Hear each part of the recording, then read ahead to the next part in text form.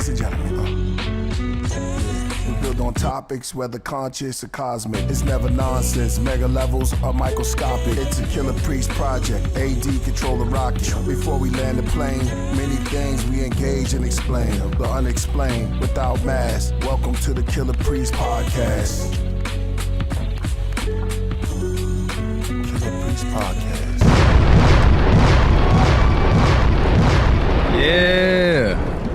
Yeah, we here. Man, we in the building, y'all. That's right. That's right. Peace, everybody. Hope y'all doing really, really well on this beautiful Monday. Well, it's not really beautiful. It's raining, right? It's a beautiful rain. Beautiful rain, and I don't know how it is in New York or East Coast right now, but I know it's cold out there. Yeah. Peace, everybody. What's good? How y'all feeling? Y'all feeling good? What's happening? How you feeling, AD? I feel good, man. I just got my coffee, so I'm like extra good right now. Hey, that's right. A couple sips in, I'm already good to go. Mm-hmm. You already know. That's right. I feel great. I feel good. You know what I mean? I had a good weekend. Nice. Yeah, you doing good? Yeah, doing good. Just had a little productive week. And just kind of like just getting ready back on the week. It's my Monday. You know what I mean? Back to work as usual. You know, that's how Monday is. Yeah. But, you know, we here though. Feel good. Peace to the Podcraft. Peace to everybody in there. You know what I mean? Shout out to everybody in there. Peace. 99 Cham, Moochie. Oh, yeah, wait. We hit that 70. We hit that 70 thou. Oh, we did? Yeah, we hit that 70 thou, y'all. I didn't even know. Yeah. It feels good, man. What? Doing our thing. We're doing our thing. Day by day, growth is going to happen. You know what I mean? I'm happy that we're growing. I'm happy we're doing our thing. And yeah, it feels good, man. That's 70K. That's 70K here now. We growing, man. That's a blessing. Hold up. Find out. Yeah. We hit that 70. MoreMito in the way. Wait. Oh, look at that. 70. Wow, 70.1. 70.1. So remember last time we had, what was it? 69.9. Yeah, look at that. That was like another, what is it, like 100 or 200 people, something like that. That's dope, man. Yeah, day by day, inching closer to that 100. To 100K. To that 100, right? Once we hit that 100K, they're going to send us a plaque. Yeah. Well deserved, though. Well deserved. We're going to put it right there, right behind us. Yeah, well deserved, man. Right there. Y'all started this Podcraft, what, 4 years ago? 3 years ago? Yeah, 2019. 2019. Technically, yeah. Technically, right before COVID. And yeah, it's a blessing that, you know, this is nice that y'all finally getting there. You know what I mean? This is you know what I mean, it's a growing process. You know, obviously. It started at 15. It started at 15? 15K. Oh, wow. Yeah. See? And then we did the podcast and it just grew and grew and grew. And people were like, oh, what? Priest got a podcast? What? Yeah. And then people were like subscribing from different camps. Like there's a lot of people who subscribed who weren't even into hip hop. Right. But they got attracted. I saw the show, got attracted to the show, and now they're listening to hip hop. That's or at dope. least Killah Priest. Yeah, see, You know look what at that. You know what I mean? That's a sponsor right there. Yeah. You know what I mean? So shout out to everybody, man. Like that's fire. It's the fans that make it happen, man. Of course, man. We love y'all. You know what I mean? It's like a little family. You know what I mean? Yeah, but You know I what mean, I've seen people who have fans, but like, you know, when I got into more of the marketing and everything, like in general, and I started looking at Priest's numbers, and we did the podcast, I started to see he had diehard fans.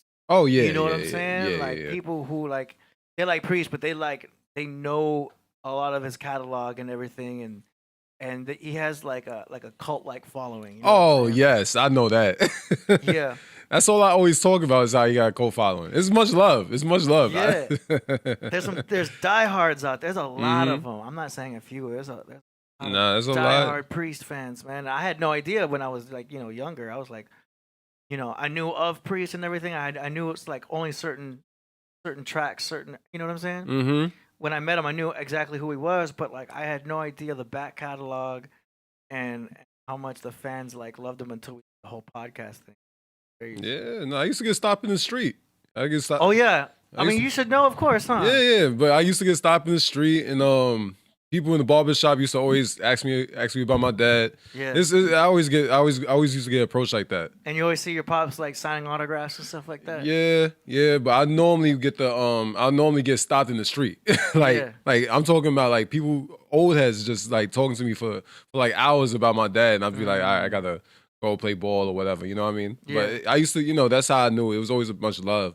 It just was like, yo, I couldn't stand it though. It was like, yo, I just want to get on my day. Imagine how it is for like, big artists. You know what I mean? They get it all the time. Yeah. But like your pops always had an entourage. Yeah. And like when I had my studio in Irvine, I mean, it was Irvine. It was a brand new area. Orange County, Tustin. You know what I mean? Right next to Disneyland kind of area. At that time, 2008, it was like still fresh and new. You could smell the paint on anything and around there. And we went to a Mexican restaurant out there. Right. And someone in the restaurant recognized Priest. And they were just like, oh, just totally fanning out. Yeah. And they're like, yo, you know what I mean? Like, nice to meet you and everything. And Priest is always cool to his fans and everything too. So it was cool. But yeah, I just remember thinking like, damn, we're all the way in Irvine. And Priest is getting recognized out here. You know what I'm saying? Like, it's amazing how worldwide. Yeah. We forget that. Because Yeah. when you launch music, that's worldwide. Like, it could be accessed by the majority. Yeah, of the world. a lot of people show love, and that's dope. I always appreciate it. It was always crazy to me. I always found it crazy. You know what I mean? Everybody used to always ask me about my dad, and just random people used to approach me about it. Even my friends would tell me about like how they would have like a family member that listens to my dad, or like they would tell me about I have a coworker. They used to always tell me stories, so it's always a fun fact. That's why I always said that was always a fun fact in school, or what I mean, whenever somebody asks me that question or something like that, like yeah. I mean, it's crazy. It's crazy. Small world, man. There was a girl at my college at Cal State Long Beach. She was like she was the cousin of the Hansons. You remember Hanson? It was this band that had Bop, that kind of song. Remember? Yeah. So this blonde girl was there, and her last name was Hanson. And everyone was like, "Yo, are you related?" And I guess word got out, like, "Yo, that's the cousin of the Hansons and everything." So they were kind of like, bugging her a little bit. Back then, it was a bigger deal because that band was a bigger deal. You know what I mean? Right. I think nowadays it's bigger. Yeah. It's interesting just seeing people who are just family members of major artists. Yeah, it's crazy. Them being You'd be surprised who you meet like throughout your time. Like I met Method Man's son like randomly one time. Yeah, it was random. Way. Yeah, we played football at a JUCO. You know what I mean? I don't think he stayed, but you know what I mean. But that was like a random occurrence how we met. You know what I mean? We got connected through somebody, and I was like, oh yeah, I didn't know that. That's wild. You know what I mean? Yeah, we went to the same college for at least a small period of time because I don't know if he stayed or not, but you know what I mean? There's amazing people that are around the celebrities, the big artists. They probably don't get a lot of recognition, but they're like in their social circles or in their network. Yeah. But I went to that Berkeley School of Music summer program, and Sinbad. Sinbad, right? Yeah. Sinbad had a goddaughter that was attending the same school program. You know what I mean? It was like a school scholarship program. You had to be either really good or pay a lot of money to be in this thing. You know what I mean? It was like a 1 week summer program, and so his goddaughter was there. And also, Carlos Santana's son, best friend. Wow, that's crazy. You know what I mean? But the dude was ill. He was 17, but the dude was like just a total pimp with the guitar, man. He knew exactly how to write. He was almost like a little mini Carlos Santana. Man. But not only that, he knew how to direct everyone in the band. Like, let's go, E flat major, bam, and then he would arrange this. Anyway, so. That whole summer program had these jam sessions to sign up for. So I got put into this jam session that happened to be with a Santana dude, and we started jamming, and we did this whole recital at the end of the program. Anyway, Sinbad was there. I had no idea Sinbad was even there watching. I guess he was in the back low key. And Sinbad was like, "Yo, these guys are ill." And he liked us and everything, but we weren't even an official group. We were just kind of doing a jam thing, and then we got to the recital. Anyway, he told us to play a track, record a track for him. So I met up with dude in his house at Santana dude. Recorded this track. It was like a jazz thing. and then they send it to Sinbad. Nothing ever happened out of it, Right. but it was a cool experience just jamming with these cats, and then just being there. Do you know what I mean? And being associated That's just dope. with the network of people who were somewhat related or associated with it. Yeah, it's crazy. You never know. People. Never know who's right next to you. You know what I mean? I always said this world is very small. Yeah. You know what I mean? The people that you don't expect to meet, you're going to meet them. Yeah. It's crazy. Especially in LA. Oh, yeah. LA, I can see that. And New York, too. New York I bet. New York has the same feel, too. I mean, those are hot spots Right. for music, and New York's huge for fashion. Yeah. You know? Yeah. And then, LA, it's like movies, it's Hollywood Right. and freaking music and Disneyland. Right. Yeah, no, that's truth. That's truth. Oh, I just want to shout out somebody really special real quick. Oh, word? Shout out to my mother, you know what I mean? Hey, what's up? You know what I mean? I know she's watching, you know what I mean? I know she's really proud of me. I had to give her that shout out. I love you. Hey. Yeah, she just texted me. I thought that was dope. Nice. But yeah. This feels good, man. This feels good. I'm happy that we're here, though. I'm happy that we're here. We just chilling, relaxing, you know what I mean? Acting all cool. Acting all cool. That's right. You know We're what I not mean? shooting any b-ball outside of the school. That was flow. Nah, yeah. But You did some basketball, right? I did a little basketball. I mean, more for shooting around, you know what I mean, playing in the backyard. I was never good enough to play for like a team. Yeah. But I was always good enough to like, just play in like an outside. Yeah. You know what I mean? I was never tall enough to be in a basketball team, but when we played, I was good at taking the ball. Oh, that's good. Yeah. So I would take the ball, throw it to someone tall.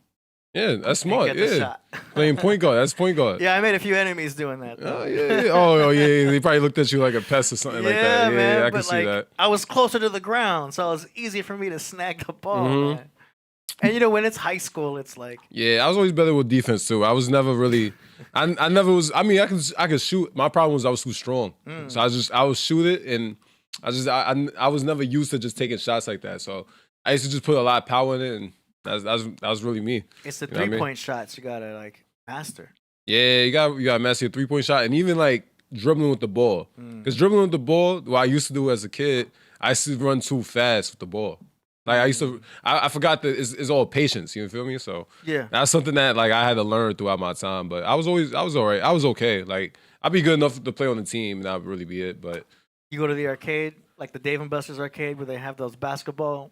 oh yeah, I kill it there. I'm sure, right? Yeah, I kill it there. Like because you can just do one hand. Just do the back. I use the yeah. backboard. Yeah, you got to. That's just what I do. You know what I mean? That's what's there for. If you try to swish, it's like the ring is exactly the same size as the ball itself. It doesn't seem like it's regulation. Yeah, you gotta be comfortable with it, man. The Oh Solar Fact says AD played cricket in high school. No, I didn't. man. Oh, let me.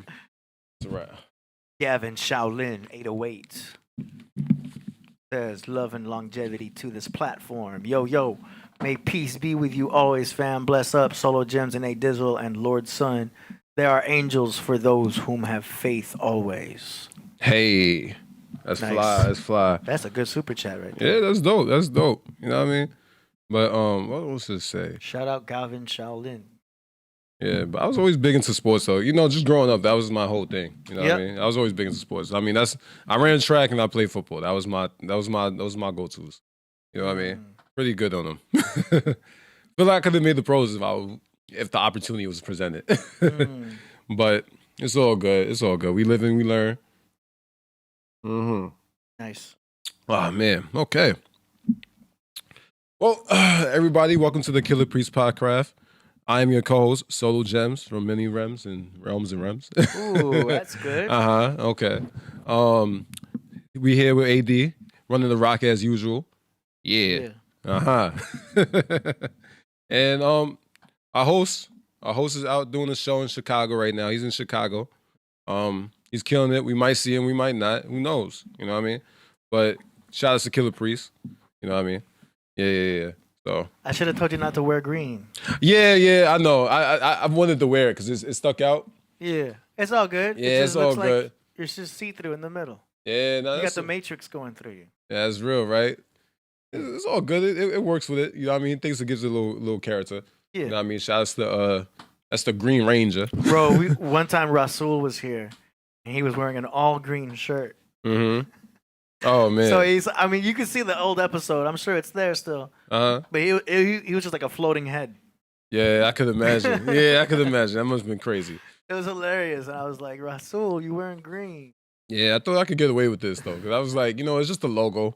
Really, it's just the logo, and that's really it. Because this is really more what's the color called exactly? Like wash black, like Okay. it's like wash black or like vintage black. Yeah. Something like that. I think washed. Washed black, yeah. Or that could also be charcoal. Charcoal, yeah. That's the more appropriate name for it. Yeah, that's with all the fashion. Yeah. I'm good with my colors, not that good, but I mean, it's a fly little hoodie. You know what I mean? This is one of my go-tos and all that. You know what I mean? But shout out to everybody out here in the craft room, man. We doing our thing, man. We doing our thing. Yeah. So, did he leave us any WhatsApps to start talking about? Is that how he wants to do it? Yeah. He's gonna join the Zoom, right? I don't know. He said he might not.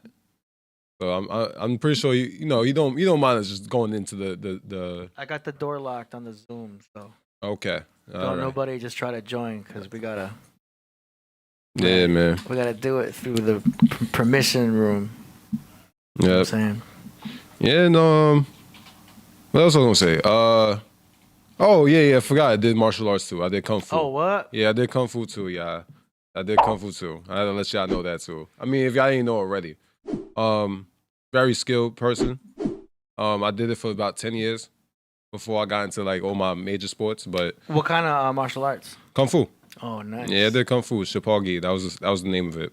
North Korean kung fu. Oh no, South Korea. Was it North Korea? I forgot.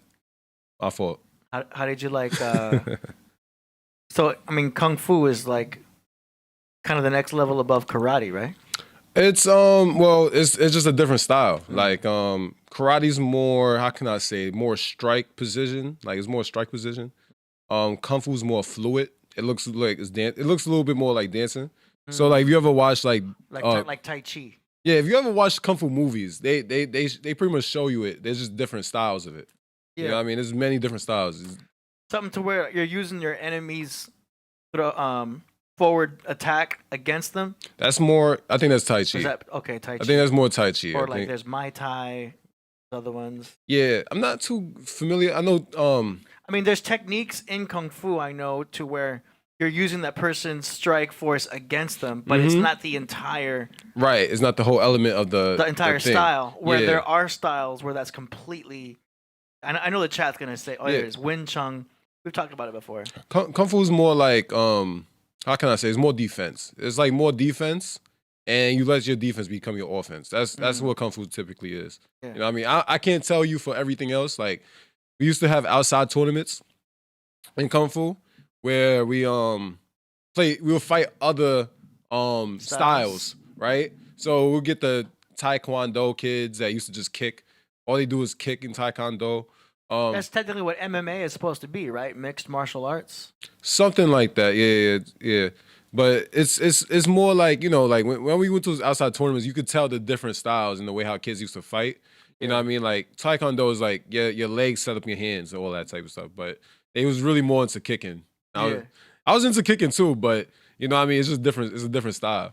Coverboy says Kung Fu is China, karate. Shout out to Coverboy, man. Where you been? Yeah, shout out to Coverboy, man. We here in the building. You know what I mean? Uh-oh. Killah Priest is in the chat. Hey, he's in the chat.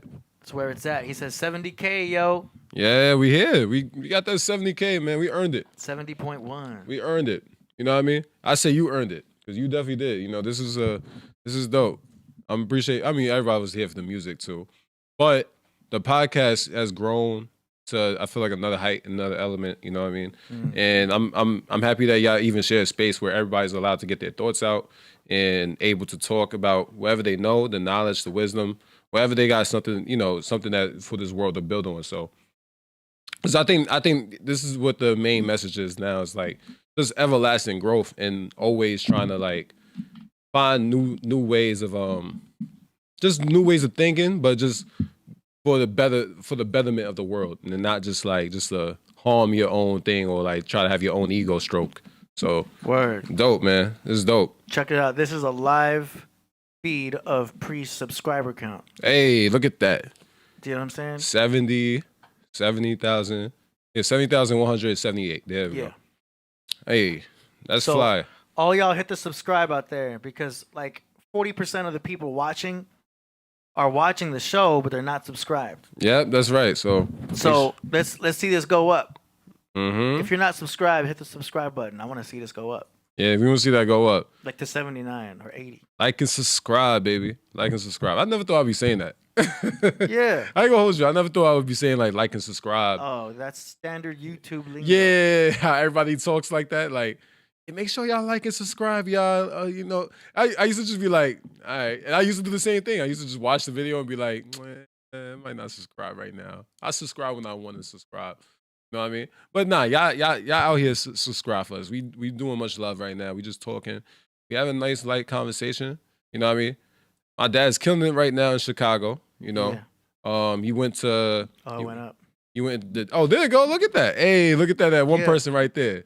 They probably just did it to see it go up. Yeah, that's right. Oh, there you go. Look at that. 180. See, it's like watching the stock market or something like that. Yeah, this is crazy. That's wild. Come that's on, wild. y'all. Let's get That's it dope. up. That's dope. That's fire. Yeah. Much love to y'all, though. Much love to y'all. I appreciate y'all. You know what I mean? Everything counts. You know what I mean? When we get close to 100,000, we'll have a live show where we're gonna watch it hit 100K. Oh, of course. Do you know what I mean? We've got to time it right. Yeah. So I gotta be like cautious. But we'll see. We'll try to time it right so that it's on a show. Right. We gonna know when it's like already hitting 90.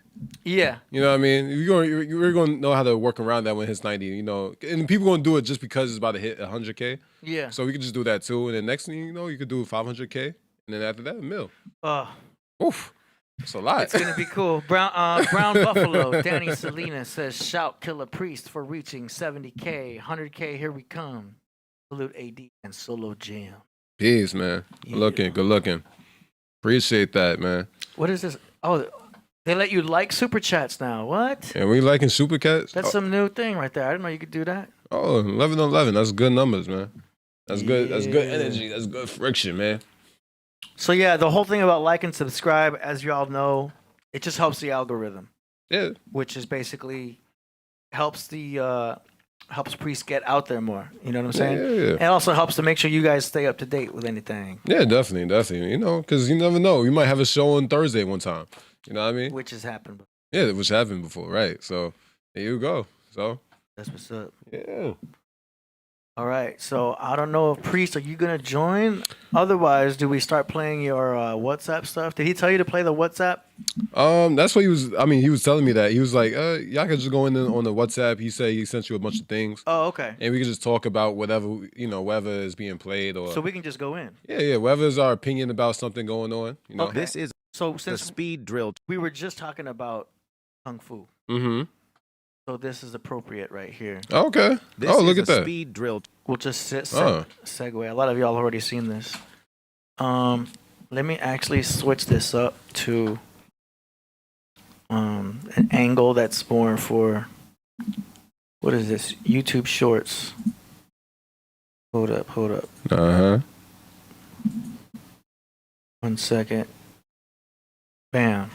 Man. Here we go. Challenge between Bruce Lee and a very fast karate world champion Victor Moore. It happened in the 1967 Long Beach International Karate Tournaments. Victor Moore, a world champion, thought it was impossible for a small Asian guy like Bruce Lee to defeat him. So he challenged Bruce Lee's famous unstoppable punch. Bruce Lee told Victor Moore that he was going to throw a punch, while Victor Moore nodded in affirmation. This is what happened. Damn! Look at Victor Moore's reaction after he was defeated by Bruce Lee. This is a speed drill challenge. Jesus. That was fast. Jesus. Nah, I ain't gonna lie. But you know, Bruce Lee's like another element though. Oh no, he's he's like the if Kung Fu had a book, he'd be he's on the cover. He's a superhero. Yeah, no, he's an urban legend. Yeah, but he was mastering that mental mind state. Yeah, nah. He's precise. And that's like the ancient Chinese, you know what I mean, Kung Fu and all that, because My teacher, like even when I was in Kung Fu, right? My teacher said he had to go to Hong Kong to even get his degrees, right? Like you couldn't even just take a test for your, because you take a test for your black belt. You got to take it. You got to take a second degree. If my teacher wanted to up his degree, he would have to go to Hong Kong or like Korea, where those masters going to judge him off of, whatever those tests look like. Because I'm pretty sure they were crazy. They probably was doing like splits and all that, all that crazy stuff. They was probably wilding. Damn. Yeah, you know what I mean? Coverboy says, fight of the century is Chuck Norris versus Jackie Chan. Fight of the century? Yeah. I mean, they're both still around. They could do something like that. Or he's saying it is. Wasn't so that already happened? I think was that a movie? Let me see. I mean, I probably haven't seen it, honestly. Chuck Norris versus Jack. Yeah, it's up there. Yeah, that's a movie, right? I thought so. That sounded right. I might just never saw it, honestly. But I know Chuck Norris and I probably can't play it, but y'all can check that out. Jackie Chan's nice too, though. You know what I mean? Yeah, Jackie Chan was good with using props. Oh, definitely. Yeah, you know that. Being resourceful. It's amazing what he can do with just a chair. Yeah. And turn that into a weapon. Yeah. Nah, but the what should we call it? The 1-inch punch though, that's a whole nother thing though. Oh yeah, that was the same. I think exhibition. Exhibition. Exhibition.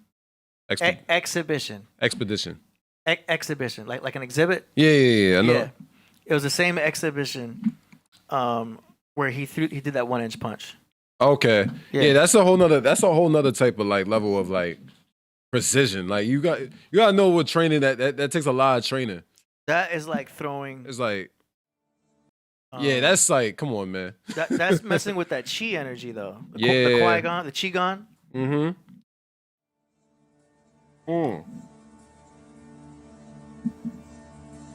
you gotta look at it in slow motion. That caved his chest in. That's crazy.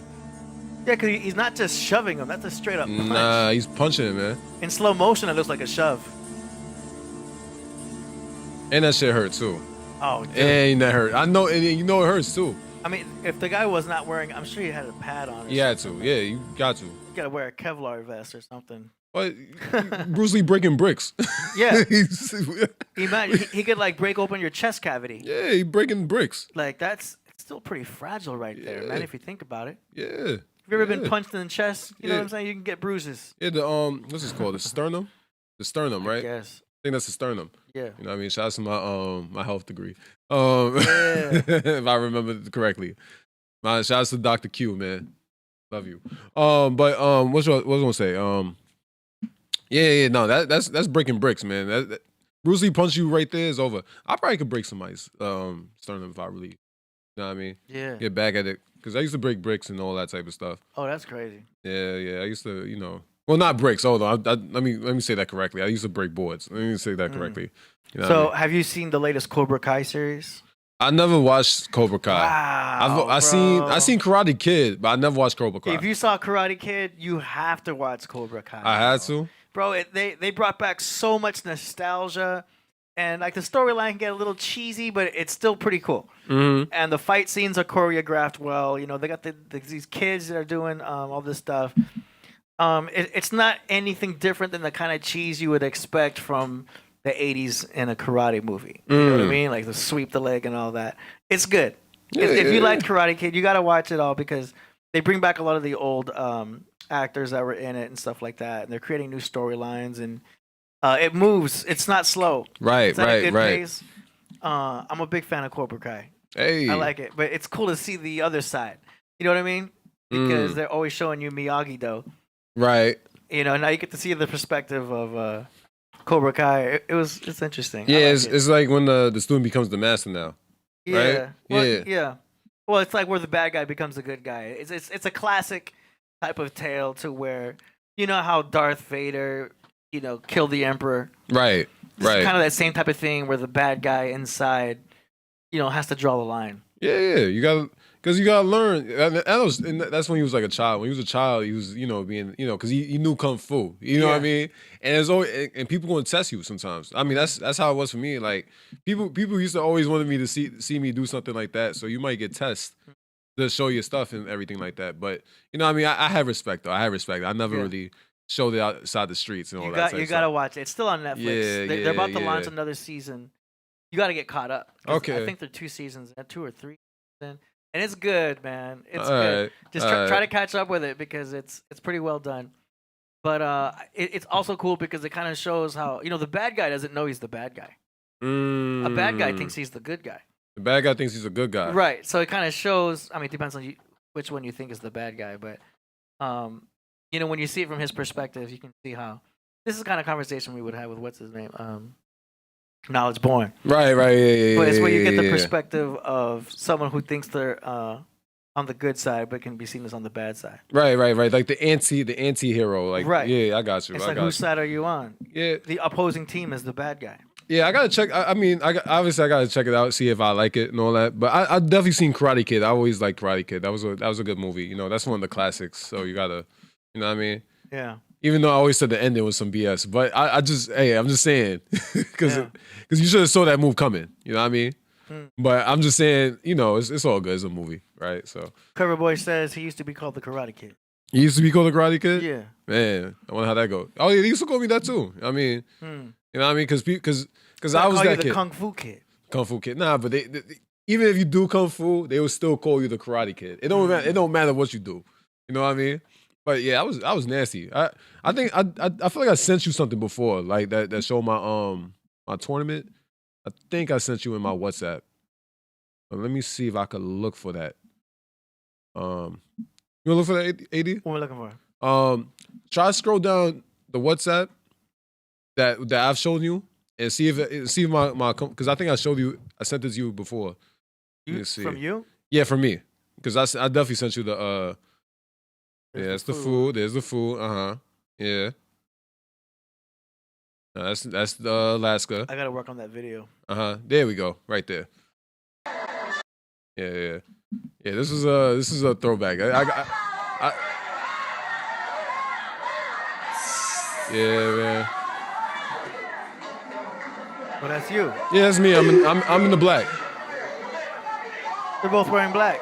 Yeah, well, I'm wearing the black. You're the big guy. Yeah, I know. Oh damn.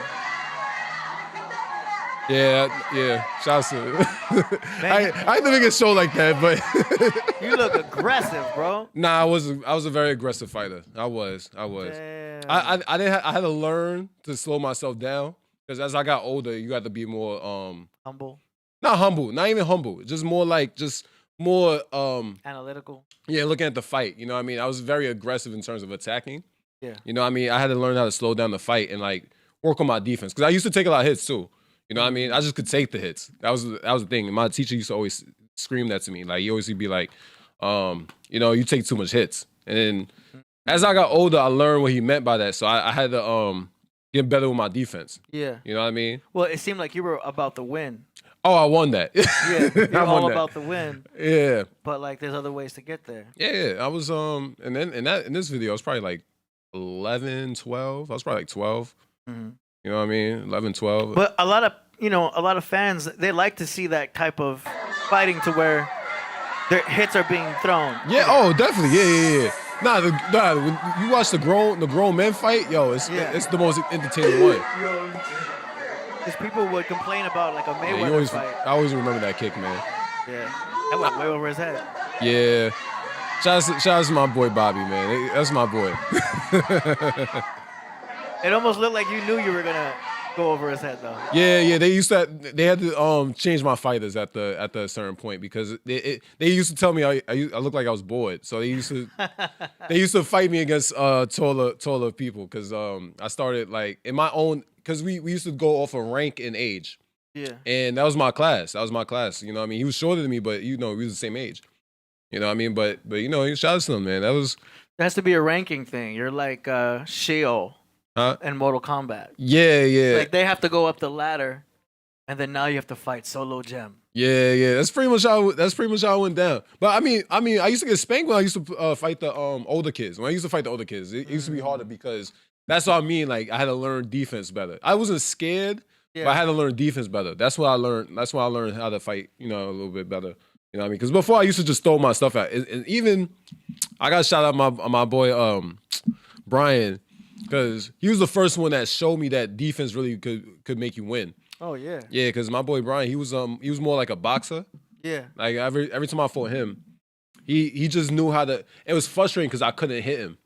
And I used to be like, yo, I can't hit him. But he used to always give me these little combos. That's sweet science, man. Yeah, that's what I learned. So I was like, that was one thing. Learn how to fight was very easy for me because I was like, okay, now I see what I'm doing wrong. Yeah. Especially as I got older. As you get older, you'd be like, all right, it's less about the win and start learn how to like really fight and be like, all right, how can I beat this person? Because at first your mind's thinking, okay, I gotta knock this guy out, and a lot of casual fans would be like, yeah, knock him out. Yeah. You know what I mean?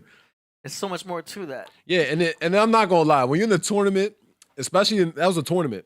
When you're in a tournament, there's so much adrenaline. So you kind of like that's kind of why I was like that. I was very hyped up. You were pumped up. Yeah, I was very pumped up. So that was one of my things. So much sense.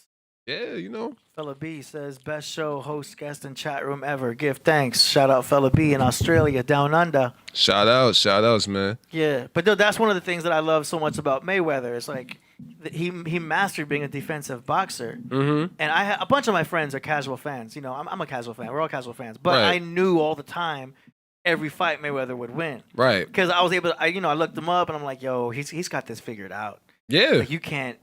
He already knows how to, set the fight up. Before the fight starts, he knows he's going to win. Yeah. Do you know what I mean?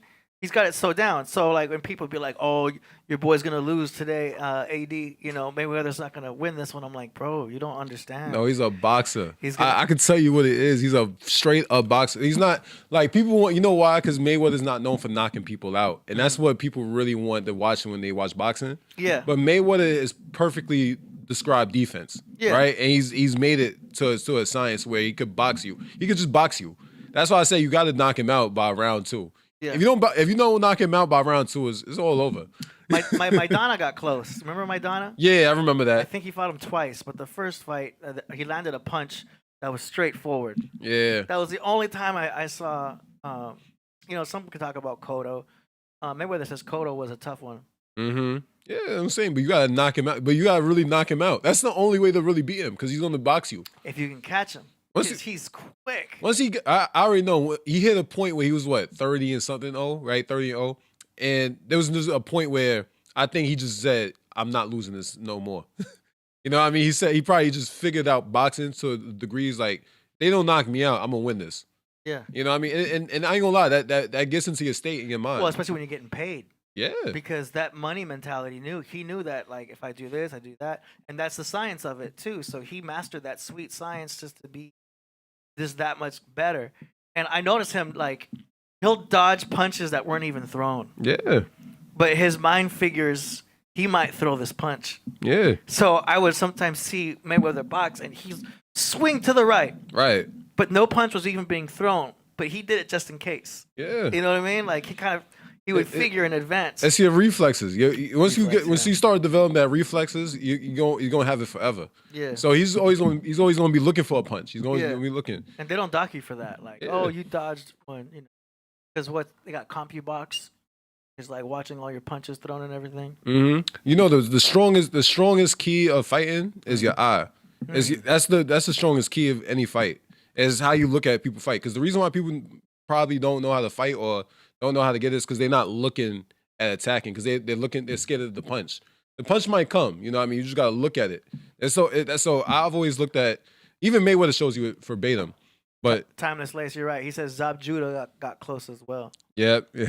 Man, that was an honor to have Zab Judah here, man. That's Zab right. Judah was sitting right there. He was doing like a whole bunch of pull-ups over here. Mm-hmm. Like he did like 15, 20 pull-ups, just like nothing. Yeah. It was cool to have him on, man. Yeah, I had fun when I took boxing classes. I took boxing classes and all that type of stuff. And kung fu, we do a little small boxing, but I mean, it was always fun doing those drills and everything like that. The 1, 2, 3, the 3, 2, 1. I mean, not 3, 2, 1. You wouldn't do that. 3 was it 2, 3, 3? I forgot. But I remember all the combinations they did. It's actually a good workout too. Oh yeah. You know what I mean? I always recommend that. It's You for know the what I mean? core. Yeah, it's great. Like if you took a boxing class in your everyday training, you be shredded. You know what I mean? No, I took boxing, just the exercise program where you take a class and everyone has a bag and it's like jab, jab, hook, jab, jab, hook, and then these ducking things. I took that for like an exercise course. That was fun. Yeah. I think there's gonna be some point where I really start getting really back into it. I've been working out on my own lately, but there's gonna be a point where I'm gonna start getting like really taking classes on a regular basis, so I could just always have my hands up to date. Yeah, you know what I mean? it's great exercise, but if you're sparring, you gotta be careful. Oh, I'm Even fine. with those pads, I mean, you're gonna be fine. I'm fine because I'm used to it. You're used to it. I'm used to it. You're used to it, but people in general need to be careful with sparring. Yeah. It depends. It depends on your fighter. Like, I mean, Yeah. I've always think it's fun competition. You know what I mean? I always thought it was fun competition, especially as I got older. You know what I mean? Because as I got older, I was looking for the win. When I was younger, I was looking for the win, like I said. But as I got older, I was like, you know what? It's just not even about winning the fight anymore. It's just about just seeing where you could land your hits now. You know what I mean? And that's how you get your hands better. You know what I mean? So, I'm definitely gonna take more classes. You know what I mean? But I'm telling you, that eye always would show you everything as well. I don't remember what boxing it was, but there was a boxer that I think he was Asian or something. But he got punched in both eyes and he couldn't see. Yeah. Like he had big swollen, and it was like a meme that was on. I don't know exactly who it was, but he got punched in both eyes hard to where they're both swollen. Yeah. And it looked crazy. I don't know if he won or lost, but I remember seeing that online. Yeah, you gotta watch. I mean, that's the one thing. I mean, you gotta just know how to play. Yeah, y'all gotta know how to play defense. Your offense, but your defense sets up your offense. You feel me? Yeah. So that's the one thing I learned just fighting. Your defense sets up the offense. You know what I mean? Be good with your defense, but your offense could really take over. That's something I just learned. But Eye to Eye says Zab Judah is a legend. Hell yeah. That's right. Demetrius Barnes says, imagine AD doing the Philly shell. Philly shell. I don't even know what that is. Look it up. I took boxing up to 7 years, learned how to take a punch, and that's about all. Shout out Solar Facts. That's cool, man. That's dope, man. You gotta learn how to take a punch. You know what I mean? I mean, not looking for fights, but you gotta learn how to take it. If you're in that element, in that range, you gotta learn. You're gonna get hit. You know what I mean? That's something that you're always gonna learn. That's something I take away from football too. You're gonna get hit, so you might as well not cringe up and be scared of it. You gotta embrace it. That's the only way you're gonna learn how to be able to run through tackles or even take a punch in boxing. You know what I mean? That's something I learned in life. You know what I mean? I always would take that away. My coaches would be proud if I said that just now, because I took that away. I learned all that because I don't think I was ever really scared of punches though. I ain't even gonna lie. Like I think going into it, I think I got hit so much I developed a callus. You know what I mean? I used to see stars though. Somebody did hit me hard enough. Yeah. Where I did see stars, and that's when I learned. I was like, I gotta start blocking more. I was like, oh shoot, they really hit you. You're like, oh shoot, okay, I gotta defend better. You know what I mean? Because you would be like, dang, I never cried though. I saw stars just sneezing really hard one time. Yeah. You ever sneeze so hard you see stars? Oh yeah. I got you. It was a hard sneeze, y'all. Yeah, I could believe that. Yeah, it's man, yo, nah, man, I feel good. I miss it though. I do miss it. I miss it a lot. You know what I mean? Just being in that realm because that was my element. I always felt good doing something active and being punching. You know what I mean? It was always my thing. Word. All right, well, we got another thing here that was submitted by your pops. Okay. And it looks like it's staying on the same theme that we're on. Mm-hmm. Hold on. I got to switch to YouTube Shorts, which I think is right here. Boom. Mayweather's best trick. Pay attention to how Floyd bends forward to create the illusion of being closer to his opponent. He baits an attack, then pulls back slightly and counters with his own right hand. Once he counters, he knows Mosley will respond with a left hook, so he rolls. This trick was used by Muhammad Ali, Canelo, and many That's other what I was talking about, fighters. that roll. This is Floyd Mayweather's best trick. Pay attention to how Floyd bends forward to create the illusion of being studying closer film to his right there. opponent. He baits an attack, then pulls back slightly and counters with his own right hand. Once he counters, he knows Mosley will respond with a left hook, so he rolls. This trick See was that used by instinctive- Muhammad Ali, Canelo, and Duck. many other great fighters. This is Floyd But you Mayweather's see, best trick. but they all did the same thing. Yo, the way they look, you can look in their eye. See, I look at the eye. Yeah. I see how typically whenever even I'm not a core boxing fan. Like I don't watch every fight in boxing. Right. But whenever there's a big main event fight, I always watch, and I'll watch like just if I'm making predictions for the fight, Yeah. I typically watch like a couple fights and see how the fighter fights typically. And it's something with the eye that I look at, and it's something that like it's like you always looking for that shot. You know what I mean? But you always like you gotta be patient. You know what I mean? But that's Mayweather just studying film though. That's straight. He's like, okay, click, That's crazy. bang. Yeah, that's right. He knew exactly where it would stop. Yeah, and you read that. You see, Yeah. you understand? It's all eye, man. Your eyes will tell you everything. Canelo. One thing. That's the one thing I say, yo. Always use your eyes, man, because your eyes will tell you the truth. That's the real talk. You know what I mean? Be patient. You know what I mean? But your eyes will always tell you to use everything. You know what I mean?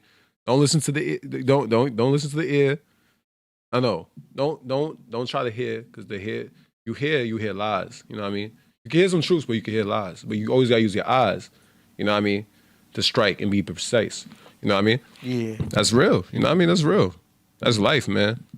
I think everything goes into your eyes, man. Because I feel like if you see the truth, if you see what's really actually going on, you get more answers that way.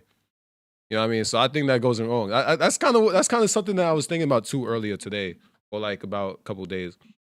It's like your eyes will dead ass tell you everything. You know what I mean? It will show you people's actions, how they respond, and everything. You know what I mean? Your eyes will show you everything. You know, when you hear things, it could be fed with lies or truths, and it's all mixed up. But your eyes will tell you everything you need to really know. You know what I mean? And if you're not searching for real problems, if you're searching for like solutions or better things, you get more answers that way. You know what I mean? So that's something to think. Like imagine Mayweather, right? Instead of using his eyes, right? He was in the fight, and somebody told him, "You gotta do better. This, doing that, doing this." Right? When you're in the element, you gotta use your eyes at every moment. So True. yeah, that's real. That's real. Stranger says, "Render unto Caesar what is Caesar's." Public sports was mastered by the Romans, meant to distract the population from political failures. How do y'all feel about politics right now? Whoa. Oh, politics. Damn, Jesus. Stranger deep, man. Yeah. Politics is crazy. Stranger make you see that big picture. I noticed that. Mm-hmm. Oh, that's real. That's real. He's talking about the Roman Empire right here with his. Yeah. It shows you how far we went though, as a whole. It's not civilization, but yeah, civilization as people. Yeah. You know what I mean? As evolution happens and everything like that. It's funny how sports have grown and everything like that. And But that's what he's saying. How do you feel about politics right now? ooh, politics. I won't lie. Politics. I'm not the strongest suit in. Yeah. Politics is not my strongest topic to talk about. Do you know anything about politics? I do, but like it's not even become a matter of politics. It's become a matter of logic versus chaos. Okay, I like that. Do you know what I mean? I like the answer. Like I the like polarity answer. has become so clear now. It's not about like, well, I like this person's policies compared to this person's policy. It's like, man, are you sane or are you insane? Right. Do you know what I mean? Yeah. And I'm not even saying aside. I think everybody knows what's up. Mm-hmm. That's how obvious I feel it is, to where you don't even have to say it. Like you already know. You know what I mean? Are you Yeah. thinking with a sane mind or an insane mind? So he's talking about with sports being a distraction for the population. I mean, it's always been there. You know what I mean? Yeah. And you could speak on the Super Bowl. You know, there's a lot. Right. that was said about the Super Bowl Right. and everything. And there was some political, I guess, some stuff happening in the Super Bowl. Didn't Trump show up or something? I ain't gonna lie though. It is a big distraction though. You know, I would say at least like in terms of like the bigger purposes and stuff like that. And There's always everything. been like the games of Rome, Yeah. and then they used to have chariot races, right? Like if you've seen Ben-Hur, Right. you know, Right. and they would bet like that was racing back then before NASCAR. Yeah. They would have the chariots. Oh, the track and field. It's one of the oldest. The Olympics is one of the oldest sports. You know what I mean? Yeah. You know, but it's a lot, especially when you get into gambling. You could go all day about I could go all day about gambling. You know what I mean? Gambling is like the biggest distraction in my opinion. Yeah. You know what I mean? Because it's really like it's taken into a point where it's like now you're using your money for something. I bet, but I just say like it could really become an addiction very quickly. You know what I mean? Yeah, I can see the perspective of calling it a distraction, but at the same time, I think, of course, all games have their purpose, not just for pastime, but we talked about the health benefits of competition. You know what I mean? It boosts dopamine, it boosts testosterone. It's good for males. It's good for females too to have competition. It is. I say the one thing is it's the way how it's used in media. I think that's what makes it look like media distraction. fucks everything up. Yeah, media. You know what I'm saying? The Media is the media big thing. Yeah, they overhype things. They lie about things, and they trying to sell you stuff. The media is the media. You know what I'm saying? But it's like the sports themselves. It's healthy. It's just you got to find the sport that works for you. Yeah. I loved boxing because it was like 1-on-1. Right. I couldn't get into team sports too much because I saw there was so much trading happening. Oh, This player's with this team now. These guys changed their logo. Yeah, okay, yeah, these yeah. guys changed their. You know what I mean? Like there's so much. It's like voting for Pepsi versus Coca-Cola or something. Right, like that. right, It's like right. Now you're just voting on companies. Yeah. But then there's the connection between your home state. Oh yeah. I'm from Ohio or I'm from Kentucky. Yeah, so I'm gonna ride therefore- with them. Yeah, I'm gonna ride with mhm. where I'm from. So I understand that, of course. Personally, that was hard for me to do. I'm not gonna lie. I'm from New York. Oh, you're in New York. Okay. I'm from New York, right? And I'm sorry, I cannot be a Knicks fan. I'm sorry. I mean, don't get me wrong. I support them whenever something succeed because I feel like there's a level of like thing, but I just can't be that fan. I can't be in that fan base. You know what I mean? But there's other teams out there too. There's other teams, yo. I mean, like I'm You got the Jets. so I'm typically all right. I'm gonna say you the truth. Go ahead. And don't shoot me because I'm from New York, right? Because everybody's gonna come at me if I say this. I'm a Celtics fan. There you go. I'm a Boston Celtics fan. I know people not gonna like that, right? But it just personally, that was the team I gravitated towards when I first started watching basketball. Don't shoot me. You know what I mean? Because I know in LA, we love Kobe, the Lakers, and everything like that. They have a big rivalry with Boston, so I'm already out here crazy. And then being from New York, that's a big deal because that's our rivals in general. That's the Knicks rivals in general. So, you know what I mean? Don't shoot me. You feel me? I've always been like that. I don't know. It was something when I started watching basketball, really started getting into basketball. Celtics it was already in the championship, and I started like really just running for them. You know what I mean? That's how I go down. And then as for the Jets and Giants and all them, I just couldn't do it. I'm sorry, I don't like Eli. I didn't like Eli. The Jets, and they're very how can I say about the Jets? They're just disappointing. They're just disappointed, and you're gonna get your feelings hurt. So I became a Baltimore Ravens fan. Ray Lewis, Terrell Suggs, Flody Nada. I watched that. That was football to me. You know what I mean? I was also a Miami Hurricanes fan too. That kind of gravitated me towards that too. You know what I mean? I kind of moved around and just, you know what I mean, got into sports. And, and when I was playing sports, that kind of just motivated me more. You know what I mean? Like, there was certain running backs that I looked up to, but that was typically how I chose my teams. So I chose the teams based on what I watched and being like, how do I view the sport? And that's typically, I'd be like, that's how a team should look. Jimmy B says, that's my team, Solomon. I'm that area. Oh, Boston? Mm-hmm. Hey, look at that. See, look at that. And that's his area. I respect that. You know what I mean? And I don't crucify nobody that's from the area that chooses that team because that's a real support. You know what I mean? That's a real love. Like when the Giants made the Super Bowl, I was all for it. You know what I mean? I root for the Giants because that means it's coming to New York. You know what I mean? But respectfully, I couldn't just be a team. I couldn't be a fan of any team that I feel like was just really disappointing. Like those random people that used to be like, they like the what's a team I could use like the Cleveland Cavaliers, like the Cavaliers. I could never be a Cavaliers fan. I just could never do it. You know what I mean? I like LeBron, but I just could never be that. I can't just be a fan because of one guy. You know what I mean? I gotta look at the team's philosophy.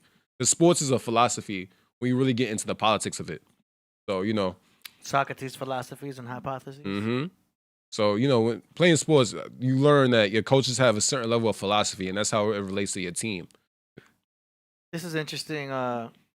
First Cause says wrestling is based on Karl Marx conflict theory.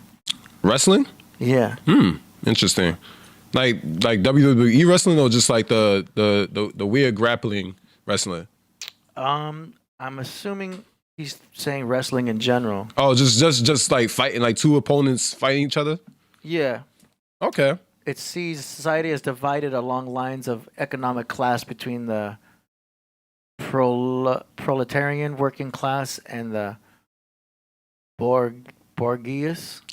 These are SAT words I haven't even seen. Bogus? Borgarious ruling class. Later versions of conflict theory look at other dimensions.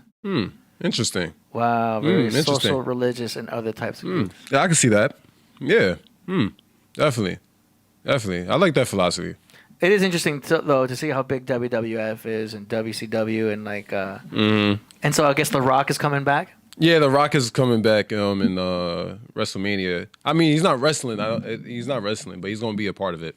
You know what I mean? But growing up, I was a big wrestling fan. You know what I mean? I was a big wrestling fan. And you would think that the mind would say, "Oh, it's fake," so therefore it loses value, but it doesn't.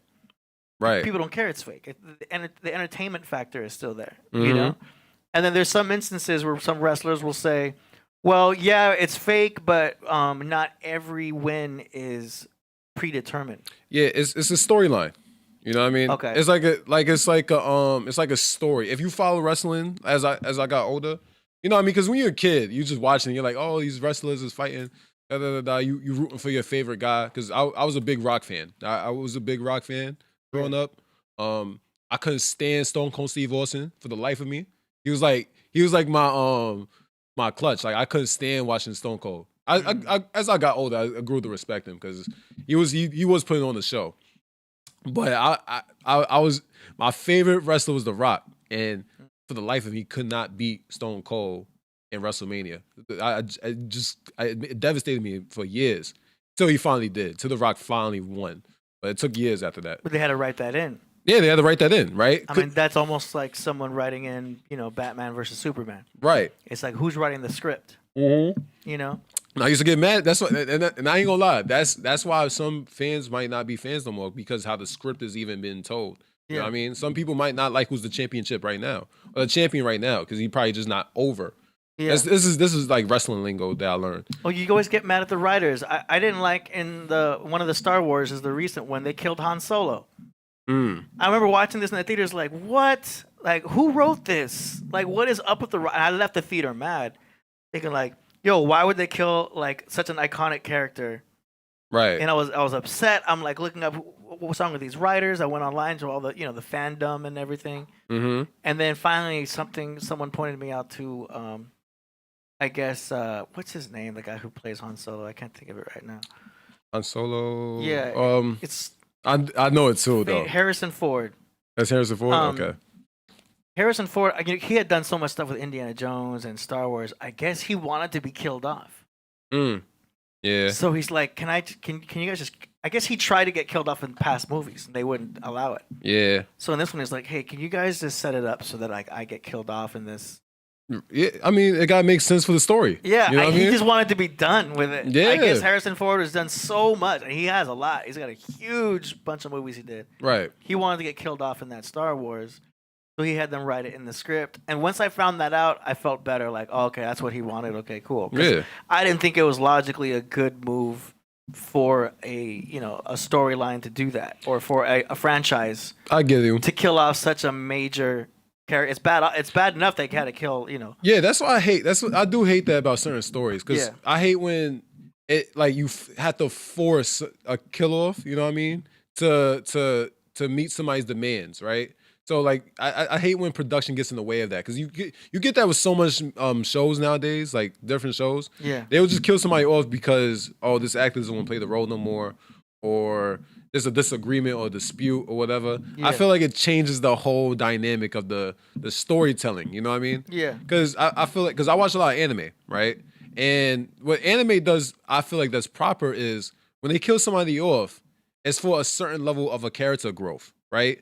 That death has to happen because that character now has to grow. You know what I mean? Yeah. Like they always kill like off the mentor type of characters in these movies in anime and stuff like that. Yeah. But that's only for the main character to really grow. Yeah. Without the mentor, you know what I mean? He doesn't need it no more. We expect those to be written scripts with written outcomes. Right. In wrestling, is it always they know who's gonna win at the end?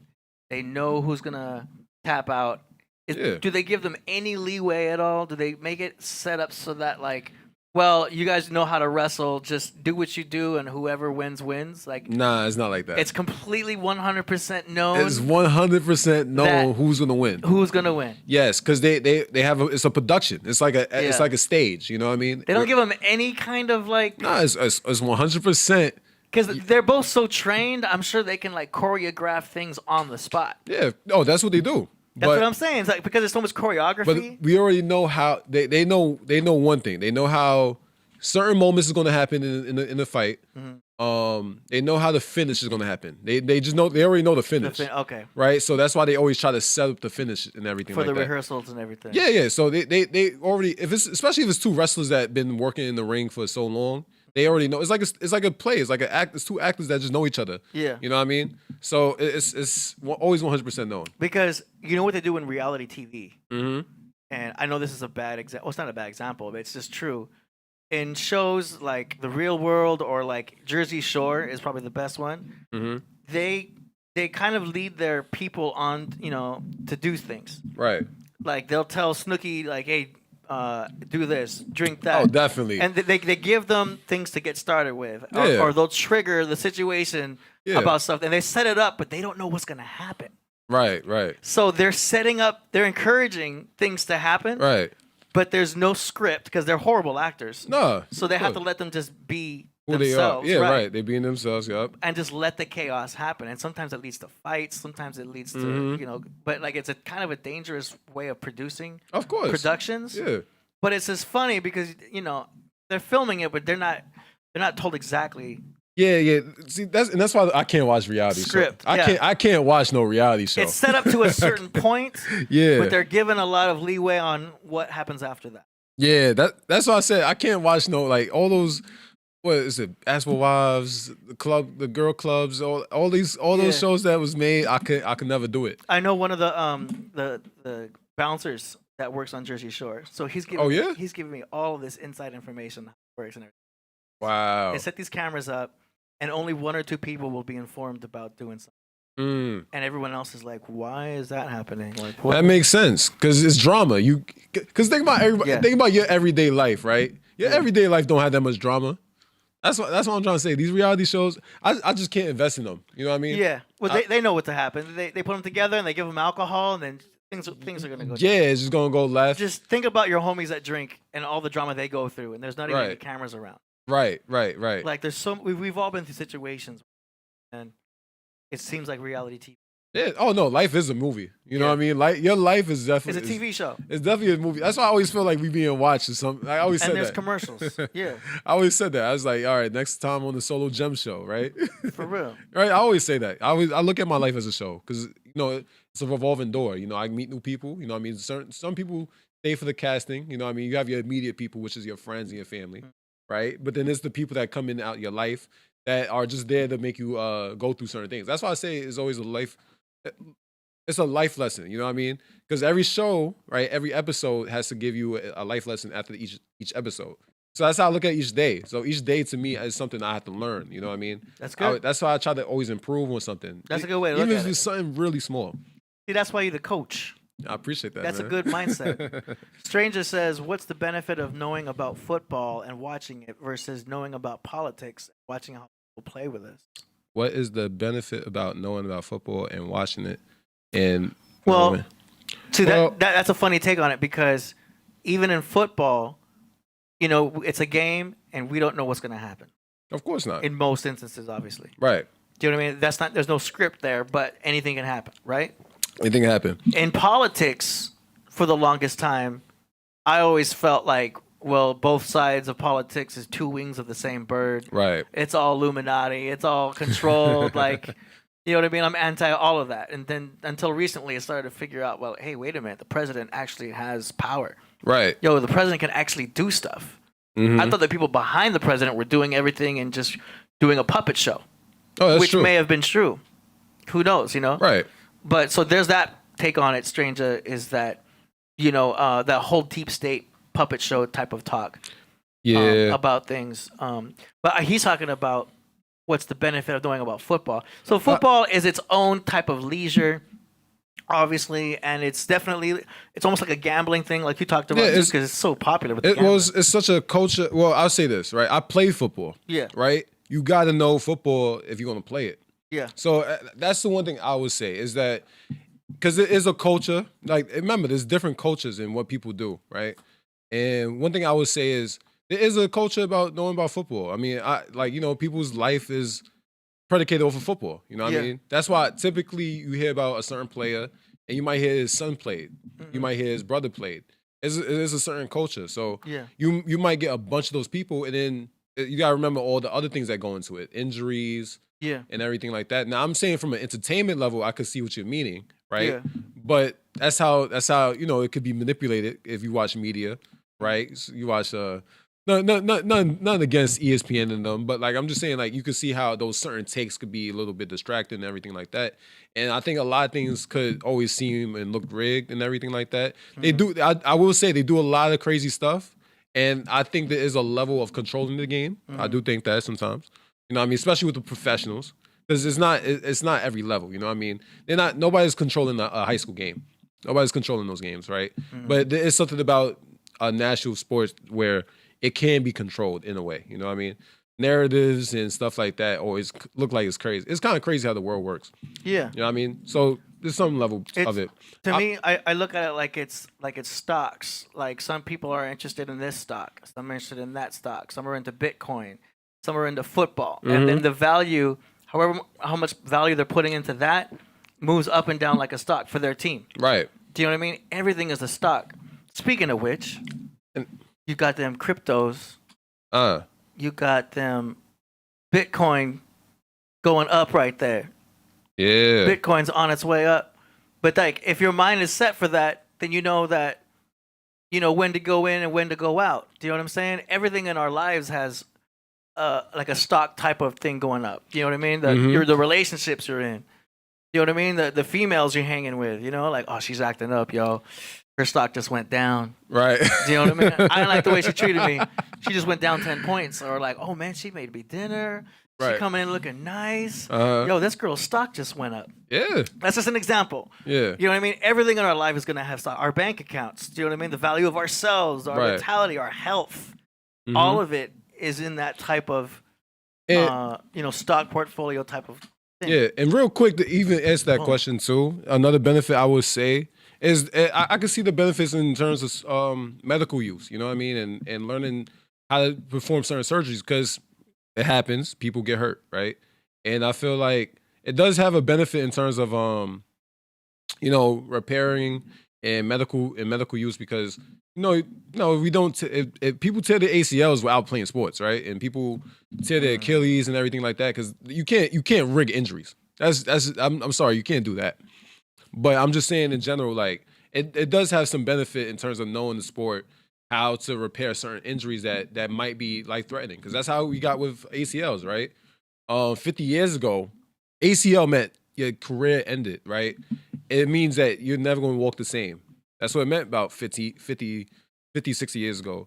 Nowadays, people could get surgery and still play the sport. So I can see the advanced medical use in that realm too. Because when we take a little sports nutrition, that's kind of what they talk about, right? They talk a lot about they talk a lot about the benefits in terms of learning how like y'all don't know my finger's a little crooked. Y'all might not know that, right? I have a little crooked finger now. Maybe I had to get it straightened, right? But I have a little crooked finger. I play football, and I popped the back end. That was something. Damn. Yeah, I know. I popped the back end. I don't even want to think about that. But it just shows you that the level of what maybe surgery could tell you and what we could be possibly able to fix. You know what I mean? So I could see the medical advances because sad to say, but the people that get hurt are like examples in the medical use. You know what I mean? And what we could do and how can we be able to adjust it. You know what I mean? Now, if you could make the argument that, you know, they shouldn't be playing sports and everything like that. But that's sometimes, you know what I mean? God gave you athletic ability. You know what I mean? If you was born to run, you know what I mean? Like, what's a good miles percentage? Like, if you was God given to run about like 20 miles per hour. Damn, that's fast, right? I'm just saying, yeah, that's real fast. If God gave you that ability, you could run track. I mean, that's what I would say. I would say run track, but you know what I mean? Why not test your ability? Because I feel like you always got to test yourself in terms of what you could do with that power. You know what I mean? Some people say, like, I get told people like my voice, right? I'm talking right now. So you gotta test out your abilities the best you can. Even if you mess up, you gotta still test it out, because if you don't test it out, you might not ever know what you could possibly do. And I feel like sports in general, I think has always been good with competition and pushing people to their biggest limits. So that's always been my argument in terms of like sports and everything like that. Now I get the whole thing with the football and distractions and everything like that. But I just think in terms of like the athletes, because I think from an athlete level, I think like, you know, it just tests your ability as a person. You know what I mean? It tests your strength. I feel like people always got to get. And it teaches you nutrition, you know what I mean? How to use your body for the benefit for things. Now, the one thing I don't like about football, I say one thing I never liked about football is how they make you try to gain weight. They make you try to gain weight. You know what I mean? I fan like your weight should be who you are. Well, it depends if you're what position you're in. Yeah, that's what I'm trying to say. Blocking. You don't want the quarterback to be too heavy. Nah, I mean, quarterback really doesn't matter. It's really like the D lineman, right? I have met like a bunch of my friends that played D line. You know what I mean? There was linemen that just didn't work out. And they'll make them gain weight to do all this mass, right? Instead of just, you know, properly getting stronger. They'll make them gain all this weight. And it's kind of needed, because you need that's the war zone of the football world, where, you know what I mean, you need big guys in front to clash to each other, and then for anything else to go during the game. But I've always said, you know, that's one thing I never liked, because I lost a lot of weight since I played football. I ain't gonna lie. I was like about when I was in college, I was about 215, 220? I was about 215, 220, and I'm like 200 now. So it was like, it was annoying, because as a running back, you have to gain a lot of weight. But I didn't like how they try to use it when you go to college. When you go to college, they really go hard on that. You know what I mean? Because they want people to be bigger, faster, stronger. And that's when I learned the politics of football was a whole nother level when you get to college. There's a lot of politics in football, but that kind of goes along with what Stranger was talking about, because he was talking about, you know, politics. But there's politics in football also. Yeah, straight up, because the coach has their own level of what they want to do with you as a player. That's kind of the reason why, like, when my football days ended, that was kind of what happened. I didn't like the position that they tried to put me in college. And they wanted to use me to play a position without even have a set competition for the position I actually do play. So I was like, why move me there and you're not gonna use me appropriately? This is when you're a player and you start having the mind of like, yo, they just really just use you for their own gain. I mean, it's to win the championship, and it's supposed to be. This is one thing I've always touched on football. You learn how to work together as a group. You know what I mean, with your teammates and everything like that. That's the one thing I say that's really benefit. But when your coaches are trying to use you to play a position that you shouldn't be playing, or even just in general, right? Because they feel like we already got everything all written out. Instead of having a fair competition, I think that's a problem. You know what I mean? Now maybe that's just me being selfish. Maybe that was me just being selfish. But at that time, I felt it was a big deal. I was like, yo, why y'all want me to play this and we not even have an open competition yet? You know what I mean? Yeah, I think if I was really to get into football, I would be like studying the coaches. The coaches? Yeah, like what's up with this coach? What's his history? You know, how's the strategy game on this coach? You know what I mean? Yeah. Like, I know the players are important too. Yeah. But I think it would be another interesting aspect or layer to know the coaches and their history. Yeah, coaches are all. I always say coaches is nepotism. That's all nepotism. Somebody knows somebody in that realm. You know what I mean? Like to be a coach for like the Atlanta Falcons, right? To be that coach, you had to been on the staff of this other coach from the Washington Commanders. It's like it's all nepotism. It's all nepotism. Everybody knows each other in the league, even from college going up. You know what I mean? Bro, I'm so sorry, but I don't know what nepotism. Nepotism? Yeah, I was like, what is that? Somebody knows somebody from a past job, pretty much. So okay. they Nepotism. they all know each other in different circles, right? So I might be somebody's brother.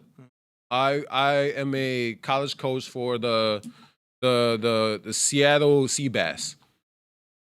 My brother works for the Atlanta Falcons. He just works there. He works for the Atlanta Falcons. Just got the hookup. I could just go right there to my brother, be like, you know, my brother would say, Solomon's been doing really well with the Seattle Seabass. You know what I mean? They went undefeated for 4 years in a row. That's how I get that job.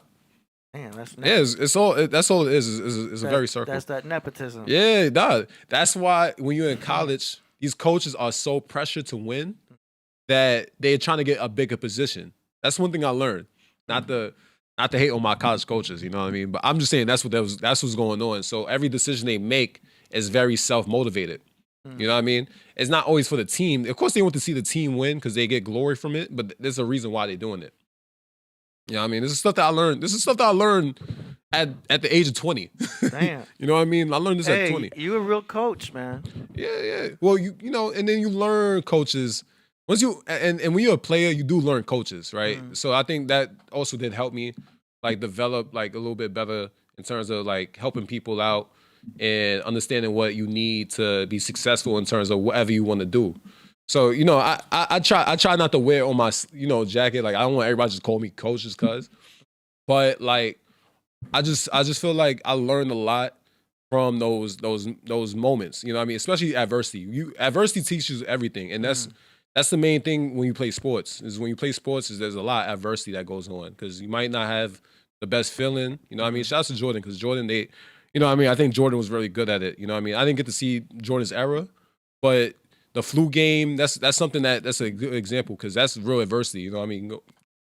Playing a game when you're sick is kind of crazy. You know what I mean?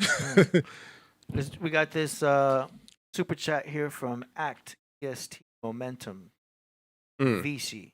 Hey, they didn't say anything, but we're gonna give it a like. Hey, shout outs. Can we click on this? What is that? Oh, okay. Shout outs. Dang, so you can heart it and you can like it. Oh, look at that. That's crazy. Showing love, man. Showing love. I don't even know you could do that. But yeah, shout out to everybody. Bam. Though. This one says AI connection, contact, controle, tres. Okay. I don't know what that means. I think contact control 3. Contact control 3. AI. Are we speaking in code here? That's interesting, but thank you. Appreciate that. Yeah. What else we got? I think I missed a lot. But I know what Stranger meant earlier though. Oh, Stranger got another one. He's like, Solo just said it. It's about being used. Who owns football teams? Oh, who are we fighting for? Well, that's the main key though, right? Like I think there's a level of a balance. You know what I mean? I think there's benefits and then there's negatives from it. You know what I mean? Who we really playing for? You know, obviously the athletes are playing for money. They're not playing it. Once you get to the pros, you're not playing it for the love anymore. And I think you're playing it for the city too. You're playing for the city, and that's another thing too. I see what Stranger means. It keeps us divided in terms of because don't the winners of the games? I don't know if it's baseball or football, but the winner of that team, don't they get money? Don't they get something? Of course. Yeah, of course. So it's a bonus. It does make sense to root for your team because if they win, there is some type of value, just like a stock. Yeah, definitely. Yep. Your stock goes up when your team wins. Yes. Either financially. You know, reputation is a sort of stock. Off rip. And it goes deeper with the cities. Right. Yeah, it goes deeper. You're right. Yeah. So it's not just a bunch of games. Yeah, you won. Yeah, you lost. There is like some concrete, you know, imprint happening with every win and with every loss to where it's not as meaningless as it might seem on the surface. Right. It's guaranteed. No, it's definitely guaranteed. Like the Super Bowl, the Chiefs just won, right? That's huge. That's huge. I mean, sad that they had an affair and there was shooting involved with the the Kansas City Super Bowl fair. You know what I mean? That's even bad that even happened. But yeah, that you know how much money. Look, I'll tell you right now. You know how much money Go ahead. NFL made from that Super Bowl in Vegas? How much? They probably made. I mean, you probably could look it up. I don't know the exact number, but they made billions. Billions. They probably made billions because they had Taylor Swift there, they had Usher performing. Oh yeah. And then they had they had the Chiefs win, right? Obviously that's the Chiefs won. But you know how big that you know how much money they made? It brings money up into the city. Yeah. It helps that part of the economy. Yeah. It helped, but think about it. It helped a city that just hosting a Super Bowl. Yeah. And then it also is going to help Kansas City, right? Yeah. The NFL just made a lot of money off of that one thing. People don't think that deep about it. Sometimes we just think about the athletes getting paid, the coaches getting paid. It helps all around. That helps all the city. So yo, we're right here by LAX. You know, people know that already. We got the Sophie Stadium, Right. which is huge. Do you know what I mean? It's brought up a lot of. I mean, it's a perfect spot. LAX, boom, stadium, boom. They're building a Clippers stadium right next to Sophie Stadium. Right. They're about to have festivals right across the street. Like, it's so huge to have these stadiums. You know what I mean? And it's one thing to get football fans, Right. to get basketball fans. I mean, some people are more diehard on either side too. So it's like, Yeah. it just helps this whole city. LAX is getting huge. Yeah, I'm telling you that's all it really does. That's why they raise taxes and everything. Yeah. I'm just saying, like you could say it's all a financial benefit or a financial thing that it's trying to do for the city and what we're doing. So It's all stock going up. yeah, that's Now- that's all it really is. Stranger also said a stock helps you shoot a rifle straight. Ooh. Okay. Oh, he's That's getting true. yeah. Strangers always get deep. See, I didn't know Yeah, about that's- guns until I Nah. played Call of Duty. Yeah, a lot of things is done on purpose. I always say that. A lot of things are done on purpose. I started playing Call of Duty. All of a sudden, I became an expert in guns. I'd be watching movies and stuff with my parents and everything. I'd be like, "Oh yeah, that's an M4A1 right there. Yeah, he's got a silencer on that." My parents are like, "How do you know about guns? Yeah. Do you have a gun?" I'm like, "Nah, I play a little." Call of Duty. Call of Duty, Yeah, once you know what I'm saying? But that's crazy though. But that's crazy too, because you could go deep into that too. Like Yeah. we know about things just because we play video games, right? Well, they put all the real stuff in there now too. you Yeah. know? It's yeah. cool. They put M440. I don't even know guns like that. Yeah. I know Uzi though. I always know about Uzis and all that, Yeah. But it's crazy what they put in the media. That's what I would say is the biggest distraction and the biggest thing that's probably like used for manipulation is the fact that how media is treated. You know what I mean? Yeah. Whether it's social media or just regular media. It's just how the world is. And I think that's what keeps us so divided as people depending on what's going on. Because it's how we use media. You know what I mean? Because US, man, looking real crazy, man. And it's so sad. Because if I had to touch a little bit on politics, a little bit, the things that I really do know is that what the US does is keep us separate from the world.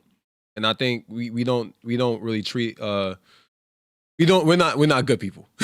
we're not good people. The US is not good. You know what I mean? If you're proud to call yourself an American, hey, by all means, that's you, man. But it's still a lot that happen wickedly in this world, and it keeps us divided. And I think a lot of things teach us to be divided as people instead of like coming together and locking in, which is my biggest philosophy in the world, is that unity will create a better society. But we love keeping each other separate for our own reasons, right? Like we're very selfish, and that's the main thing too, because we've been taught and learned to be selfish. Like think about my coaches.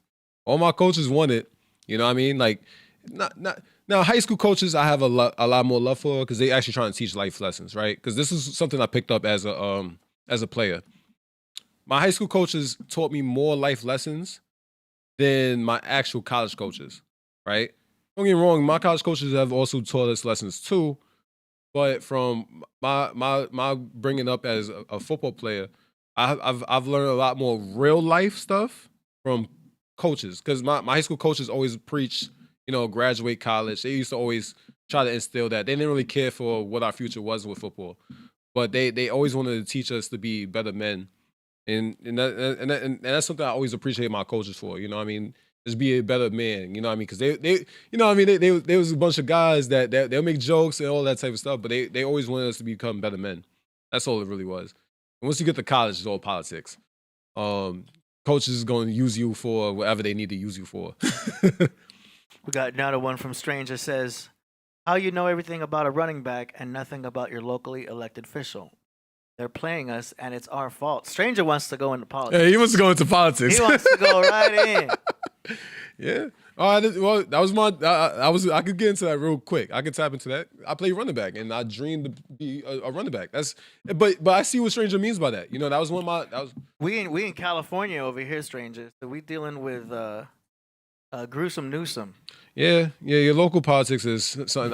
I should get my knowledge a little bit better on local politics. I know it's gonna get people, but that's another thing too. Like, all that stuff is going to make me do is get more frustrated at this world, because I feel like there's already stuff to get mad about in this world that I already know that's going to be just more of a stressor that I'm be like, damn, but there's nothing you could really do about it. And that's the sad part as a person. You know what I mean? Like if I know more about politics, you know what I mean? I could look at myself like, how can I develop change in the world?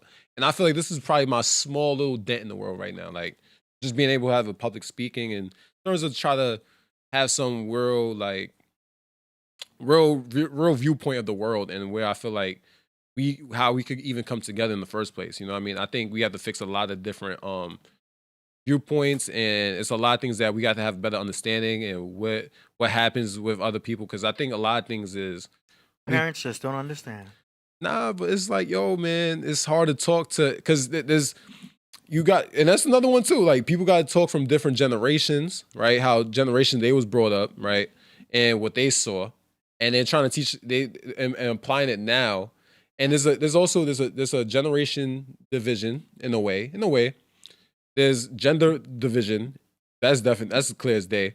You know what I mean? So there's a lot of things that's going on that keeps us divided. And I think the division is only destroying the world. It's keeping it chaotic. We gotta know how to band together, and there's different viewpoints, right? That's another problem too. People have different viewpoints of the world and how it should be used or how it should be treated. A lot of people want to use violence to trying to fix the world. Gotta stop doing the violence. You know what I mean? Violence don't do nothing. You know what I mean? Yep. But we got some super chats. Are you ready? Yeah, we ready. Hold on, I'm trying to put a little something in the background. Mm-hmm. Yeah. Check it out. I'll take it from right here. Jamie the Bastard. He says, in this realm where truths and spirits blend, Jamie enters. Vibes of loves he sends. Salutations, brethren, in this sacred space.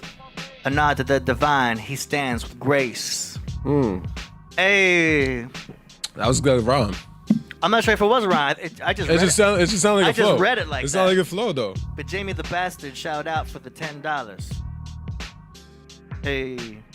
Stranger says, run for office instead of football. Man, there's nepotism there, too. Nepotism. Man, I tell you, the one thing I do know, nepotism is another problem in this world.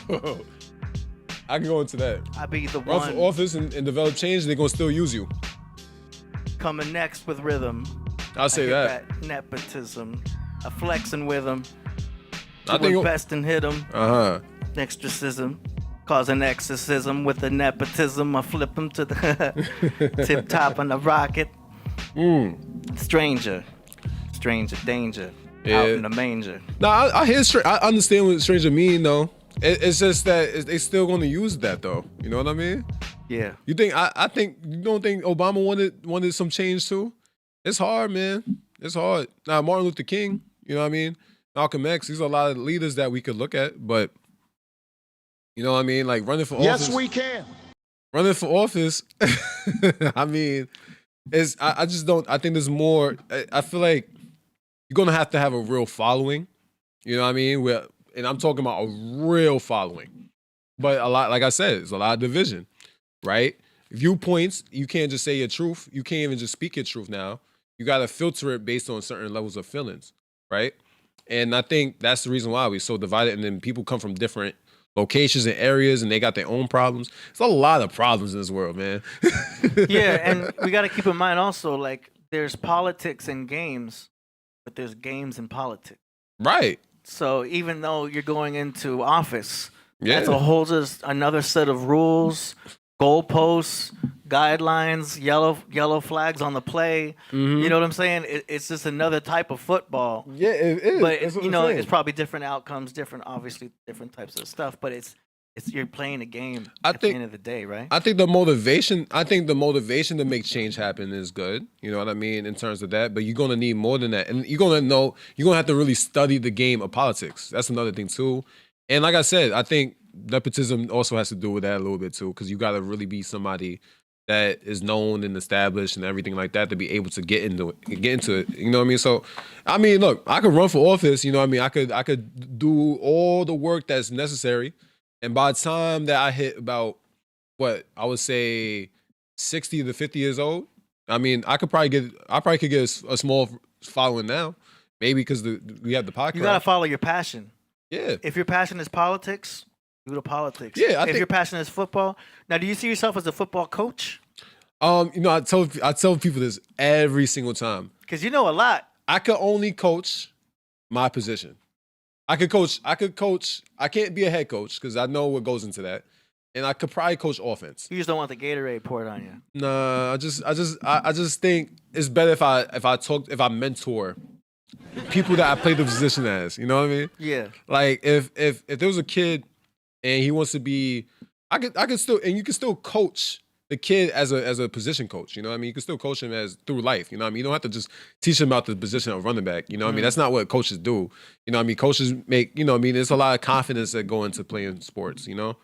I think I could do those type of things in terms of, but I could never just sit there and be like a head coach. And they get paid though, right? Yeah, they get paid. You could do it. You do it for a small team. Like, isn't Snoop Dogg a football coach at a high school? Yeah, it probably is. You know what I mean? I don't know how successful his teams are, but I know he does do a little bit. You know, that's cool though. No, it's cool. I think maybe my mind changes when I get older. Maybe when I'm hitting my, I don't know, 50s. Because you could go right here into like a local, school, and see if they need a coach. I'm sure they would too. No, they would, because I've experience playing the position. I have experience playing college. I have a lot of experience playing the game. So you start with the little leagues. I can even do track too. I ran track too. You know what I mean? It's just like it's a career option, or not even a career option. It's like a gig. Yeah. It's like if you wanted to be a coach, go to civic center, talk to the high school, see if they need one. You know what I mean? And then just boom. They could even bring you in as a substitute coach. Yeah. Then you work your way up to being main coach of a school. Yeah. No, I know what you mean. Sometimes, what it was, I think, once I got to college, I think that was my problems with coaching I got a certain point, because, I just didn't like all my coaches. And I mean, being perfectly clear, because I thought their viewpoint was very, I just think they don't allow you to be who you are as a person relating to how you play the game. You know what I mean? And I learned that when, look, I play running back, right? I had my running back coach in college never played running back. That don't even make no sense, right? But he was a part of the staff. Nepotism, right?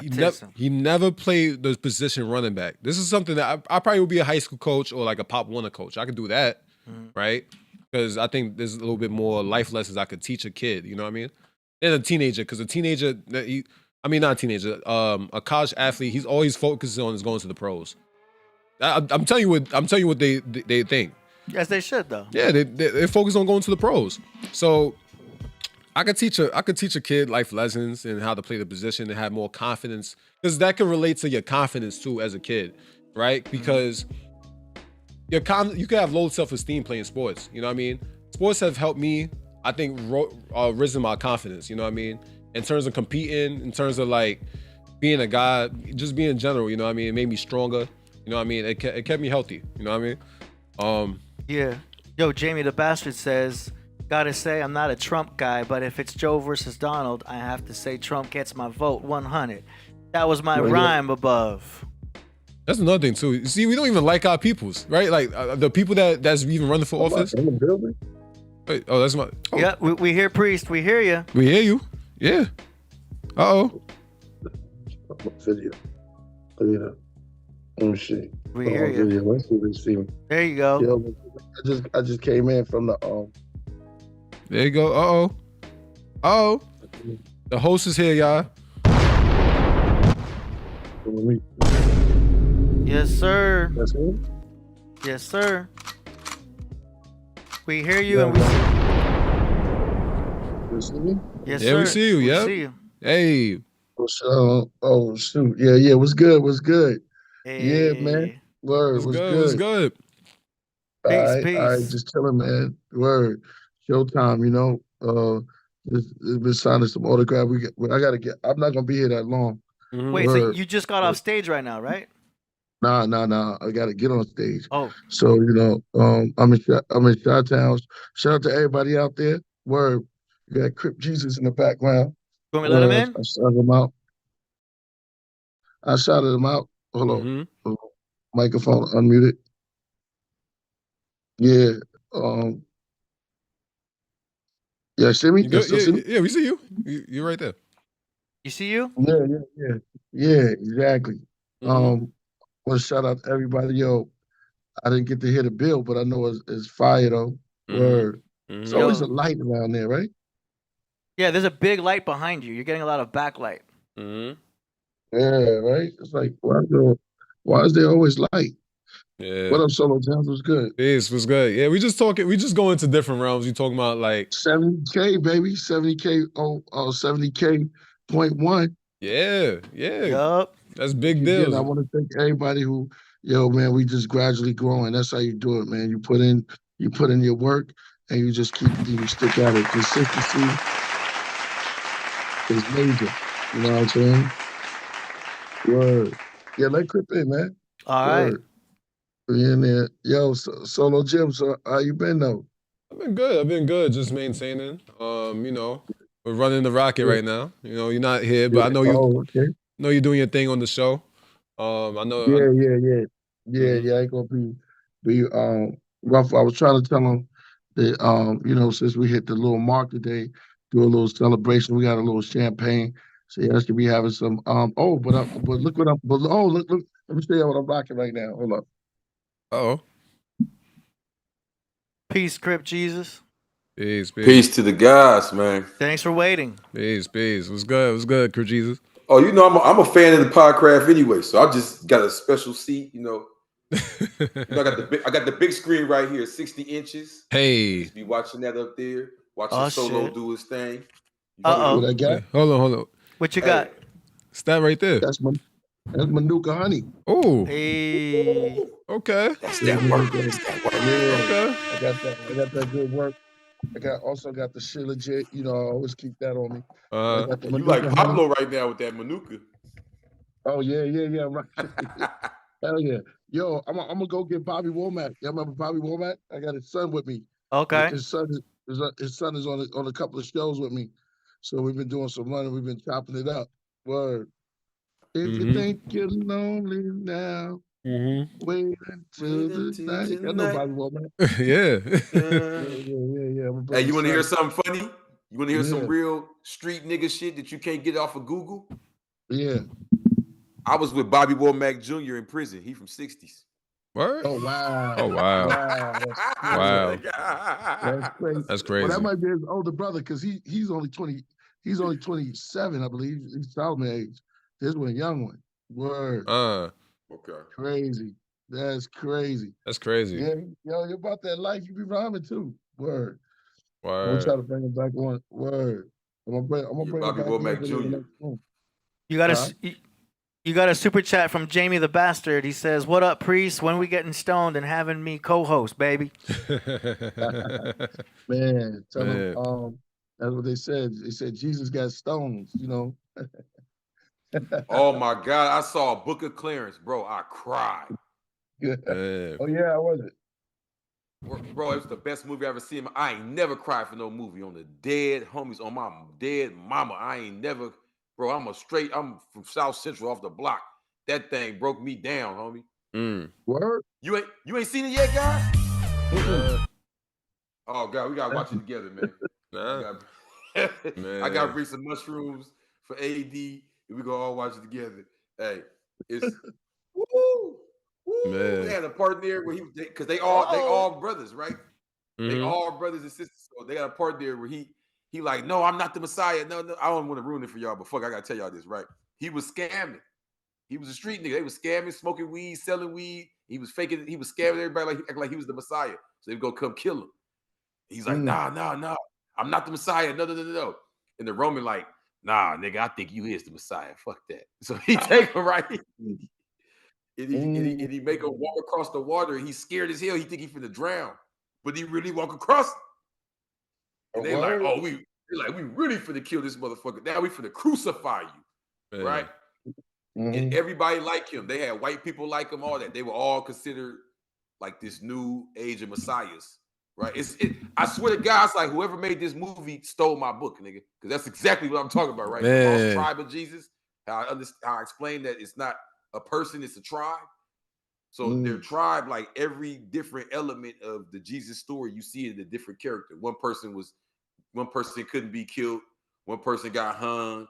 One person, you know what I mean? One person walked on water. One person, you know what I'm saying? It's us, bro. And oh man, it was beautiful, bro. And they had a part where they was beating them, made them walk and carry the cross. And even dudes he sold work with, even dudes that tried to rob him and all that, they all was out there crying. And he put up the black fist, man. They beat his ass. And I was like, oh no. Man. That's crazy. I'm sitting there with the guys. I'm sitting there with the guys, right? Like that, you know?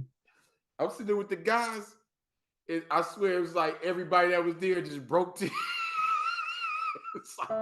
It was like the lessons come alive, bro. It was everything in the lessons come alive. I swear to God.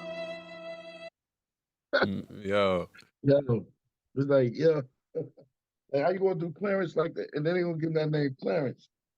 And he was the 13th apostle, Clarence 13X. Where does Bond's fucking lessons? You killed it. I didn't even put that together. You murdered that. You murdered that.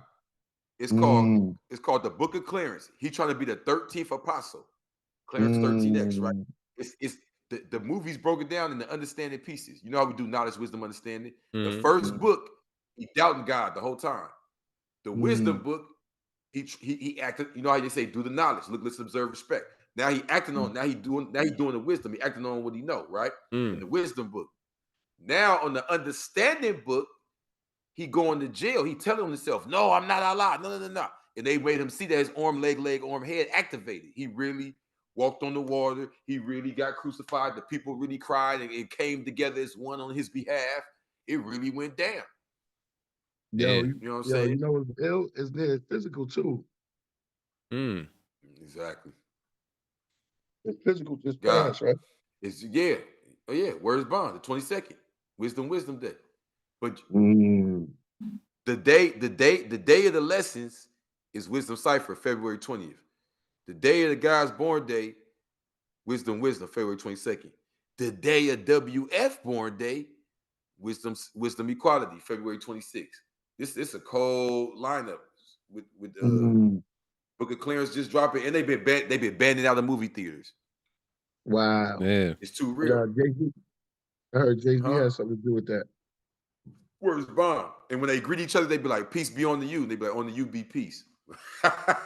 Dang. Oh, that's cool Bro, though. It's cold. It's cold. It's So, cold. Bro. They coming out with these movies now. They know what time it is. They know what time it is right now. For real. Word. Yeah, I'm gonna try. Yeah, I keep building. I'm gonna go ahead and get homeboy. We'll get him on here. All right.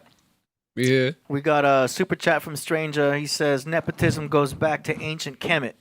At SoloGems, you were born with the gift of mind and words as your father has. You are blessed. Please don't waste it. Of course not. Thank you though. Thank you so much. I'll never waste my talent. That is a good super chat right there. Yeah, appreciate that. I don't plan on wasting my talents. You know what I mean? But I'm gonna tell you something though. What happened? So SoloGem, you know, bro, I be people you. He can go a lot of different directions. You know what I mean? I know y'all love him here because he's shining, but I didn't see you put that shit on, man. I can see you go in the mild direction. You know what I mean? All type of different directions you can go. You know what I'm saying? Yeah, let's just watch our language. You're part of self. Of course. Yeah, just keep the language more, color it, All right. All right, yes, sir. I just had to let him know. Yeah, appreciate that. You know, Nah, Really. I plan on just doing, this is a life and this is a journey. And I'm trying to use my power for greatness, you know what I mean? Not trying to waste it. And I'm just trying to use my mind because I'm very level-headed, you know what I mean? So, you know what I mean? Because a lot of people not level-headed nowadays. You know what I mean? So it's hard to find, and I don't plan on wasting it, you know what I mean? Just trying to have a better world, putting a dent in the society and grow, you know what I mean? So You, wherever my direction I go, I'm gonna go. no, because you've been given the position to already like, especially with the age you are. There's people that look to you as an example, right? And with you already having a platform that you're on and a face and a look and even just the networking and the relationships you have, you like a brand already. You feel what I'm saying? That's why I say it's so many different ways you can go with it. You could have the SoloGem, different foods, different products for health. You know what I mean? Workout, you know what I'm saying? A regimen and curriculum and routines. Shit, bro. Even just daily affirmations, like you could really kill them in so many different directions. You know what's crazy? And once you reach a certain point with it, which I think you already are, you could be a tastemaker. Oh, So it may be like, man, Solo, I want to listen to the type of shit you be listening to because we got so much now. Think about it. There's so much option now. You need tastemakers. So even I go through this. What do I listen to right now? It's so much. Right, well, I want to listen to the new rap, so I might go Solo. What you be off of?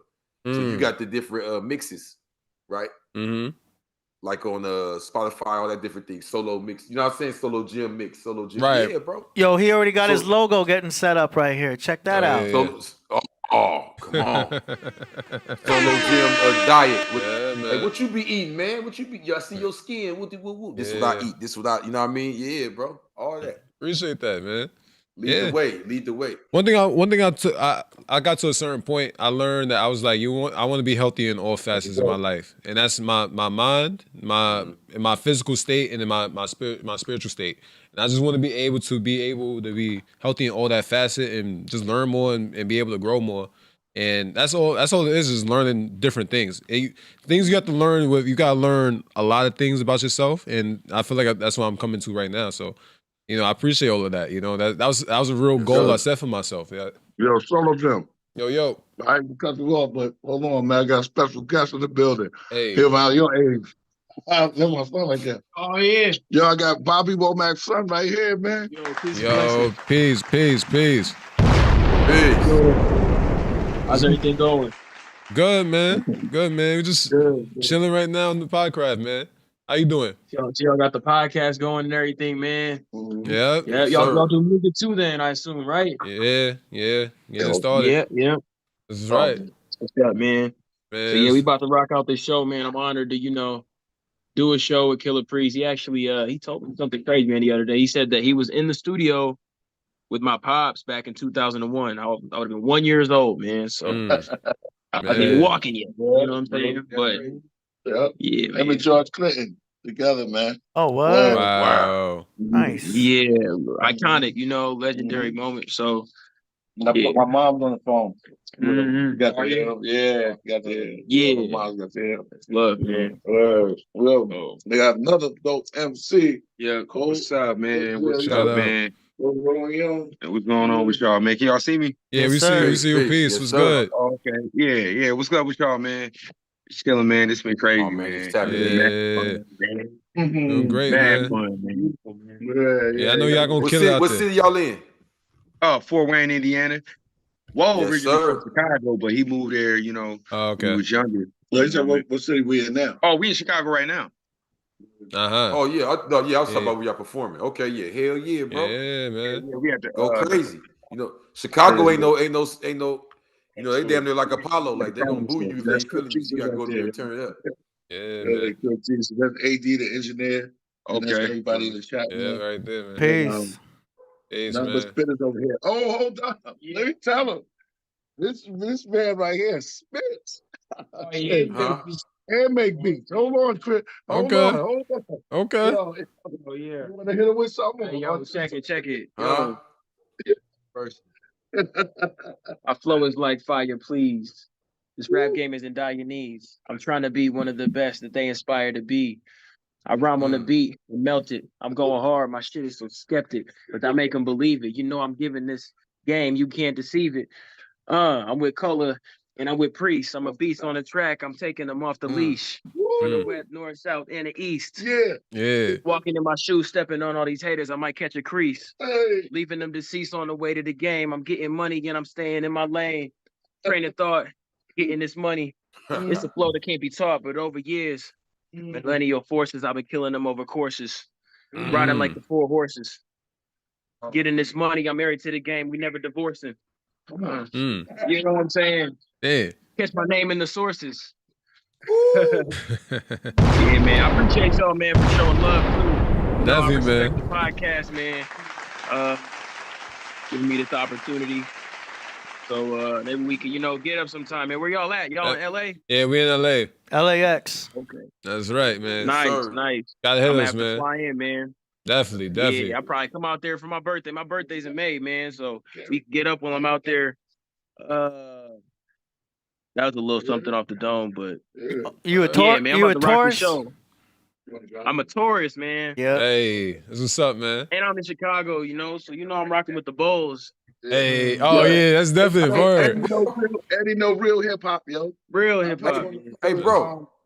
Yeah. You got. Is there a Bobby Womack Jr.? You got like a bigger brother, older brother? Yeah, Corey Womack, man. I'm the baby of the family, so it's me. Okay. Then my brother Corey, and then his oldest Truth Womack. He's actually he's in L.A. My brother Truth is in L.A. He said he was locked up with. Yeah. I was locked up with you one was of locked up with Truth? Yeah, that's the homie. Wow. Wow. That's a small ass world, yo. That's crazy. Wow. I think I wasn't lying. Man.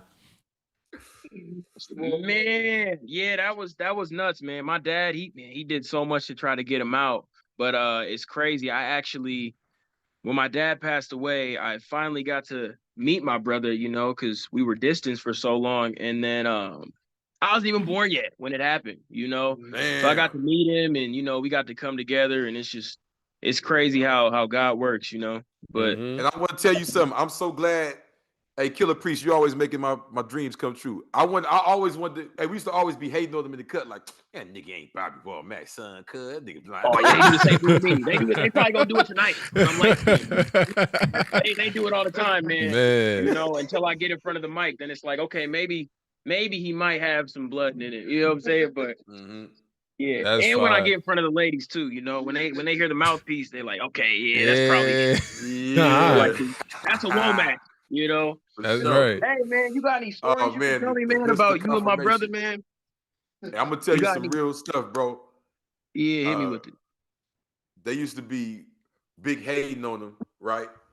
He was doing his thing on the yard. Everybody be hating because in prison it's the opposite. Everybody want to brag about I come from nothing. I'm the worst. You know what I'm saying? All that. You know what I mean? Right. And he'll be sitting there telling us stories about being in the living room with fucking James Brown or something like that. You know what I mean? Yeah, it used to be like, man, what the hell? They think a liar. You know what I'm saying? And he used to be doing this thing, but your brother ain't no punk though. I just seen him get active and all that. You feel what I'm saying? Yeah, he's not, man. He's a big dude too. He's definitely got some muscle on him. He actually, I was talking to him a couple months back, and he said that he was getting into jiu-jitsu, man. So he's like, he said it helps him. No, he said it helps him with his, his mental. You know what I'm saying? It's like it's a martial art. So he was doing it, and I got into kickboxing, so we got into it. Let's talk about martial arts and stuff. But yeah, he's a big dude. We're all tall. Man, that's sick. So, yeah. Now I was gonna say martial arts. Yeah, that definitely helps with your whole mind and all that too. So I was definitely absolutely. You was talking about that early in the show. That's crazy, man. Yeah, man. He's a lowrider, man. He's got my dad's last whip, and it's his oldest whip he's got. It's an old school, man. And it's got Womack like painted on the side of it, and it's got this real nice candy paint color to it, man. And he's Stally, y'all know Stally, right? Yeah, I know you're talking about Rick Ross. Yeah. Yeah, man. With the beard. Yeah, with the beard, man. He connected with my sister Gina Ree, and through that, him and True got connected because they both like lowriding. That's like that's the thing to do out there. So I'm hoping to come out there, man, and visit and get up with them, and just connect, man, and just vibe out, because I really do miss my, other side of the family. My uncle, the last Womack left is Uncle June. Mm. And so he's out in Arkansas, and That's we all fire. somehow, bro. Yeah, we're all connected somehow, That's dope. Metaverse just brings us together somehow, man. I'll be trying to tell them the Black Illuminati's real. Yeah. We gonna have to go, man. We pressed for time. Yeah. So I want to say shout out to the Podcraft, everybody up in there. Crip Jesus, I see you up in there. AD, we about to blaze out. Mm-hmm. You're gonna see me Monday. I mean, what's today? Today's Monday. We'll see you on Wednesday. We'll see you Wednesday. Yeah, Wednesday. Yep. Mm-hmm. All right, over and out, man. I want to say peace to everyone, man, woman, and child, and everything. Yo, that's crazy. Man, Beautiful, that's man. dope. That was dope. Yeah, turn up. Yo, show some of them those what's the names I gave you, AD? Yeah, I got them queued up. Yep. All right, one love. Peace. All right, one love. Peace. That was dope. Wow, that's crazy. This world is small, man. The world gets smaller every day. That's wild. If I wasn't in there with him, you know what I'm saying? Nobody would even thought to ask that question. Right. That's wild though. That's crazy. You see how the world works? Even when I first said it, your pops was just like, okay, huh? Yeah, nigga, Bobby Womack Jr. That's crazy, yo. Wow. And I told you how much time I did, so it makes sense what he said. He said, man, he wasn't even alive when he went to prison. Yeah. That's crazy. When I met him, he had already been down for a minute. Oh, he was already in there? Yeah. Yeah, he was already in there for a minute. Man, that's crazy. I was just saying how small this world really is, man. That's crazy. Who would have thought? But who would have thought that he was going to come on the Podcraft? It's crazy, man. Yeah, where's Bond? But see, like he said, he the baby, so yeah, it makes sense to me now because Bobby Womack Jr., when I was around, he a little older than me. You get what I'm saying? Like I said, he had already been up in there because I went to prison young. Right. Feel me? So he was already up in there when I got there. So he got a little age on me. So okay. You get what I'm saying? Now recalling it all, it makes sense in the way it's lined up. Yeah, the way it's lined up. He said the youngest. I already know how that go down. That's crazy, man. Wow, this is a small ass world, man. I say that every time. I always say that. Never know who you gonna walk into and who you gonna meet. Like I said, like it was crazy. People be thinking I'm lying. When I was on the yard with him, guess who else was there with us? Who else? You ever heard of Trey D from the East Siders? Trey D, nah. Goldie Loc, Trey D, and Snoop Dogg. Okay. Group, the East Siders. Okay, yeah. I know the group. Yeah. I love it when the homies come through all blue. Nigga, what you gonna do? I love it. Yeah. No, if you got beef with DPG, holla at me and all that. Yeah, so the East Siders, they're a little. I ain't gonna lie, that was a little like about 20 years ago, something. But the East Siders. Trey D was up in there at the same time. We was up in there with him. Like, where's Bond? It was cracking on that yard. We used to be big rapping, big. You know what's crazy? I talk about that chapter 7 in my book, The Blue Bible. I don't mention his name. I don't say Bobby Womack Jr. I should add him in there now. I should add him in there now. Like, y'all niggas sleep. Y'all ain't know Bobby Womack Jr. was there. Y'all should add him in there now. Yeah. The prison I'm talking about, like, I'll talk about it in there because it was some other homies there. I don't want to spoil it. They got to get the book, but it was some other homies there. Like, we had it really cracking. Right. Yeah. Like on some mob level shit. Like, you know what I mean? Like, we used to turn nigga cell into a tattoo parlor. Turn his cell into the weed dispensary. You know what I'm saying? Right. It was lit. It was lit at CMC, yeah. Nah, I could imagine, man. That's crazy, man. I was just saying that too. Like, I met Meth something like that. I was playing, we both played ball. And then we just met at college. It was kind of crazy. I was like, that's a small ass world because we didn't even know we was each other's, you know what I mean? Both Wu sons and all that. So it was like, yo, it was crazy. It's crazy how we just ran into each other in the same school. You know what I mean? Yeah. I was like, word? I'm like, Matthew and Fops? Yeah. But that's how it be though, because I remember one of the guys, like he one of them dudes, right? He know your pops and all that, and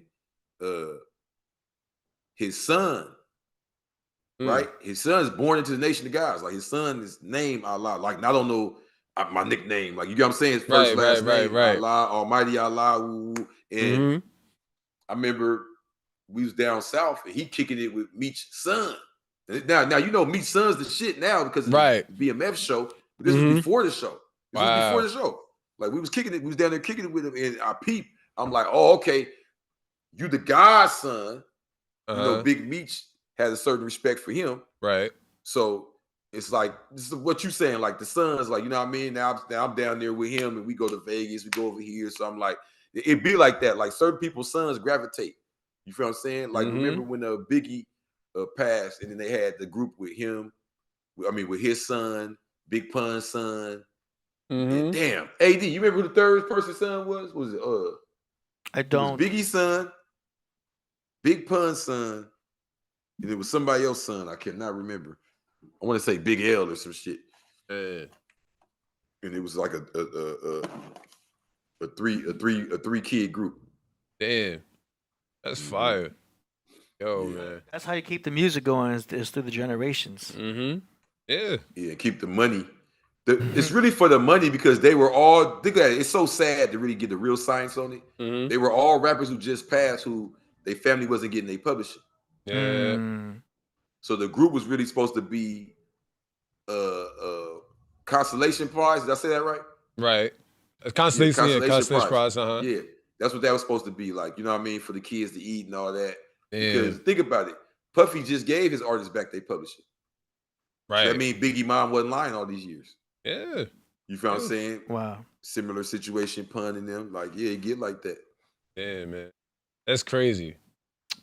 All right, we're going to go into these super chats. We got a few that piled up here. We've got Jamie the Bastard says, can't let Crip Jesus off before we see the Crip walk. Much love. Yeah. I can only play 2 songs of that, or 2 seconds of that. But there you go. That one's for Jamie the Bastard. Oh, you about to do it. Get it twisted. Nah, he's about to do it. He's about to do it. Oh, shit. Okay. For the house, nigga. Oh, all right. Don't get it twisted. That's all authentic too, right? That's authentic. Damn. I mean, you could. That's the next wave right there. I mean, that's that TikTok stuff right there with the dancing. Oh, yeah. That's definite. Do you know what I'm saying? Oh, bring back crip walking? I mean, that's like a majority of TikTok is the dances. Yeah, it's real, yeah.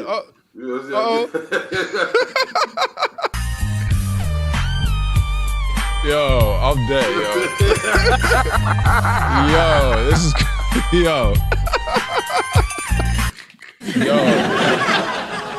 yo, man. Oh man, Priest ain't gonna let us do this anymore. We're gonna have some fun IG clips. Yup. Yeah, that could be clipped right there. All right, well, Sir. y'all better put hashtag Killah Priest Podcraft. Next up, we got Stranger. He says, what do y'all think is the next wave of music? Seems like Afro beats is taking it right now. Yeah, I agree with that. It's more soulful. More Afro beats. More Afro beats is more soulful. That's why people gravitate towards it. It's the sound too. I mean, the sound is everything you can do. You could dance to it. You could vibe to it. It's all mood and feeling. You know what I mean? Yeah, that's blowing up. That's all blowing up right now. Hold on, Solo. I got the next wave. What's the next wave? Next wave. I'm dead. Yo. I thought you were gonna bust out a verse. Nah. I got the All right, next wave. Before I do the verse, let me tell you what the next wave is. The next wave is drill music with Afro beats. Tell me I'm lying. That's where it's going. Yeah, I can hear that. Because their beats are already. So now the Afro beats coming. It's about the same tempo. It's gonna be like play that beat again. It's gonna be like this.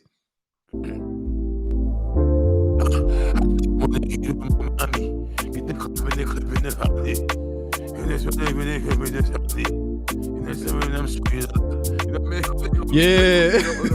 Afro beats. Yo. Nah, drill Afro beats, that's gonna be a whole new thing. That's what's coming next. But that's like the UK. Yeah, I was gonna say that. I was like the UK drill. Now you know London got their own drill too. It's gonna be Afro beat. It's not gonna be the drill beat no more. It's gonna be the Afro beat. It's gonna be the drill rapper on the Afro beat. Man.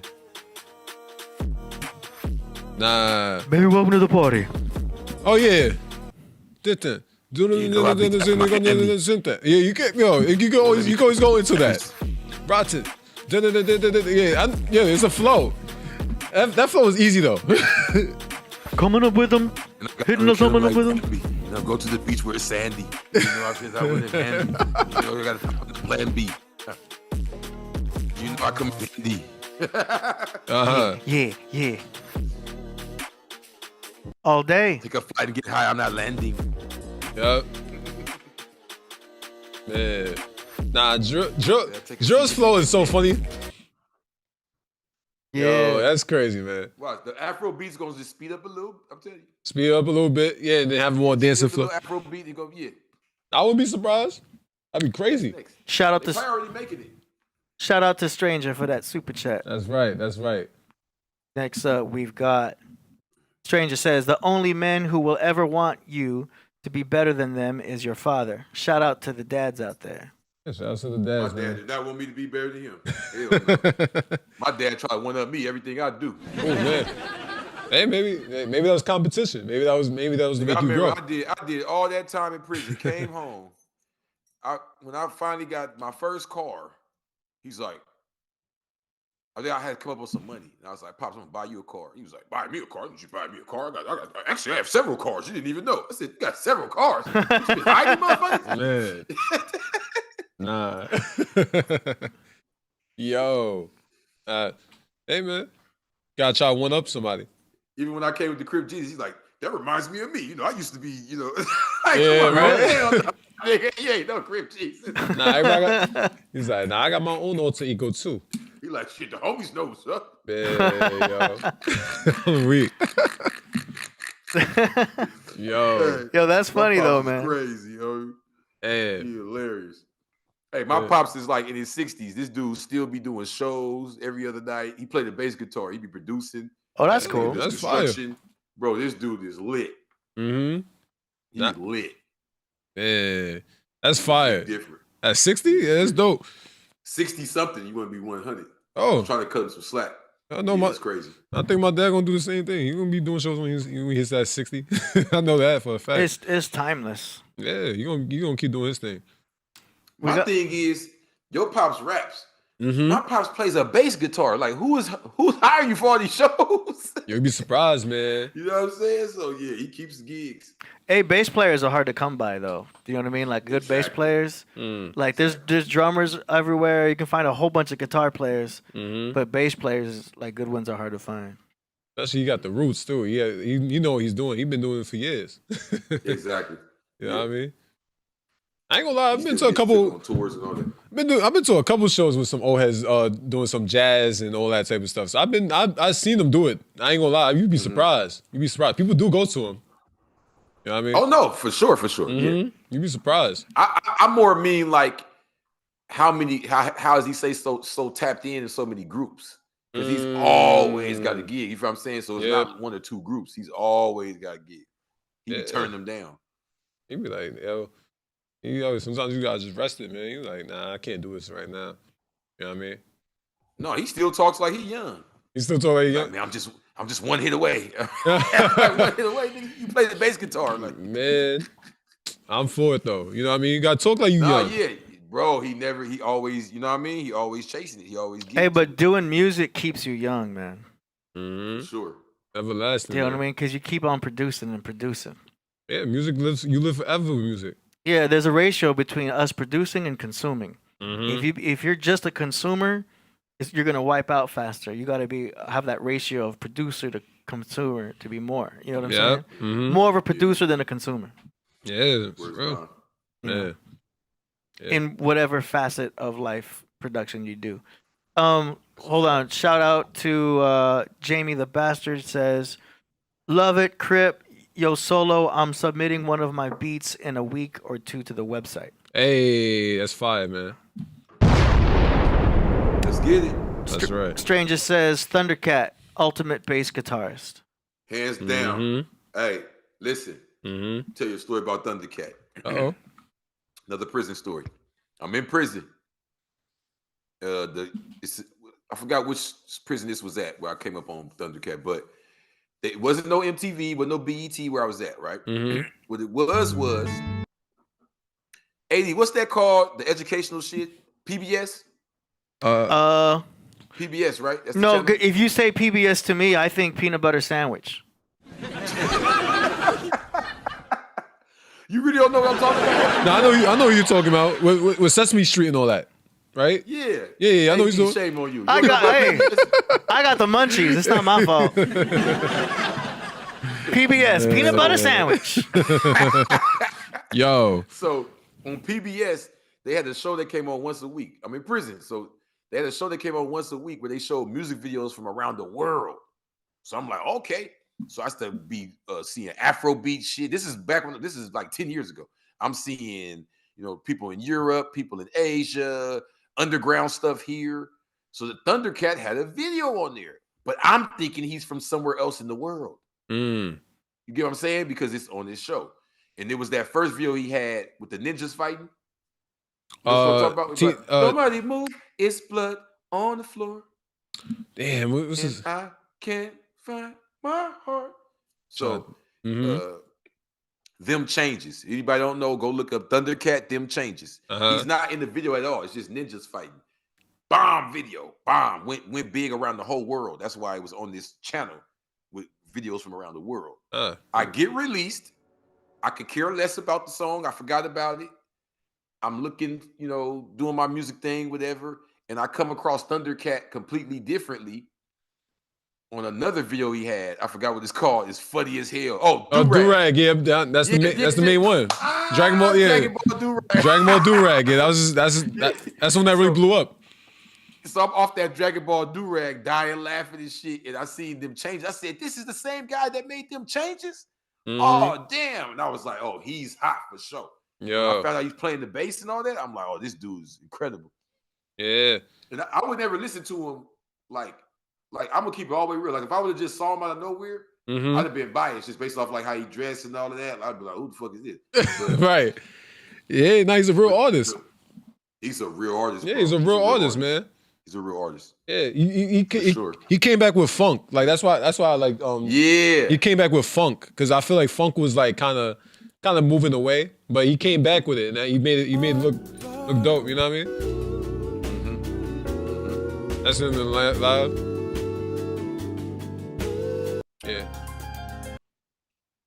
Yeah, man. He's a composer. Oh my God! Look, that Dragon Ball Do-Rag video is the funniest thing I've ever seen in my life. Yeah, it's so funny. She's an actress too, right? This is with the actress too. I forgot her name. Yeah, all three of them. All three of them. The first girl, second girl, and that last one.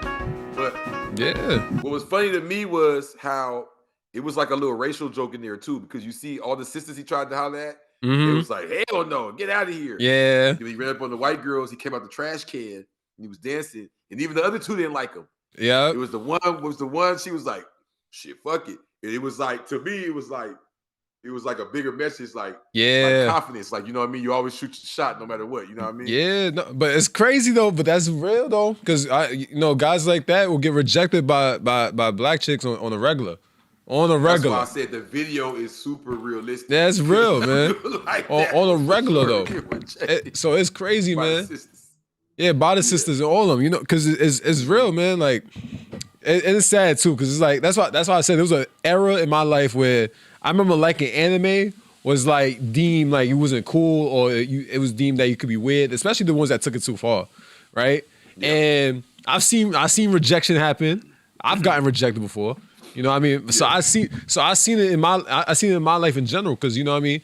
Just because you like cartoons, because that's how they look at it, you know what I mean?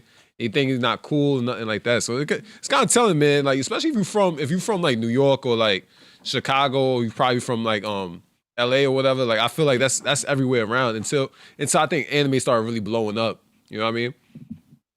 I think it's low key us too. Mm-hmm. Like the older you get, the more you kind of like find your lane. Mm-hmm.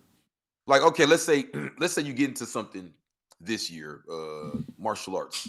Right. In 3 years down the line, you know so much about it. You're sitting here with some other martial art enthusiasts. And they're like, everybody knows about such and such, and there everybody knows about it, but really, damn near nobody knows, right? It's just it's y'all little niche, y'all little circle that everybody knows. So I think that kind of happens too. Like as you get older and stick to it, you'll get deeper into knowing who's anime, who's not, what to look for, what you kind of watch, what's in your algorithm, what you know what I mean? Because for me, like with the whole, because I wasn't raised up around no conscious community or anything like that. Right. So I ain't even have friends that read. Right. Like, straight, like you know what I'm saying? Like straight gangsters, you know what I'm saying? So for me, like the more I got into it, it kind of fit my lifestyle. What I mean by that is being incarcerated so long and reading books and all of that. You know what I mean? So it got to a point where I have the opposite thing. I may go around people that play video games and anime and all of that, and they be looking at me like I'm the weird one. Yeah. You know what I'm saying? Nah, and it'd be like, but that's how we teach it like that. That's why we in the era where everybody's seeking that validation, or like everybody's kind of doing a similar thing. You know what I mean? That's why, like, even like it comes, even like you said with the Thundercat, it's how you dress, is how you present it, and people will call you weird based on how you dress. You know what I mean? You can't just have your own fashion or your own style, and then people gonna think you're weird. You know what I mean? That's why I started embracing. I was like, yo, you gotta embrace how weird you are, because that's the truth of who you are. And it's not that you're weird; it's just that's what people think of you. You know what I mean? That's their own problems. Well, you're weird when you're different from the norm of that cipher, if that makes sense. Right. But I mean, of that cipher. So, for instance, when I go to the conscious cipher, when I'm at Lemert and I'm hanging on this side with all the people that, you know, eat vegan and, you know, wear shoes made out of grass and shit, and you know what I'm saying, all that time, got copper rings up. They're like, oh, you're hood. Ooh. When I go around the hood, homies, it's like, oh, you're like them. You know what I'm saying? So in each group I'm weird because of how I am. Right. You know what I'm saying? But I think a lot of people are like how I am, and they kind of, once they find whatever their lane or identity is, they start leaning more into that. Does that make sense? Right. No, I get that. Yeah. I get that. It's even like, like I might go back, because even with, you might feel it with certain friend groups, right? Like you'd be like, I kind of think a little differently than my own friends, or like even in certain conversations, because sometimes you get sick of the same conversations. You know what I mean? It's like, you know, sometimes I'd rather go deeper into a different topic, or I'd rather talk about something else. You know what I mean? Sometimes it get like that, just based on who you're around. Like you said, like if I'm from the hood, you know what I mean? And I'm talking about all this knowledge and all this stuff that's not irrelevant, you know what I mean? Because we want to talk about drinking, parties, girls, and all that type of stuff. You know what I mean? It's not really a fun topic for them. But it's like sometimes you could mentally kind of get distracted with it, because it's like I might just say something that's different, you know what I mean? And then everybody's gonna look at you like, Solomon, what the hell are you talking about? You know, they're gonna just say it like that because they never heard that perspective before. Because, you know what I mean? Like people say, like I'm wise to my age, but when I'm talking with my friends, I don't typically talk like this. You know what I mean? Because they're not used to hearing me talk this deep about things. You know what I mean? We talk about very surface level conversations, and that's what people do nowadays. They stay on the surface because it's safe. You know what I mean? It's real talk. I think also I've learned with women too that it's, well, not no also, because it is safe. That's basically what I'm breaking down. And it's like the deeper you get with your conversation, the deeper they have to get with the conversation, right? Right. So this makes it like they have to start digging within themselves and reflecting and all. People don't want to do all that. You feel what I'm saying? So they'll say shit like, you know, I have women that may be like, you know, I don't want to talk like a goddamn therapist. It's real though. It's that real.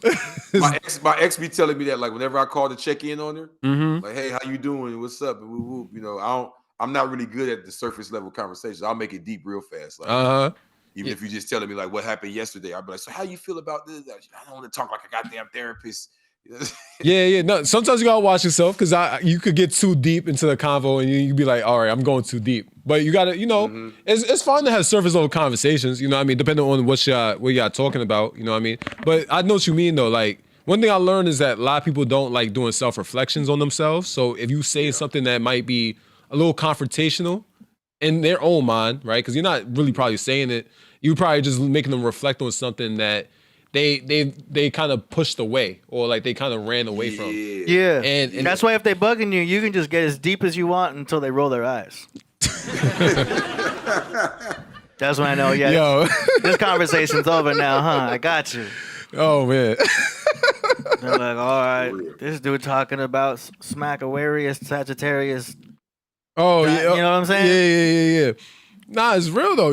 Cause you gotta, cause that's why. But I think it's just I think sometimes you can make it a good conversation if y'all just know like, and there's no like hurting feelings there because I think a lot of people, you know what I mean? Cause I've experienced it where like I talk to a girl and you know some girls don't want to reflect on themselves. So when you were talking, it's like they already what's the word I'm looking for? They already not trying to hear it. You know what I mean? Because there's a lot of things that they have validated throughout the years that kind of they you know what I mean? They said You got to put logic off to the side with the ladies. It's all about how they feel. yes. You got to make them feel. Yeah, the feeling's the main key. Yeah. Right. But it's just like when you're having that conversation, sometimes you got to have that conversation though. You know what I mean? Because it separates. It separates who's who and how they think. You know what I mean? I've dealt with a lot of like very I want to say entitled, right? I don't want to say that word, but like I dealt with a lot of pretty girls that have like a very selfish mindset, and you could tell like if you talk too deep, then they can't comprehend because they've already got thrown all this validation. You know what I mean? So it's not like you're trying to change their mind. You just can't change their mind, or you can't make them think. You know what I mean? Well, no, go ahead. Yeah. I was just gonna say, like, you can't like make them think in terms of reflecting. You know what I mean? In terms of like looking at themselves. You know, like, yo, you don't think that's a little selfish? You know what I mean? Well, that's what I learned from my mama. And no. You know what I mean? You might get the whole backstory, but it just shows you where people are at in their lives. And sometimes you can't force it. You know what I mean? That's why I always say I never try to force my whenever I'm talking to somebody and I'm going deep, I never try to force my thoughts into their brain. I just let people absorb it, and then whenever it reflects on to them, is whenever it reflects on them. I'll just be like, all right. You know what I mean? I can't make you see what I see. You know what I mean? I've gotten into arguments like that though. Where I've been in my fair share of arguments where, you know what I mean? I'm telling it's like it really doesn't have to be that way. No, it has to. You know what I mean? It's like nah. We're not in the same mental conversation right now. And you're right. It's based on the feeling at the moment. You know what I mean? And I'm making a lot of self-reflection. Yeah, some females would just want to fight just to fight. Yeah. You know what I'm saying? But then you have to think about this too, though. Let's think about this, y'all. Let's be fair. Uh-huh. The world doesn't. Well, forget the world. This American culture we're in doesn't really promote the concept of, hey, what's up? Damn, you got a fat ass. Are you deep? Right? So coming from certain perspectives, she may even feel like you playing with her. Like, damn, why you getting at me like this? You get what I'm saying? Like, not even on no cocky shit. Like, she may be like what she's used to. Hey, what's up? You make her laugh and she pulls her drawers down. So when you trying to like do all this deep shit, she's like, wait, what? Right. Why are you like what type of time you on? Like, you get what I'm saying? Mm-hmm. Yeah. Trying to figure out what's going on. Yeah. And she may really be like, are you weird? Or she may even think you're a bully, like on an intellectual level. Like, this nigga trying to prove to me I'm dumb or something. He trying to make me reflect, like he a better reflector, like he know me or something. Mm-hmm. Yeah. Because you know it is though, but people be scared of themselves. You know what I mean? Like that's all it really be. Because it's like if we can't have an open discussion, right? Open discussion. I'm not attacking you. I'm not attacking your character. But what happens is they self-reflect on, I did that and I had a bad decision, right? And now that's coming front and forth, right? And now is the rejection of the words. And then that's when the confrontation happens. You know what I mean? But let's go a little dirtier and nastier. So I'm Crip Jesus. I'm in the club. Uh-huh. They turned up in here. Mm-hmm. They throwing that thing. Uh-huh. Like a hula hoop. They just right. Right. And she seeing me. Uh-huh. And I'm seeing her, right? Especially if I don't got like no dashiki or kufi, I'm just regular me, right? Mm-hmm. She has no reason to believe, because think about it. she might be in college and all that, so she might think that she's deep. Right.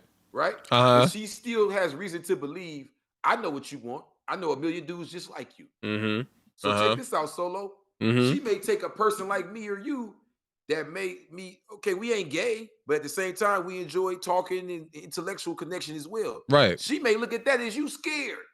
You trying to, AD, am I lying? You a DJ? She may look at, oh yeah, he's trying to buy time and he's trying to be all deep in shit because he doesn't know what to say. Like, they'll jump to whatever conclusions makes them feel better. Exactly. Yeah. I want to have an intellectual conversation. You can't handle it, so you trying to make it like I'm dumb or you know what I mean, or I'm scared. Don't forget the women represent emotions, so they're gonna hold more of that, and because they're people maker, there's a lot of biochemistry happening. Yes. You know what I'm saying? It gets you. Yes. And it's very, it's divine feminine. It's beautiful. They're more connected to the ether in that way. So, there is some special things happening in there, and we just got to understand that. It represents nature. You know what I mean? Nature can be disturbed. But don't tell her that. You don't want to be like, look, girl, I know you're very complicated. I know you got a lot of. Well, no, you don't say all. Don't tell her. Don't say all that. Don't tell her because she'll be like, "What you mean? I'm complicated." You know what I mean? Like, I get it. We just have to know this, but don't say anything about it. Right. Do you know what I'm saying? For us dudes with females, silence is golden. There's a lot of times where all we got to do is not say a thing, yo. Right. We feel the need logically to respond because that's what we do. We're all a bunch of superheroes. You know what I'm saying? Right. But in the world of women, you got to put your logic to the side and understand you're dealing with this biological, very complex, complicated people maker. Right. Do you know what I'm saying? Yeah. And because of that, which we got to be just go with the flow, be cool, see if you even want that. I think there's a balance. I think there's a balance there you could have, though. You know what I mean? Yeah. You have to put some logic into feelings and feelings into logic. Right. A little bit. You know what I mean? So there's some level of logic there. The logic should be for you to protect yourself and deal, okay, what kind of red flags am I dealing with this one? What kind of complications I already see complications happen. You know what I mean? Right. We just have to be enough to be cognizant of the danger to protect ourselves, our mindset, our sanity, and our wallet. I'm glad you brought up the logic. Now, the last example I gave, I said I was in the club and she's throwing like a hula hoop. Why am I trying to talk to her deep?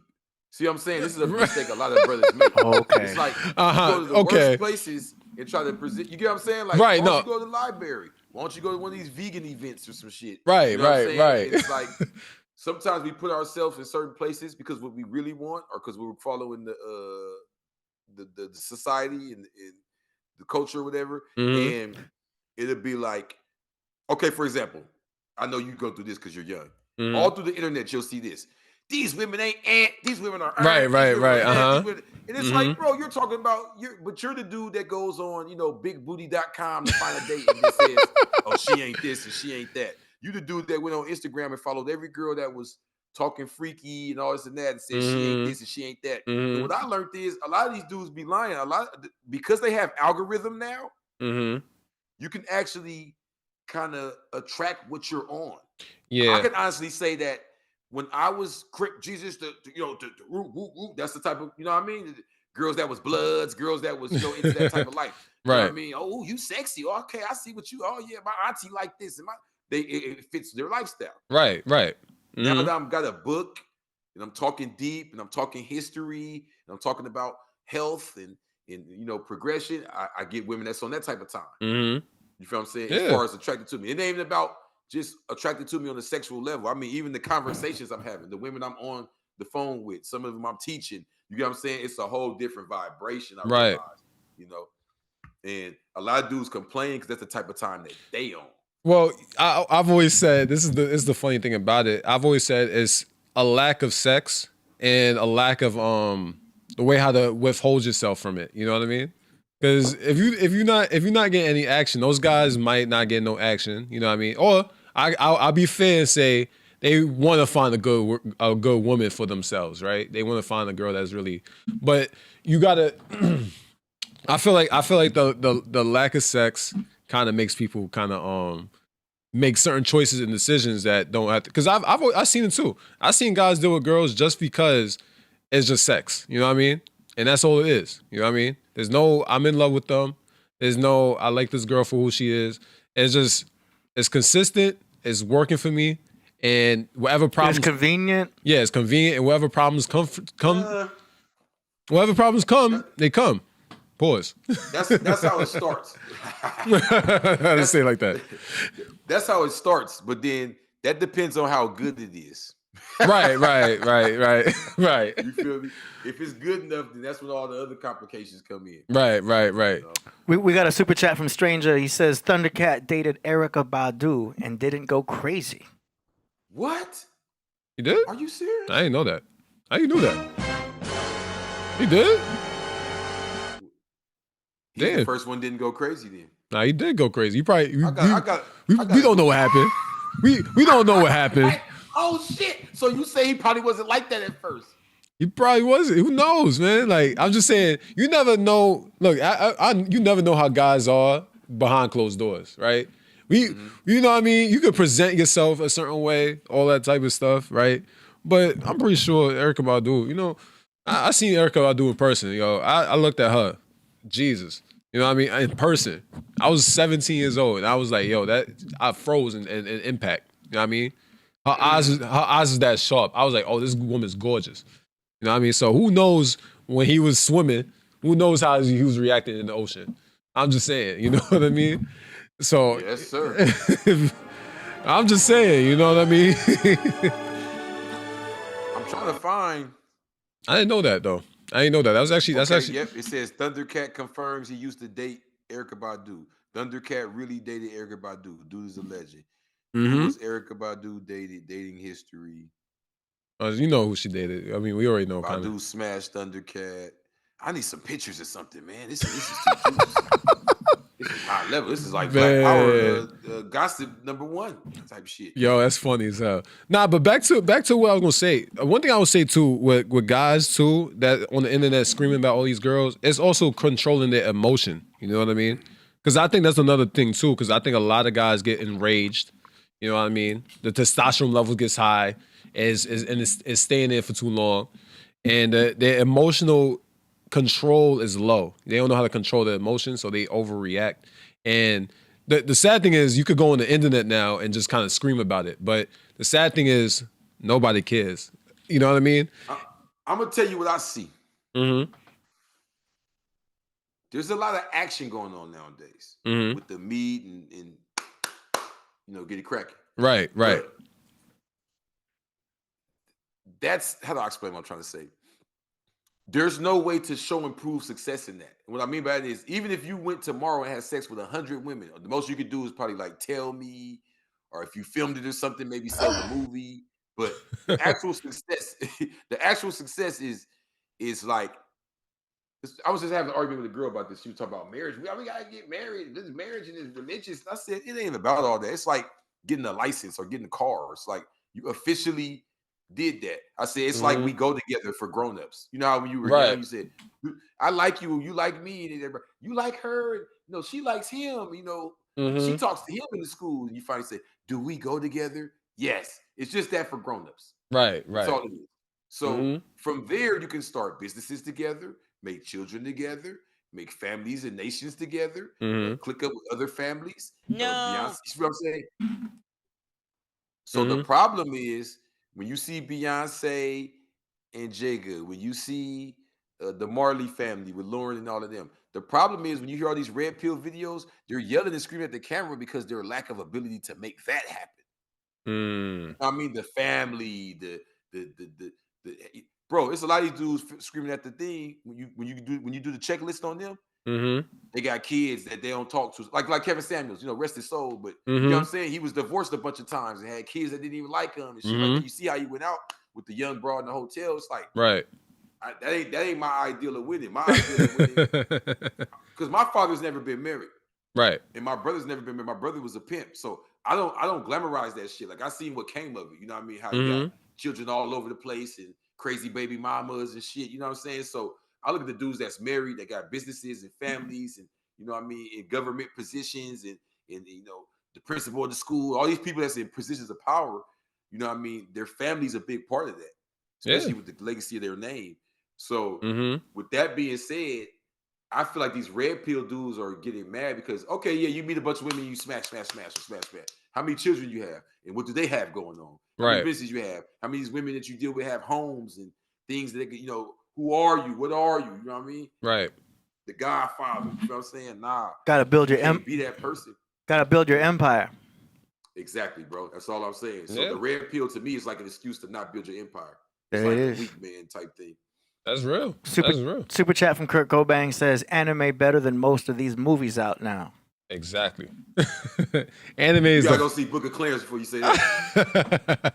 Nah, but I like anime though. I ain't gonna lie, because it does teach you some real world stuff on some low key stuff. Like it's a lot of animation, but once you go revolving around the story, I'm talking about a good anime though. I'm talking about like a story that actually has a purpose. It shows you a message that's being involved. Like one of my favorites is One Piece, and it shows you about how the Marines are more manipulated than the actual pirates themselves. You know what I mean? Because the pirates are supposed to be painted as this bad enemy to the world, but the Marines is really controlling and manipulating everything. So it's something that I feel like anime can teach you. But nah, movies. There's movies though that go deep. You know what I mean? I like those movies and I appreciate them. So you know what I mean? I gotta check out the Book of Clarence though. I'm gonna check that out. Yeah. No, bro. It's classic. Tell you. I like things that I like any media that goes deep in general. You know what I mean? I like subliminals. I like looking at things that, you know what I mean, try to figure out the movie in general. So, you know what I mean? I'm for it. Stranger says the internet has killed culture. Same fashion, same music, past 20 years almost. Nobody embraces their weird anymore, with the exception of Priest. Yeah, man. Because we're so scared of being different, man. Like, that's something that childhood trauma is teaching a lot of people, is that, you know what I mean? Because we're so quick to call somebody out for being weird and being different. And there's a lot of anxiety that still goes on. And there's a lot of depression that goes on. A lot of things go on. You know what I mean? Just be yourself, man. Like, that's one thing I've learned from my own upbringing, is that just be yourself, man. People are going to come in and come out of your life anyway. You know what I mean? It just shows you who's willing to stick around.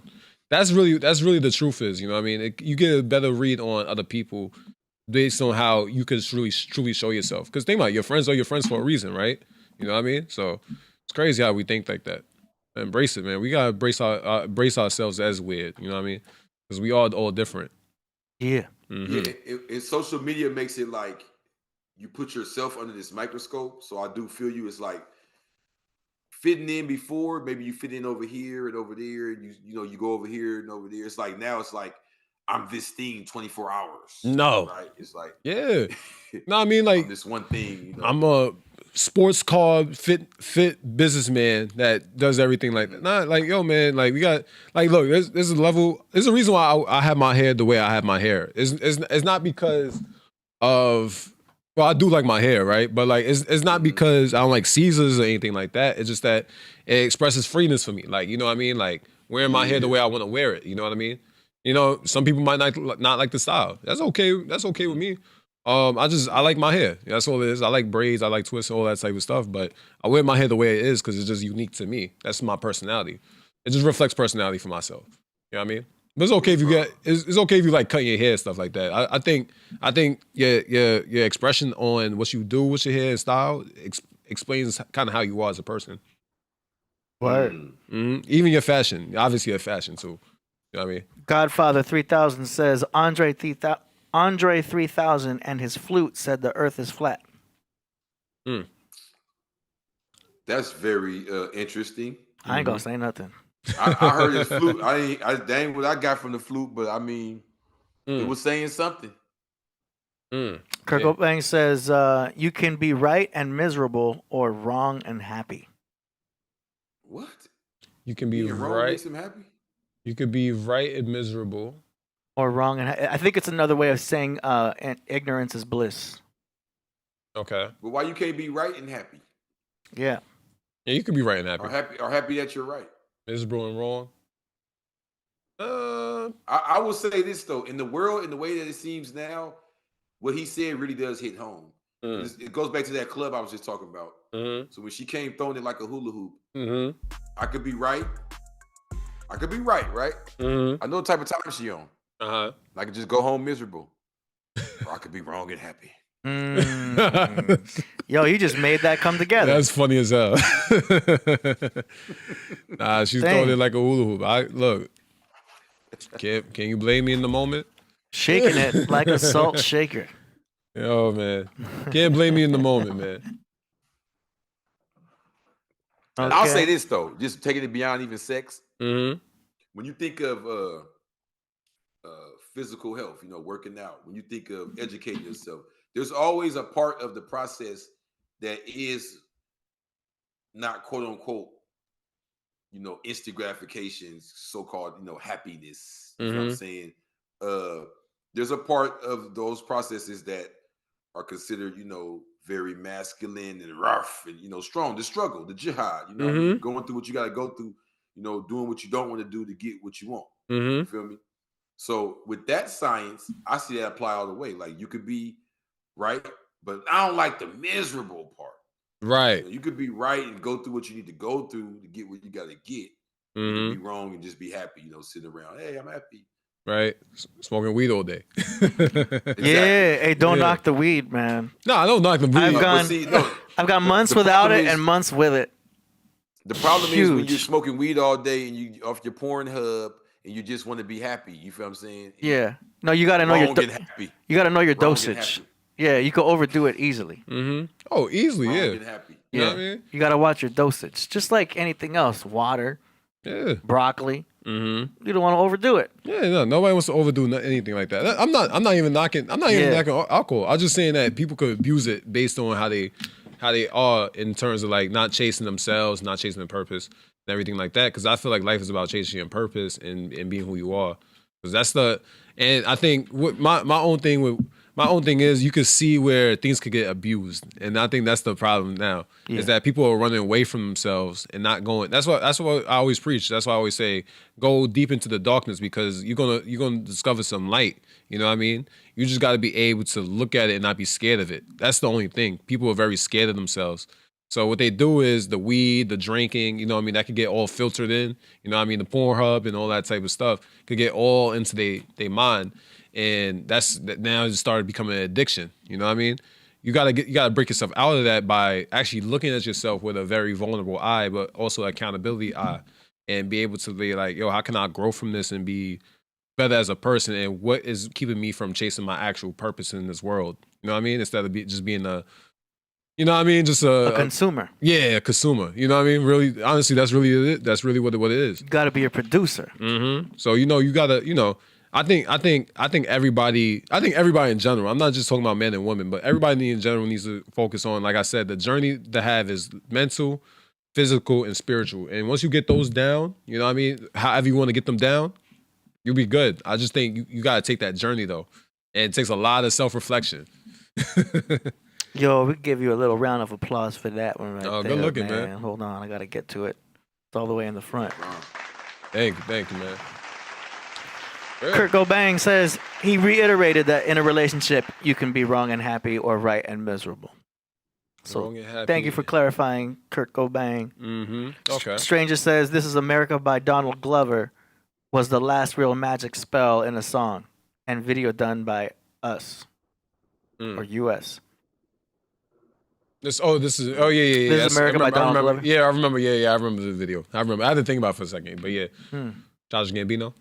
Yeah. Jamie Sania says, too much broccoli. I've been there. Right. Where's my, here we go. Nope, that was the wrong one. Damn, man. Yeah, shout out to the chat room. Y'all are hilarious. Yeah, shout out to y'all, man. Like, the craft room don't get enough appreciation, yo. Yeah. Y'all really make the show happen. That's why I put them on screen. Like, people be hitting me up like, yo, why do you put the chat room on the screen? It's like, bro, those are our people. Like, you know what I'm saying? It's the best way we can put everybody up there. Yeah, it's a family here, right? Your name's up there. Like, why not? Like, it's cool. That's what I'm saying. No matter where somebody's at in their life, you could still learn something here. You know what I mean? That's a dope thing about it. And that's why I like when we talk positive and everything like that, because we're not being negative. Like, you could sit here and all day, like what Chris Jesus said. You could sit here and we could yell about women and why can't I get a girl? No, we love them. You can sit there and yell about that, right? But where's the growth? Where's the change? Where we find the solutions at? How can we make this better? You know what I mean? By protecting ourselves first. Yeah. Where's man. my bitches? You know what I'm saying? But like, yo, man, you gotta just learn how to, you know. I think I've always said, you know what I mean? Don't put yourself in a position. Yeah. If you have troubles getting girls, I always said it's probably something that you're doing that you probably like too hard headed on. You know what I mean? And you probably gotta change your change your style and more embrace yourself a little bit more, because I always say everybody talks about game, right? Everybody talks about game. Mm-hmm. Your game is you. You know what I mean? It's how you play the game for yourself is how it reflects onto women. You know what I mean? So that's really honestly that's how I look at it. You know what I mean? If you have enough love for yourself and enough understanding of yourself and not really hard-headed, then it'll be easier to get girls. But, you know, those guys that still yell about it, now I just don't have the energy to be yelling and arguing about anything like that. I get their points, but sometimes you got to really understand that, you know, it's also self-reflection too. Fella B says, what, Hub? You heard me. But nah, but that's a real addiction. They got X videos, X in XX, Ebony galore. Yo, that's really an addiction though. You know what I mean? Yo, man. That's I always says that lack of action. That lack of action, right? Hey, that lack of action makes you result because you might. The sad thing is you could get. I always say every guy is able to get girls, man. I always said this. Where's my bitches? It's all about how you operate as a guy, man. It's how you operate, man. Like every guy, even if you're out of shape and all that type of stuff, yo, just get in shape, bro. Like it's not hard. It's really not that hard. Just, you know, and work on your wordplay and work on how to talk. You know what I mean? Also, just be able to talk how to talk to women in general. Don't just say, yo, you look real fat today. Like that's kind of crazy. You know what I mean? If you want to be brutally honest and say, you gotta know how to talk. You know what I mean? You gotta just know how to talk. With like, I'm gonna give niggas the biggest secret. Mm-hmm. Okay, take this from a man who did 14 years and had to start from scratch with this. Right? Mm-hmm. There's only one way to do this. And I know you're gonna agree when I say this. The problem with men who feel like they can't get women is they go to other men to try to figure out women. They say, hey, man, what should I do? What should I say? He just telling you his perspective. He's not a woman. Right. You see what I'm saying? Mm-hmm. They go watch videos of other men, these red pill videos. Yeah. Instead of studying women. If you want to know about cars, study cars. You have to go deal with cars. You got to go fail. That's right. You might oil on you, get shocked. You know what I'm saying? You got to go through the process. If you want to learn about swimming, you got to go to swim. Yeah. You might almost drown a couple times. Yeah. The problem is the society makes it like where you want to look like you this cool dude as soon as you step outside. Like, right. Niggas 9 years old talking about, I got Riz. No, you don't, little boy. You know what I'm saying? He's just cute at 9 years old. At 9 years old. But you see it a lot with nowadays, nobody wants to fight. You see it's the same thing if you ask me. It's like they're so scared to fail, or they're so scared of rejection, or they're so scared when they do fail or get rejected. There's no more of that toughness to just go through it, get it done. You know what I mean? Everybody's trying to find the route and the way they avoid looking dumb and the social media look. I'm perfect. I never had to fight, and when I do, I never lose. No. So it's like I don't even holler at women. Like, what the hell? Nah, exactly. Defeating the purpose. I know. Yeah, I know. You gotta, yo, man. You gotta be battle tested, man. You gotta go. You gotta. Your dad. You gotta be able to go into a war zone. You might get hurt, baby. They might throw a whole stone. You know, I appreciate New York, man. I feel like I've dealt with a lot in New York that I was able to learn women just off my failures, and I think that was the easiest thing for me, because once you started, like, you could blame it on the girl, like you could easily just blame it on her, but just start reflecting on yourself, like, all right, what could I did differently, what could I did better, and that's how you sharpen your own tools. You know what I mean? Because the truth is, look, nobody's gonna teach you game like yourself. You know what I mean? But you got to understand how to even properly do your own game. You know what I mean? How to play your own game. You can't, like, you think LeBron probably looks at Jordan, right? Right? He probably is like, yeah, I want to be like Jordan, but LeBron plays like LeBron at the end of the day. He doesn't play like Jordan. He's two different players. Steph Curry is even. Like, Steph Curry shoots a bunch of threes. I mean, LeBron's not gonna take a bunch of threes in the game. He's gonna play his own game. So you gotta just master yourself. And I feel like a lot of guys are looking to be like, all right, how can I be the new cool guy with a lot of money? Because even I would say this, you can have a lot of money and still not know how to get girls. That's still a thing. You know what I mean? Yeah, but it's still easier. It's easier. I would say that what you said is so true. This is one of the biggest misconceptions in America. It's so true that the pimping industry, the strip club industry, the porn industry are all based on people with money that can't get girls. It's some of the biggest industries in America. It's like, it's this big mistake. Oh, you got the money, you get the girls. Okay, keep telling yourself that. Because I know some broke ass niggas are gonna walk right in there and they probably messing with all them girls you talking to, and they bring the money back to these dudes. Like, you never know, homie. Like, money can only buy, so much. Yeah. It can't buy you love. And that's the funny part, because I think, like, we always talk about mouthpiece, right? Like that's always the known saying in this type of way. You have to be able to just know how to talk. I think the easiest thing is just knowing how to talk and being able to, like, flow and have a real conversation. Because that's another thing too. Like, if you don't know how to really flow with a girl, she's not gonna give it to you. You know what I mean? That's the real talk. You gotta be able to know how to flow and feel comfortable and make her feel comfortable. You know what I mean? You're not just some awkward dude trying to get sex out of her. Because that's another thing too. I think it boils down to masculinity. And what I mean by that is, I know when we hear that, we think of, picking up bricks and socking people and swinging hammers and all that shit. But it's more like, okay, when you're conversating with a girl you want to get with, right? It's not the same as talking to a friend or a homie. Right. You get what I'm saying? It flows a little different. You probably letting her do most of the talking. You know what I mean? You're probably listening. You're like a prey. You're hunting. You think what I'm saying? In my experience, when you come with that type of energy, you usually get the response you're looking for, as opposed to coming with like this, I'm going to act this way to get what I want. Like, no. Like, women are very visceral. They deal with energy and vibes more than actual words and, straight across communication. So I think they pick up on that real easy. Even if you're going the soft route, even if you're trying to be super smart and give all the flowers and be the perfect guy, you be like, I'm so nice and women don't like me. Women hate the nice guy. Anyway, women hate nice guys. Women do not hate nice guys. Right. They hate fake guys. They hate fake guys. They hate the guy that's acting overly nice and she know you ain't really like that. And all you're going to do is probably snap on her as soon as the shit goes left or you don't get your way. You feel what I'm saying? As opposed to just being yourself and maybe you do some nice things or she brought that nice side out of you or whatever. But when you're just like, yeah, I'm a robot. I'm perfect. Like me. They're not stupid. Nah, that never worked. Nah, you got. I always say, just, it's okay to be nice. Like, there's nothing wrong with being nice. You know what I mean? Being kind and being just, because it has to come from the heart, right? It can't be like, oh, I'm trying to get something out of this, right? And exactly. That's really what it is. You gotta just be generally who you are. You know what I mean?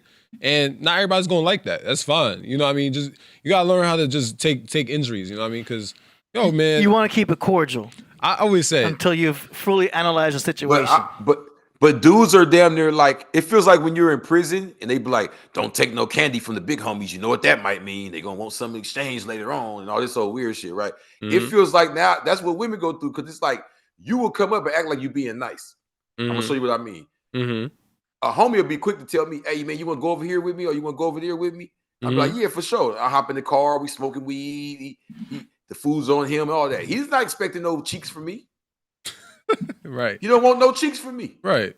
He might take me with him to go to the club. We might go to the movie. I might be the broke homie for the day. I'm with him. He treating whatever, or vice versa. I'm treating him. I don't expect nothing from him at the end of the day. But let it be a broad that's fine enough. Oh, you accepted my favors? Oh, you're so fake. How dare you let me pay for this and that? You ain't.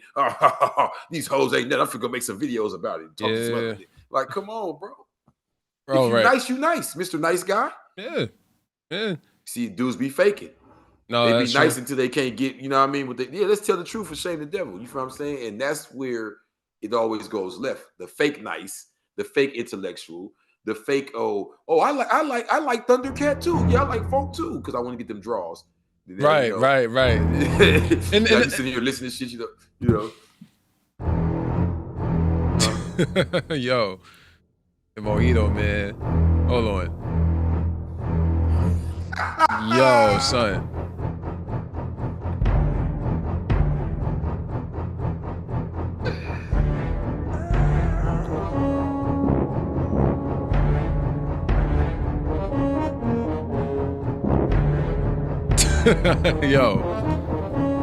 Yo, Mojito's crazy, yo. That was wild. Yo, man, stop the whole building, all that. I was so glad Mojito didn't fuck with me when I was over there.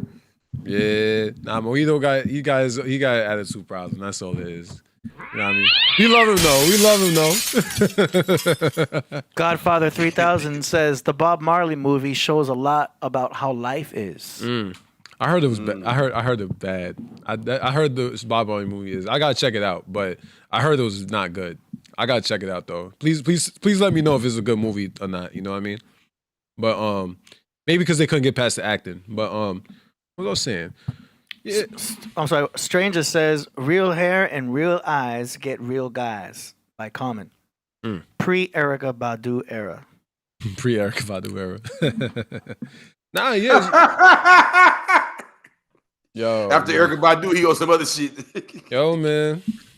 Told you something, man. Once he went swimming, you don't know what he found. Nah, but yo, it's almost how you gotta control yourself though. Like you gotta learn. That's why I say you gotta learn by the growing pains, man. The growing pains teach you a lot about how to get girls in general. You know what I mean? That's why I learn from my own failures. I learn from straight up all my own failures, not other people's failures, not other people what they say, but my own personal failures. I embrace them because I'll be like, yeah, I kind of messed that up. I ain't gonna hold you. I kind of messed that up. I take my accountability. You know what I mean? Because you could easily blame, like I said, you could easily blame the situation, or you could just look at yourself. You know what I mean? And that's how you reflect on yourself. You be like, nah, at the end of the day, I put myself in that situation. You know what I mean? And it might not have been for the right reason, or it might have been just because I just didn't handle it well. You know what I mean? And I should have been able to handle it better. So now I know how to handle it better once another situation that's similar to that degree. You know what I mean? I know how to handle it better. You know how to articulate and even be able to speak and all that type of stuff. So, you know what I mean? Oh, forgot to say this. Song promotions. You know what I mean? So shout out to song promotions. We're about to get into the song promotions in a sec. Make sure you guys submit those song promotions. We're going to be here. You know what I mean? Y'all ready for it? I'm ready for it whenever. Yeah, I'm ready for it right now. Let's go. Here we go.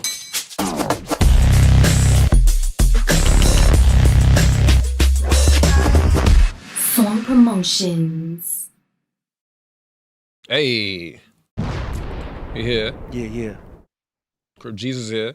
Yeah. Mojito's here. AD's here. And here we go. First track submission is by Reborn the Rebizzle from Danbury, Connecticut. The song is called Armored Up, featuring Diesel E, Sage.Muzik, and King Jehoshaphat. Mm-hmm. Here we go.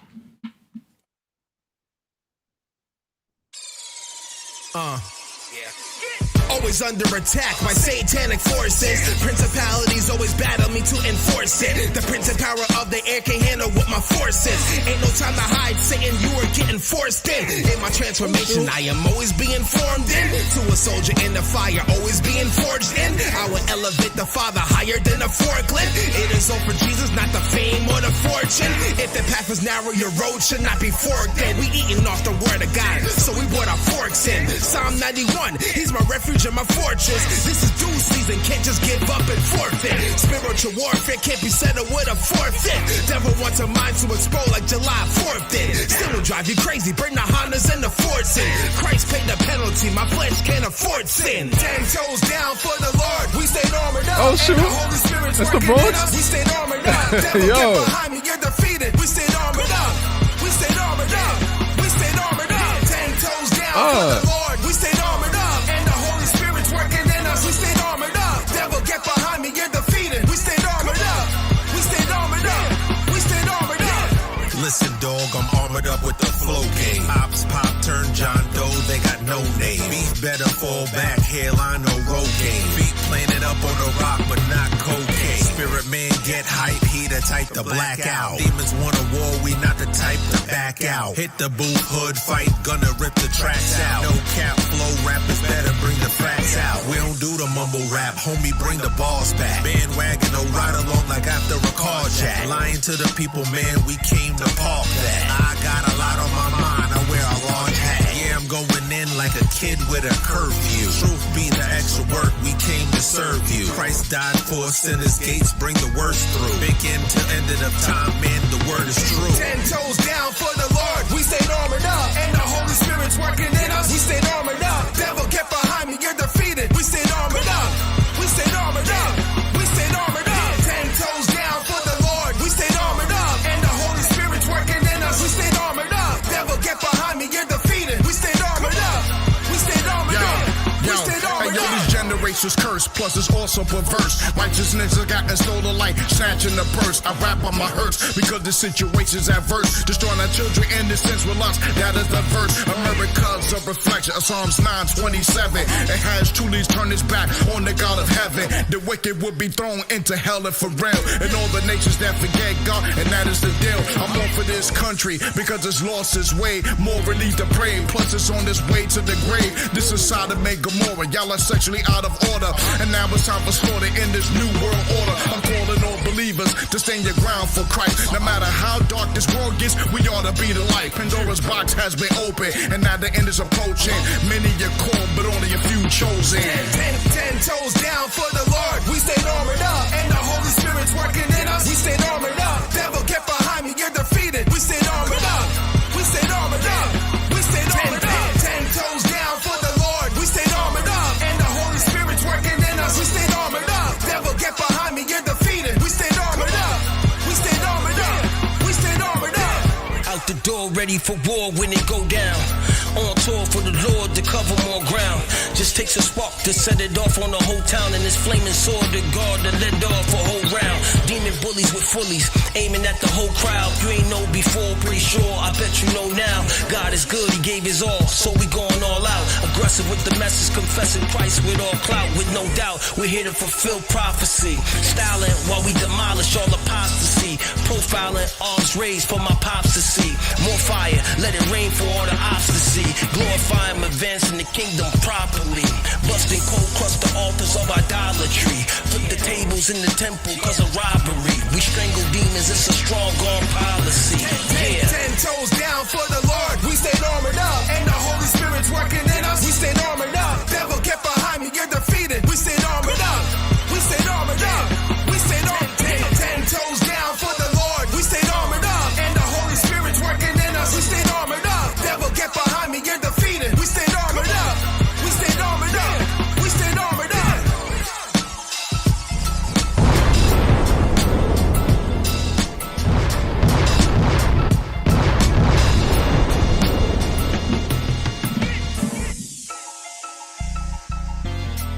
Yo, this is how classics are made, man. Hey. This is how classics are made because they made that like it's a classic already. Like that was fire. Every verse was on point. That was that's the hip hop I like, man. That made me smile, man. Shout out to the X, man. Shout out to the X, yo. That was the Bronx. That was all Bronx right there. Yo, that was all Bronx right there. That made me feel back at home. Bro, that shit was like Wu-Tang when they got baptized or some shit. They was like they at AME, you know, African Methodist Episcopal.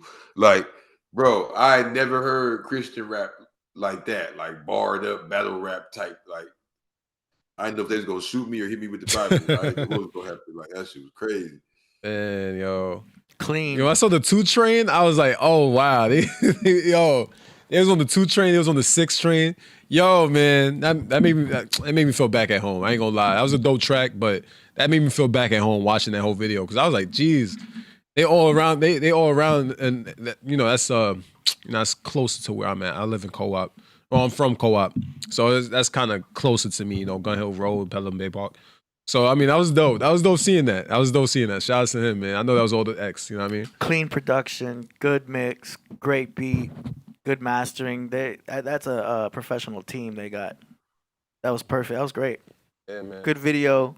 And they shot it like it's going to be a classic, though. That's what I like. The camera angles, they do this thing called Dutch angle. Like, the videographers know it's like that corner 45-degree angle thing. Like, all those little elements create a classic. Yeah, man. It was clean. That was good, man. I was like real, like, I felt back at home just now. Not everybody got to follow that. Yeah. On the song promotions, they started off with a high note. That's good. They did.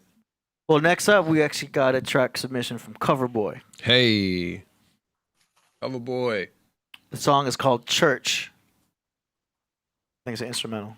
Church. Hello, YouTube world. This y'all boy Crip Sag tapping in. And the reason why I'm gonna speak on these skinny jeans is because what I have against skinny jeans is Crips wearing them. Now, the thing with skinny jeans and Crip, because it's out of uniform. It's out of uniform. The garments that makes up the Crip uniform haven't went nowhere.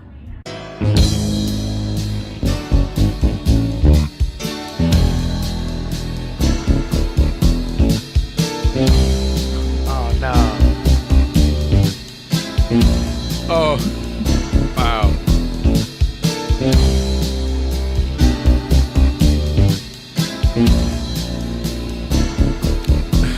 Come on, Coverboy. We gotta. It's supposed to be an audio thing. I guess he made the beat, though. Right. Oh, my God. Hey, you gotta be nice, though, in your videos, though, man. I can't be playing that. We're just gonna listen to the song, though. Nah, play the video.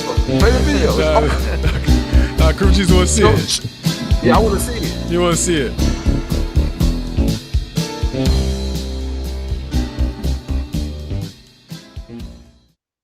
Wow. Oh, man, they about to be battling and shit. Oh, man. There's gonna be video battles. Watch. No, we not. Little do y'all know, FG Postmortem has been dropping videos about me every week. He just so What? retarded y'all never noticed. Yeah. Mm. The last one, he was saying the N-word, Kenneth the nigger, and all this weird stuff. I don't know what he got going on. But look I really respect that I'm going so hard with this knowledge that I got Coverboy, some dude from far off somewhere to look up Crip Sag and make samples. I'm getting the homies views and shit. I'm really doing the damn thing. So thank you for making a documentary about Crip culture, whatever the hell that I'm supposed to be.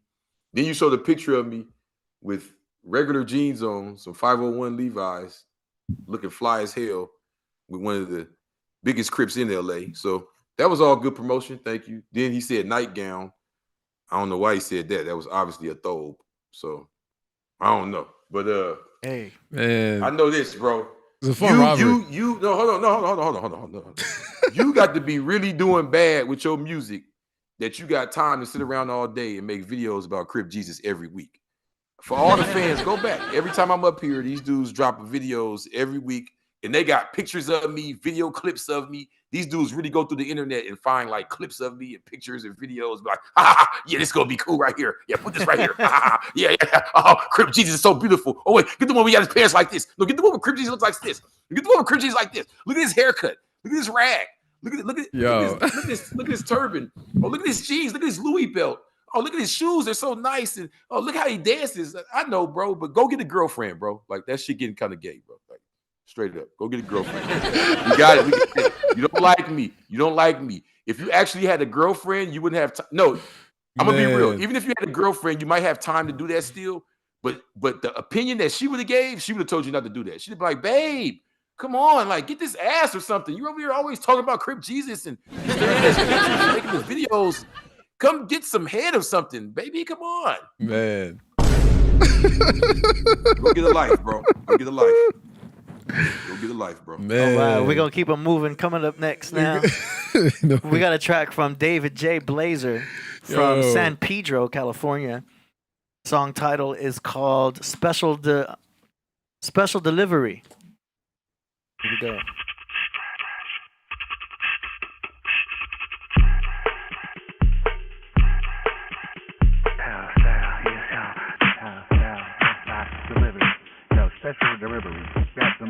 Are you seriously coming, stepping on my mic? Tired every MC out there trying to flash. Might get bitten and I might go psycho in the vibe of freestyle flow. Yo, I come through, I fuck slow. I prefer to put it a blood after I fuck a pussy for about 30 minutes. Pour that pussy up like murder. Freestyle flow and keeping it going. You heard of this murderous bastard. Going down the street a little bit faster than the average rapper. Some slapper motherfucker hit your ass up like this. What the fuck you thinking? Yo, style rappers be thinking worse than Duke. Better about trying to shoot me with a Uzi, motherfucker. You're not Bruce Lee. Physically, you're nothing. Lyrically, you're sucking. What the fuck you yo, style rapping be thinking? Getting spots on the wall with the ever saw. Yo,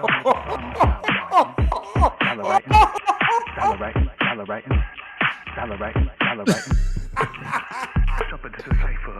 Ignite the mic with flows twice as nicer. Every MC out there trying to bite the. Never spitting written. Written, they get written. That's why I only be kicking. Versatile style, yes I. Versatile style, yes I. Versatile, yes I. Delivery. Yo. Microphone. Versatile style. Versatile ability. Yo. Yes, I up in your facility. My unique ability to deliver the message like this. What the fuck you thinking when you step into the blazer? Freestyle flow and keep it going with the flavor. Danger, red light flashing. Motherfuckers asking what happened. After I'm done attacking, hitting them up. Type of motherfucker not really giving a fuck. What the fuck are you thinking? Yo, you can't handle me. You can't handle this scandalous, vandalist, born and raised in Southside Los Angeles. Got my backpack full of flat black with the fat caps getting spots on the wall with the ever saw y'all never saw. My dollar writing.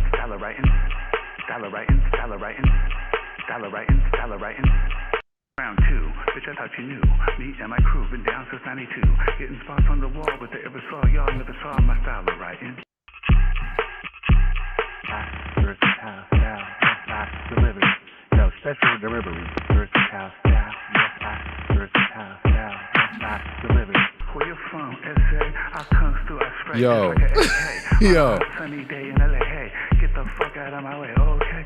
Anyway, I just keep on flowing. People trying to step, I just run them over in a lawnmower. He going in. Yeah, OD.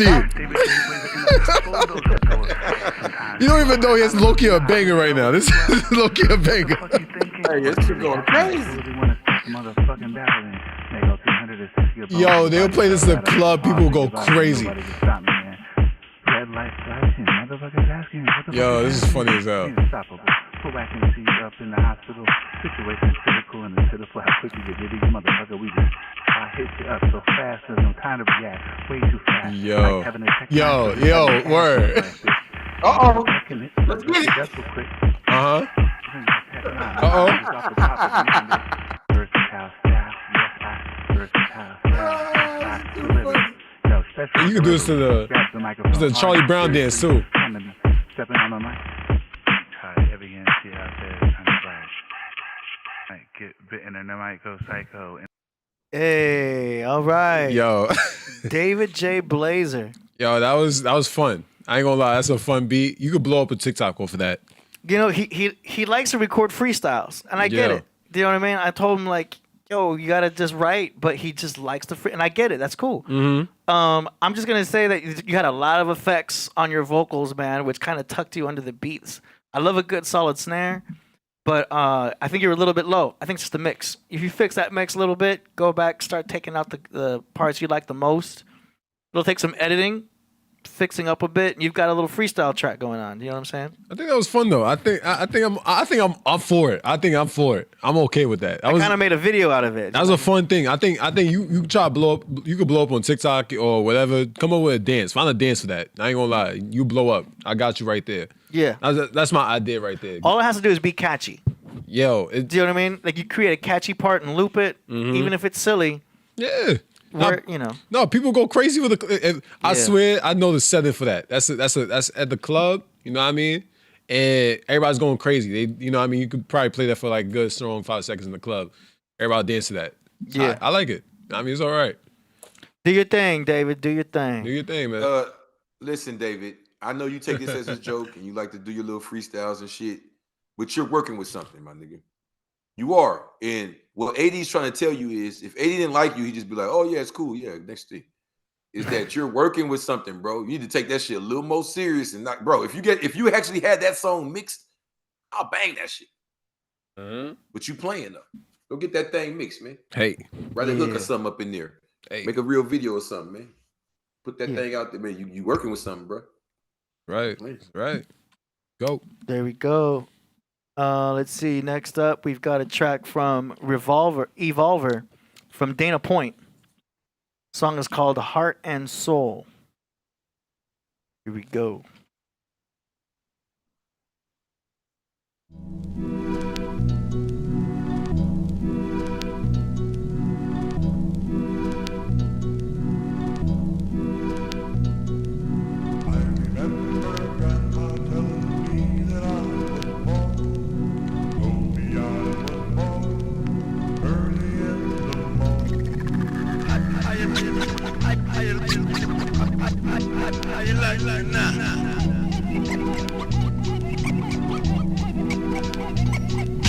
Midnight to midlife, live off moonlight, dawn settles in, making graves out of sunshine. I'ma settle with dust, where rust corrodes these piston. Put trust in souls, flowing youth's fountain. We can build a mountain, sands of time and count them. 1 to infinity, planting thoughts to grow a tree. Bloom in darkest moments when you can't see. Free to roam the great unknown, tucked under your sleeve. Just to kill the will, the way, just to be. Early in the morning, clutching distant dreams. Painting back colors, unraveled their broken seams. From days unfolded, far too soon to change the song or theme. Past is said and done, so present second's king. Used to think when I grew up, but then it never came. Stirred the pot, sat and watched reflection swallow acid rain. I'm not saying all is lost, just nothing stays the same. Play the part with all my heart to wipe away your pain. Just a little bit of heart and soul. Let it go, let it go, let it go. Step by step, high to low. All we ever knew, all we ever know. Just a little bit of heart and soul. Let it go, let it go, let it go. Step by step, high to low. All we ever knew, all we ever know. You take the high road and I'll take the low road, but I'll get to Scotland before ya. Route 66 to the end of the line. Welcome to California. 10:45, changing of the guard. I sing songs out of tune and whistle past the graveyard. Life is like an arcade, a minute to win it. Soundtrack Scarface, push it to the limit. My spirit animal is Sam Kinison. I eat denizens in the game like venison. I make you trip over your tongue like speech impediments. Who's next up to step up and cling on to irrelevance? My personal hell is never-ending techno. Christ not crutch, can somebody play a cello? Hello, nothing but an echo. Cut the puppet strings, it's okay to let go. Hardcore, but I listen to Depeche Mode. Cut your ears off and keep them as mementos. Presto, change-o, we kill the radio. Known to break the mold and lay tracks like a railroad. Just a little bit of heart and soul. Let it go, let it go, let it go. Step by step, high to low. All we ever knew, all we ever know. Just a little bit of heart and soul. Let it go, let it go, let it go. Step by step, high to low. All we ever knew, all we ever know. All right, I cool like that. track. I like that sample. I like that. I was ill from the beat, the flow, everything. I liked it a lot. Yeah. Solid. A little bit. It's got a catchy hook to it. Yeah, I liked it. It reminded me of like some 80. What was that song? The hip hop group? It's Everyday People. Remember they flipped that? Oh yeah, I know what you're talking about. It reminded me of something along them lines. Where's it gone? Sly and the Family Stone. Yeah. Yeah, you gave me Family Stone vibes, man. Do your thing. That was ill. Real nice. Okay. Next up, we've got a submission here from Sin 7. The song is called Svizer Vizer. Pfizer Vizer? Or Swizer Wizer. Swizer Wizer? It's either Swizer or Svizer. I doubt it's German. Liver Fiver. Riboflavin? Viver, right. Oh, I see. Yeah, I can see that. Yeah. Swizer Wise. Switzer Wise?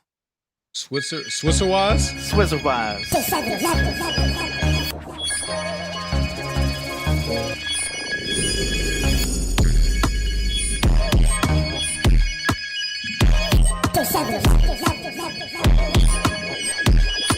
Got a little Caribbean in it.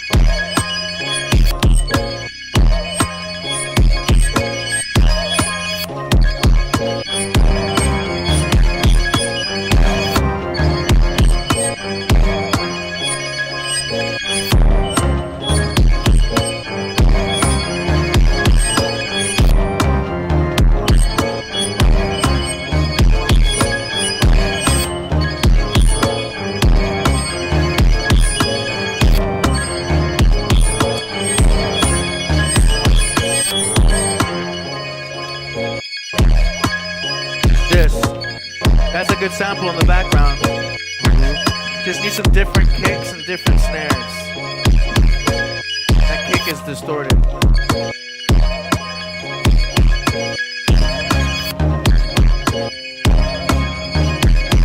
There's two different beats. It got like a dancehall element. There's two different beats happening. Mm-hmm. When the organ came in, it went into a whole different realm, and that was a whole different key. I would put that sample for a different beat and focus on that dun, dun, dun, dun, being the main sample. Mm-hmm. The glittery stuff in the background, I personally would probably drop that in the background so that you feel it, but you don't hear it. But it's there, but it's not. You know what I mean? Mm-hmm. That's what I would do, because that's, to me, it's like sprinkles. Yeah. You don't want a cake covered in too much sprinkles. That has to be just, subtle. But that dun, dun, dun, dun, that could be the main sample for the whole beat. New kick, new snare. Yeah. I think the concept can be promising. Yeah, it definitely had like a dancehall type of even Afrobeat a little Afrobeat, but it definitely had a dancehall type of vibe to it. You know what I mean? That's kind of where my brain was going, and then I see what you mean by it was the organ, right? The organ kind of threw it to a different sound, but it had a dancehall flow to it. So I think that's good for like a dancehall type of vibe to it. You know what I mean? Sure. Mm-hmm. Yeah, I was rocking with it for sure. We hopping out the club, all that. Hey, holla at me, man. Email me. Jesus Crip 777. Mm-hmm. I'm feeling them. He had a couple. Yeah. All right, let's Tap in. go. Next up, we got a track here from. 1 second. Oh, I just played that. Ruby. The artist name is Ruby from Limerick City, Ireland. Hey. Name of the track is Ireland. Yeah, Ghost in the Mirror's Reflection. Oh, that's a dope little title. All right. The 6th of the 4th, 2016, Ruby. Replies to the DVDs you sent over within footage, flying saucers, other film recorded humans, seats pulling them, can read, scanning retina, glance, stare, laser computer. First off, last gone, channeling mute waves, haze, melt on spell from zone, left alone, tone, type knots not known. Plugged in, L-seam, scene checked, next beside, petrified, still testing sane, whose gain, lost norm, form, identity, passcodes molded. Stage cam blaze, Jones says, so tone, spectron, eliminate soul, lift gems, generate stuff, good now, new improved. Manny, springway, magic, sea, gold patterns, fabric, speaking, connect, tweed, advice, wise, shows, program, turtle, known, few. Advice-wise, chose program, turtle, folded, tree complete, speech kid, leaked, reefed, voodoo. Known few, crow, flume, bee, zoom, free, dreaming, selling, providing, buying, supply, crowds, night, time goes off, nod, don, clod, seek the sample. Arrest, most F tune, 6 fits, precise, sights, right on event, restless, specialized, rent rose, goes, amountable. Solo stage, appointed date, bride nose, clothes always filthy, code gnome, live, sieving for gold. Before change goes, spend, surface, grave, hidden exhibition, sits with him, white light, boss, disclose, frame A, matter, detailed, notes, Beatles, background sound, donate blood. Big budge, realize, trill, inviting price, mosaic, font, tissue, mist, call, oven. Miss Call Levine, false fail, sailboat, crash, rock, thoughts, invented, setting, Sony, push, saying something, challenge chapters, hatch trip, keeping figures, transcenders.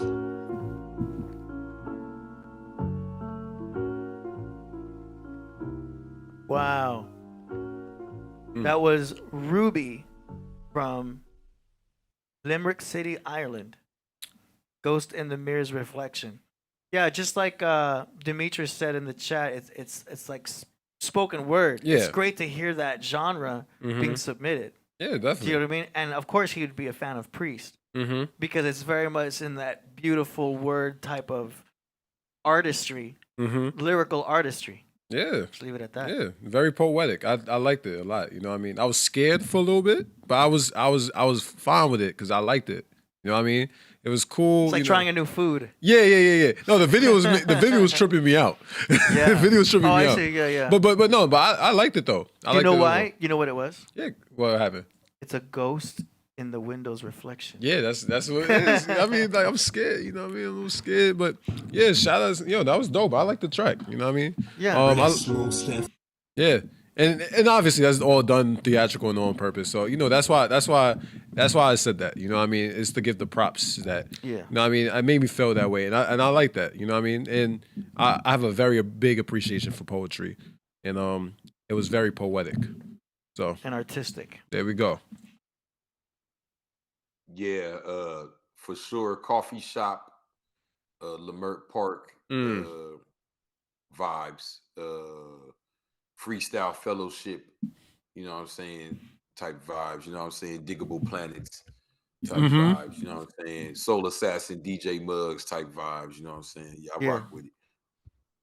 Shout out to him, man. Demetrius Barnes says, spoken word doesn't seem like it has to rhyme as much.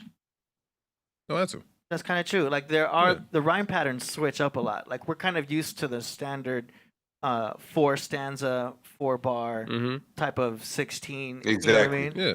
But like when they do spoken word, it's like you won't hear that rhyme until 2.5 bars later. Yeah. Because the whole thing is being spit in like a 6/8 time signature. It doesn't even matter because it's just flowing these words, but it's still pretty cool. I'm fine with it because poetry has different styles. You know what I mean? You have haiku.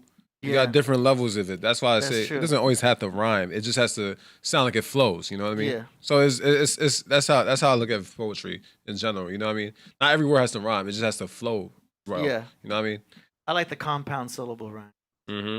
You know, where there's like dual layers of rhymes happening at the same time. Yeah, that's what I'm saying. I'm all for it. You know what I mean? I'm a big. I love poetry. That's something that I listen to. Yeah, man. I mean, into that. Great submission. Shout out to Ruby from Limerick City, Ireland. Shout out. That was dope. Next, now we got FG Postmortem from Long Island, New York, Orlando, Florida, with a song called Willie D, produced by FG Postmortem. Here we go. Here we go. Shout out to FG Postmortem. Another Crip Jesus obsession. You fit the description. I fit the description. Man in a brown coat. A brown coat. This is Lamb. It's a Skywolf daddy, might be seen in Rankin Continental caddy, who got soul food for eye candy. Fuck other hoes is why your wife mad at me. Willie D, bitch, this isn't Nelson Mandela effect, changing the way things are spelled. Son, real rubies on no con, Vuitton Mofas. Fuck your blue couch and your red sofa. You sell out with Illuminati formulas, blasphemy the Lord with homo auras, singing auto tune with your skinny jeans on, get your chakra rocks off at a flea market. You'll make yourselves targets, narcissists, make you go to bed like Skywolf daddy pharmacists, in denial knowing that the bars are sick, jelly niggas with no talent, which they thought it is. 7 women in the palm of his hand. Willie D, Willie D. Got a woman for every man. Willie D, Willie D. You see that picture of me put up there? Stay off the Willie D. You crippled penis niggas is just silly G. Bitch, not my lover, Billy G. Still give her the sausage, Jimmy D. Make your cough up kidney beans. Talk up a lung, hitting the greens. In the land code, fit the description. Be the Skywolf Daddy Astral trajectory. Master of ceremonies, the illest MC. Even if you got skills, don't make a difference to me. Kill it all the time, be it written to free. Flipping the samples, ripping the beats. Who got 7 bitches for every day of the week? Don't got hoes, but hoes got men. Getting off like Johnny Cochran. Call the pussy OJ glove, cause it don't fit. 7 women in the palm of his hand. Willie D, Willie D. Got a woman for every man. Willie D. I paid over grand for it. Man. Wow. Man. Wow.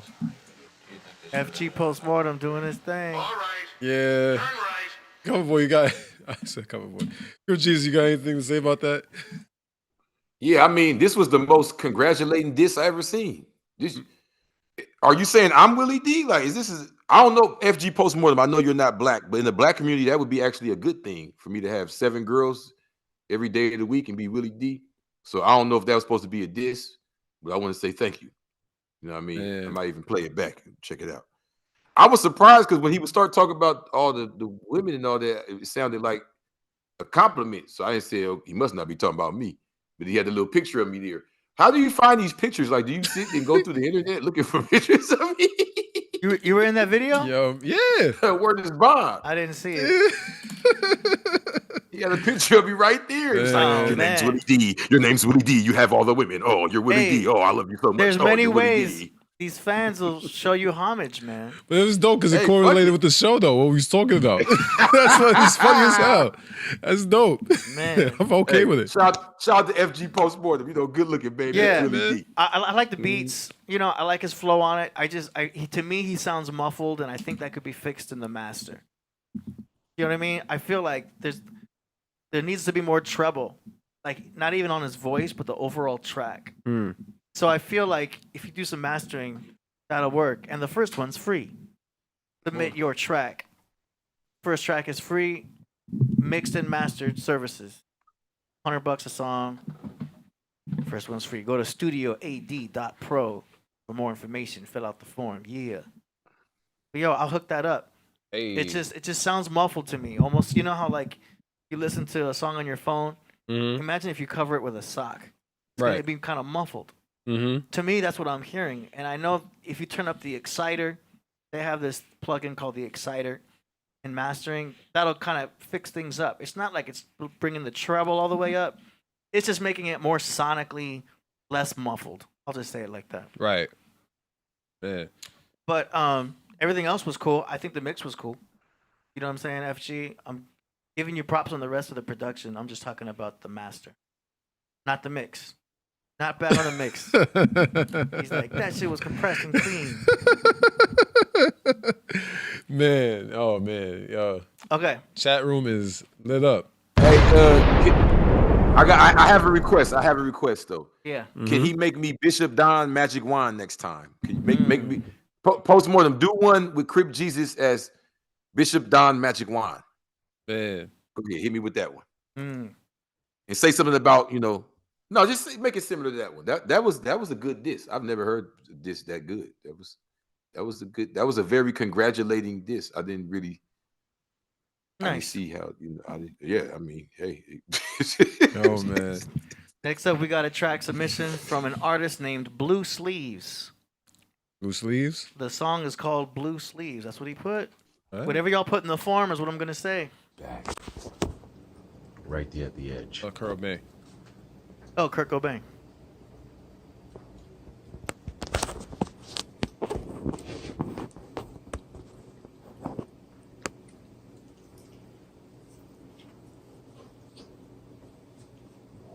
What we doing?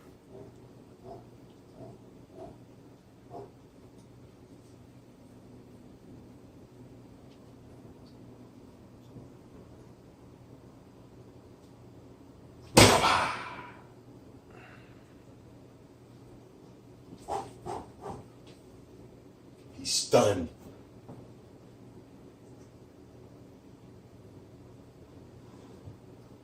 Come back for more.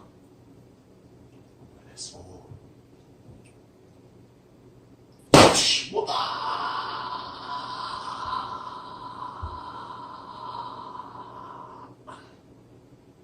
Huh. Let's view our victim. Piss me off.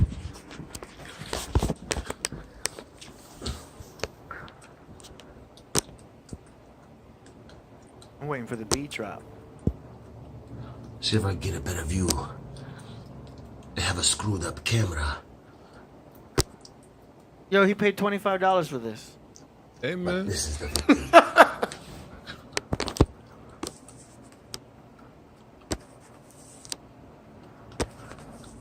Hey, usually we do song promotions. Nah, I'm for this though. I'm not even gonna lie. I'm all for it. That's his minute and a half right there. He paid $25 to play that. Yo, that was a movie though. I was waiting to see what happened. Did the bug come back? Revenge on his family. It's like a movie. I mean, shit. FG posts more than pages to put up pictures of me, and I'm sitting right here. Maybe. Sorry.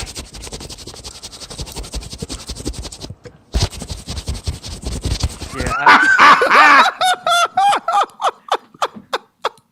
He terrorizing the show. I know. Yo. You gotta be trolling us at this point. Yo, that was funny. Bully this. Yo, Who has a budget for that? hey, look, yo, man, I thought it was entertaining. I ain't gonna hold you. I thought it was entertaining because I was seeing where it was going. I was trying to figure out where it was going. I knew the beat was not happening once I saw him hit the bug. I was like, okay. I was like, this one hell of an intro. That was martial arts. I mean, that was some type of martial arts. Yeah, he got to fly That with was the. hilarious, bro. Yeah, that was funny. I'm glad I saw that. So funny. All right. Well, thank you for that submission. Yeah, thank you for the submission, Kirk Obey. That was actually funny. That gave me a good laugh because I didn't know where that was going. Yeah. I didn't know where that was going. I hope that doesn't start a trend. People are going to be sending in all kinds of videos. Never know. Because they know that we don't check these. Yeah. So, as long as it's appropriate, you know what I mean? Yeah. It's fine. You know what I mean? I got to be careful. Yeah. You never know. Hey, they pay for the submissions. I take it. I throw up there. I'm seeing it for the first time. Yeah, that was entertaining. I thought it was going to be a beat. I thought it was going to be a lot. I didn't know what to think after that. Yeah. Man. All right. Well, tonight's grand finale is going to be Crip Jesus. Hey. And hey, you know what's crazy? It's just so perfect. Go ahead. Fighting over a fuck. Hold on. Here we go. Oh,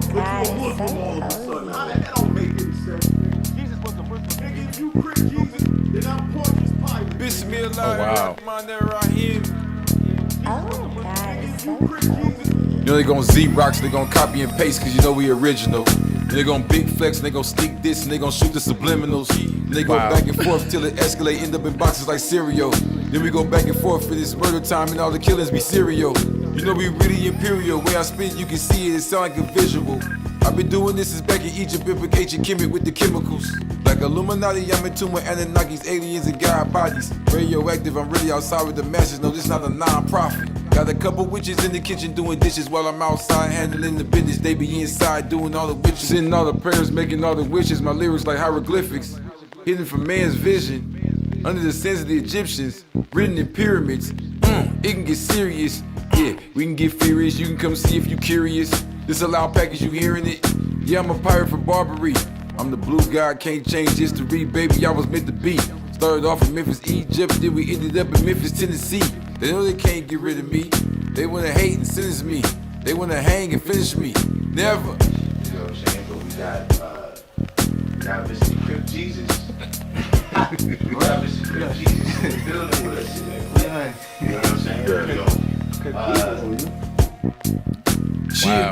I'm blued up like Mexicans at a Dodger game. The government gon' hang you on TV like Saddam Hussein.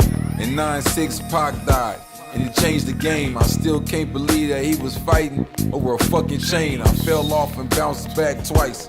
I can't complain, cause if you ran it up before, that just mean you could do that shit again. I feel like Farrakhan. I'ma go and gather 1 million men, march to DC, and tell them let all my niggas in. Dear Mr. President, what's up with all these pigs in our residence? This fake food created by geneticists. All the movies and the music sound the same, it's getting repetitive. How you got money for wars, you saying we in a deficit? Know what I represent, the God, the hidden element. That arm, leg, arm, head. Yeah, I'm heaven sent. You don't read books. Shut up. You thought Jesus was a Christian. Shut up, dude. And you thought Jesus celebrates Christmas, huh? Shut up. You thought Jesus celebrates Easter. Jesus was a Hebrew. Shut your mouth, brother. I'm a Hebrew. Shut your mouth. Yo.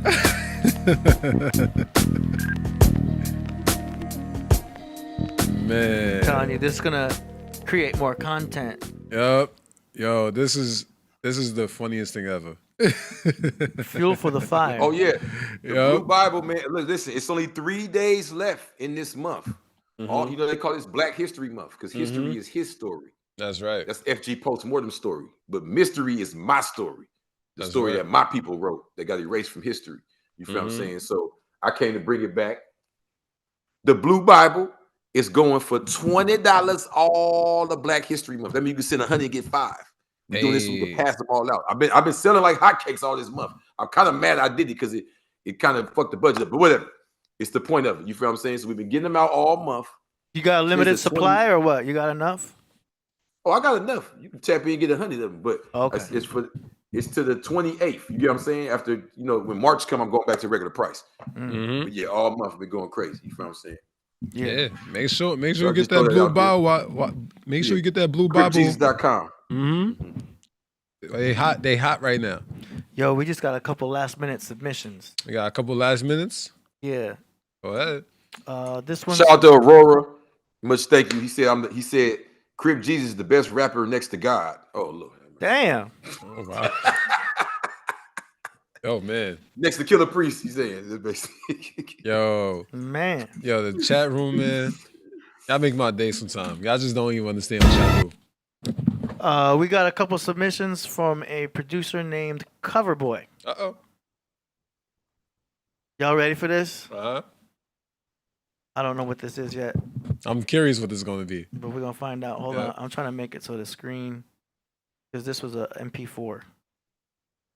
Okay, here we go. This the mystery of the Romeo Weenie. Put Killah Priest verses on they them beats. Oscar Mayer, baloney bikini. Got niggas simping thinking it's a female G. Unsolved mystery me in the stew. Motherfuckers don't record, just get high in the stew. Playing charades, can't get the hints or clues. Finkel is Einhorn, this bitch really a dude. Wolf Daddy in the detective trench coat, playing doctor with the stethoscope, lycanthrope. Nigga transform with moonflow. This bitch real name might be Randy or Junebug, Rusty, or some random nigga named Chuck. Can't find her Twitter, Instagram, or Facebook. No pictures confirming her identity, bruh. Just hiding behind a mask like Harlequin whore. Y'all in for a rude awakening. After simping, but find out she a dude with a dick.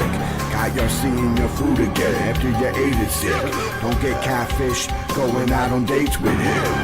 Vibes like clickbait, ask for credit card information. Fake accounts created by Satan's evil henchmen. Soulless vessels under demonic possession.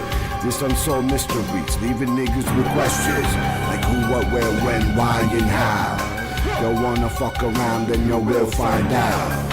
Wind up overdosing like Amy Winehouse on the Roof Daddy pills on Oprah Winfrey's couch.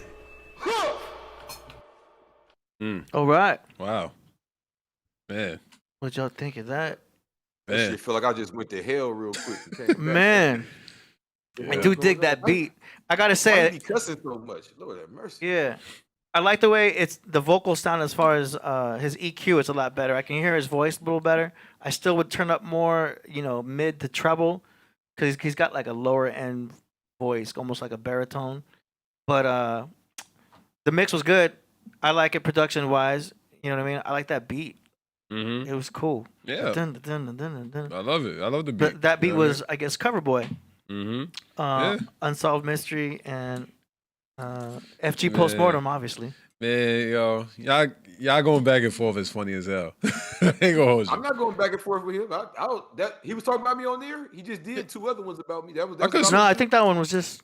That what? Yeah, I think that was just regular. Yeah. That was just regular. Okay. Yeah. I can't tell anymore. I'm gonna tell you something. I mean, I hate to do this, but I got to be real. FG Postmortem. They don't be understanding what you're saying, bro. They just be like, yeah. This the truth is. I heard what you were saying on that song. You were talking about dating a woman that's really a man. Play it back. Well, I don't know, we didn't pay for 2 plays, but Yeah. that's what we Right. When we're done, AD, go listen to it privately. Yeah. I heard that. But he said, don't be wrong with her. She's looking like a dude. You heard him.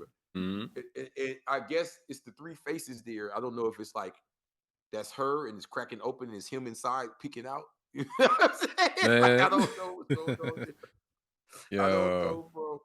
He hit miss with the Bruce Jenner. Yeah, right. Yeah. But yo, that was a cool beat too. Yeah. I was feeling that beat. Shout out to Coverboy for that one.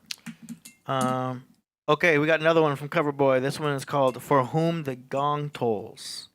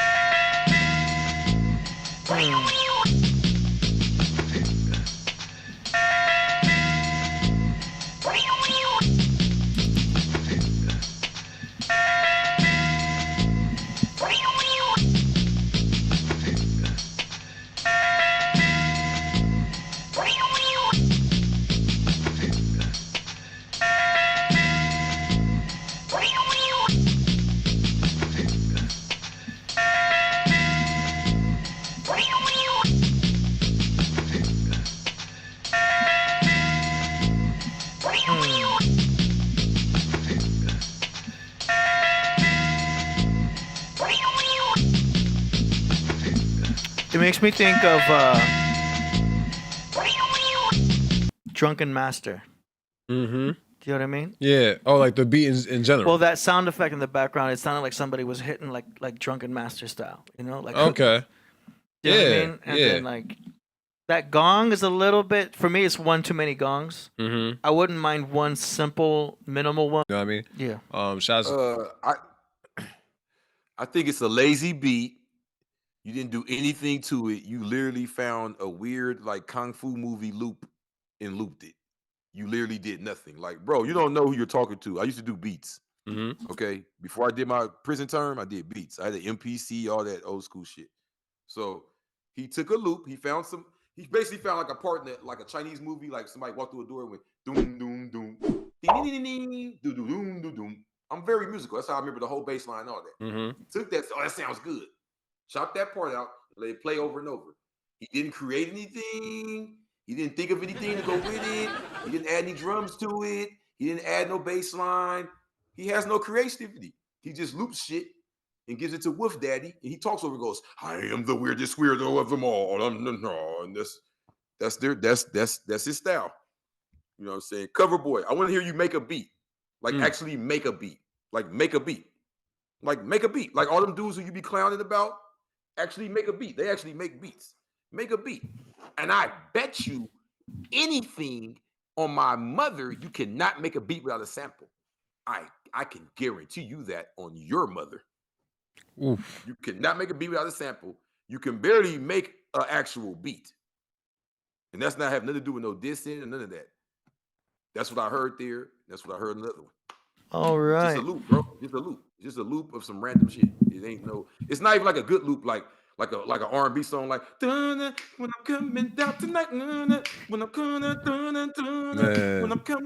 tonight. I know how to loop, bro. I could just make up some shit like it's a way that you chop these loops, bro. It's called break beats. It's what hip hop started with. Anybody can just find some random shit, doom, doom, doom, doom, doom, doom, and go, oh yeah, loop it. Yo. It's not creation. Yeah.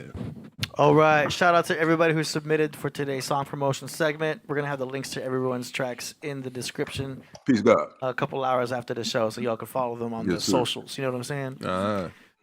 And this concludes the song promotion segment. All right. Oh, Jesus, good. Without crying, carry on. What you mean?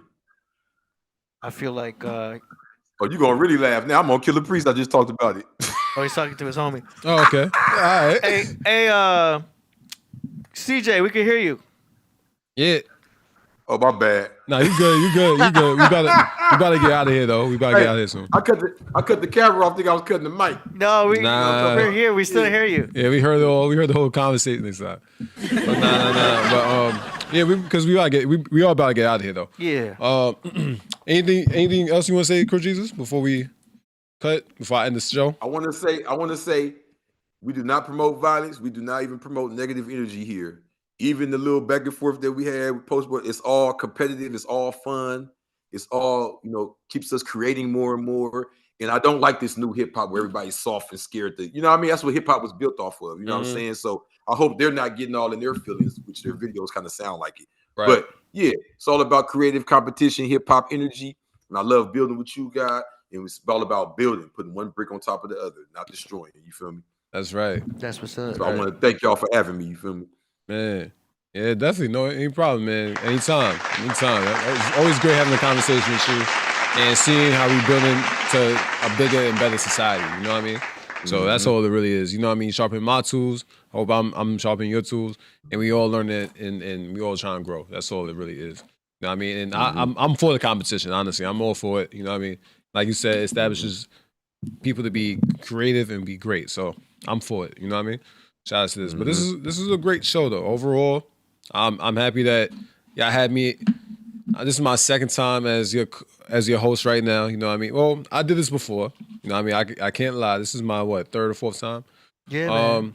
And this feels good. You know what I mean? I'm gonna have to get out the big chair on Wednesday. Sad to say. You know what I mean?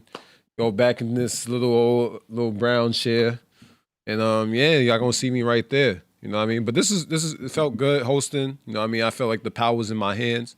Yeah. And I hope y'all love how I drive the show. You know what I mean? Yeah, good job, man. You know what I mean? Because, my dad he come back on Wednesday, and he'll be back for the show, and he's going to tell us his whole experiences going on tour. Everybody's been telling me and asking me about him and everything like that. I'm pretty sure he's going to tell y'all how everything went, and I know he's going to have a bunch of stories, and I know he's killing it right now as we speaking. You know what I mean? Or is he probably just now finishing right now as we speaking? Shout out to Bobby Womack's son. And hold on. Shout out to Bobby Womack. Free Bobby Womack Jr. Free the homie. Neighborhood. That's right. You know what I mean? You think you lonely now? Wait until tonight, girl. But see, but there we go, man. Hey. Man, free but Bobby Womack Jr. Yeah, free him, man. Man, but we, man, got some cat hair in my eye. But but it's time to end the show, man. Peace, and we're gonna see y'all on Wednesday. You know what I mean? Killah Priest will be back. He'll be sitting in his chair. Shouts to AD. Yeah. Yep. Shouts to the craft room, man. Y'all, I love y'all, man. Shouts to the craft room. You know what I mean? Much love. We hit 70,000 subscribers. You know what I mean? Hopefully we hit that 75 within a week. You know what I mean? And onto the road to the 100K. Get that plaque. You know what I mean? If we feel good. But it is time to get out of here. Yeah. Yo, killing me with this. Good, we out, man. Peace. Yeah. Y'all remember, everything struggling, coming up. That's why I'm writing to myself right now. Gotta make this come up, man. Get that dough, do these shows. I'm late in studios. Tell all these groupies no. Not right now, gotta write down my life on paper. Spend a night with gangsters. Celebrate some stranger.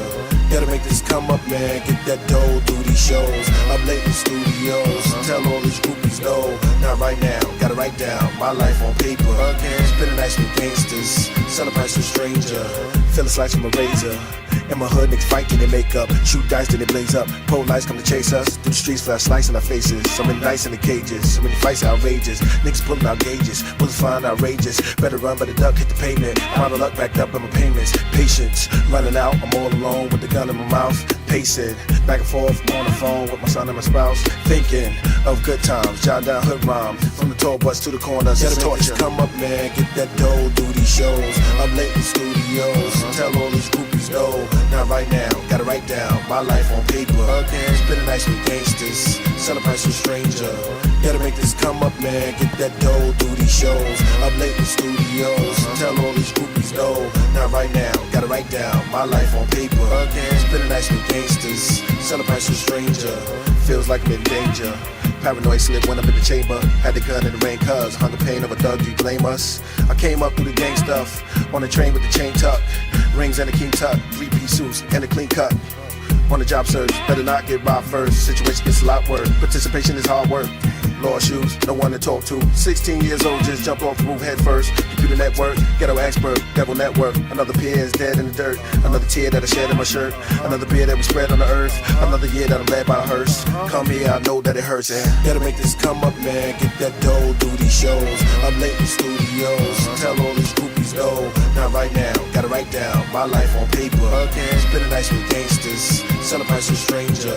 Gotta make this come up, man. Get that dough, do these shows. I'm late in studios. Tell all these groupies no. Not right now, gotta write down my life on paper. Again, spend a night with gangsters. Celebrate some stranger. My nigga, I know thieves, big grow trees for the vote for the dope and the smoke and the folk keys. No niggas in the throw keys on the boat with the dope and the coke and the trophies. Beat it up like ho please, big ball of mochis, goatees. 40 ounce of the OEs, from the tons of the keys to the pounds of the OZs. Bag it up for the low fees, street hustle, toke weed, both G's. One time for the OGs, flip birds and OTs, drill breeze. High time for the low C's, invest the proceeds, no peas. No niggas in the OBs, for the scope and the soap and the slope and the roasties. No bitches that take shit, for the sake, for the wake and the steak and the cake glitz. No bitches that make quits, for the sake and the break and the break and the fake tits. Speed it up for the Jake hits, no time for bake bits, snake hits. Right down where the lake sits, from the blocks to the chips to the lines to the flakelets. Right around on the 8-6, white breads with hate tricks, late chicks. One time for the straight picks, one time for 8 bricks, great clicks. Front line for the state picks, all in my weight mix, rate fix. Main flow gotta skate quick, from the gate to the plate to the date to the matrix. Gotta make this come up, man. Get that dough, do these.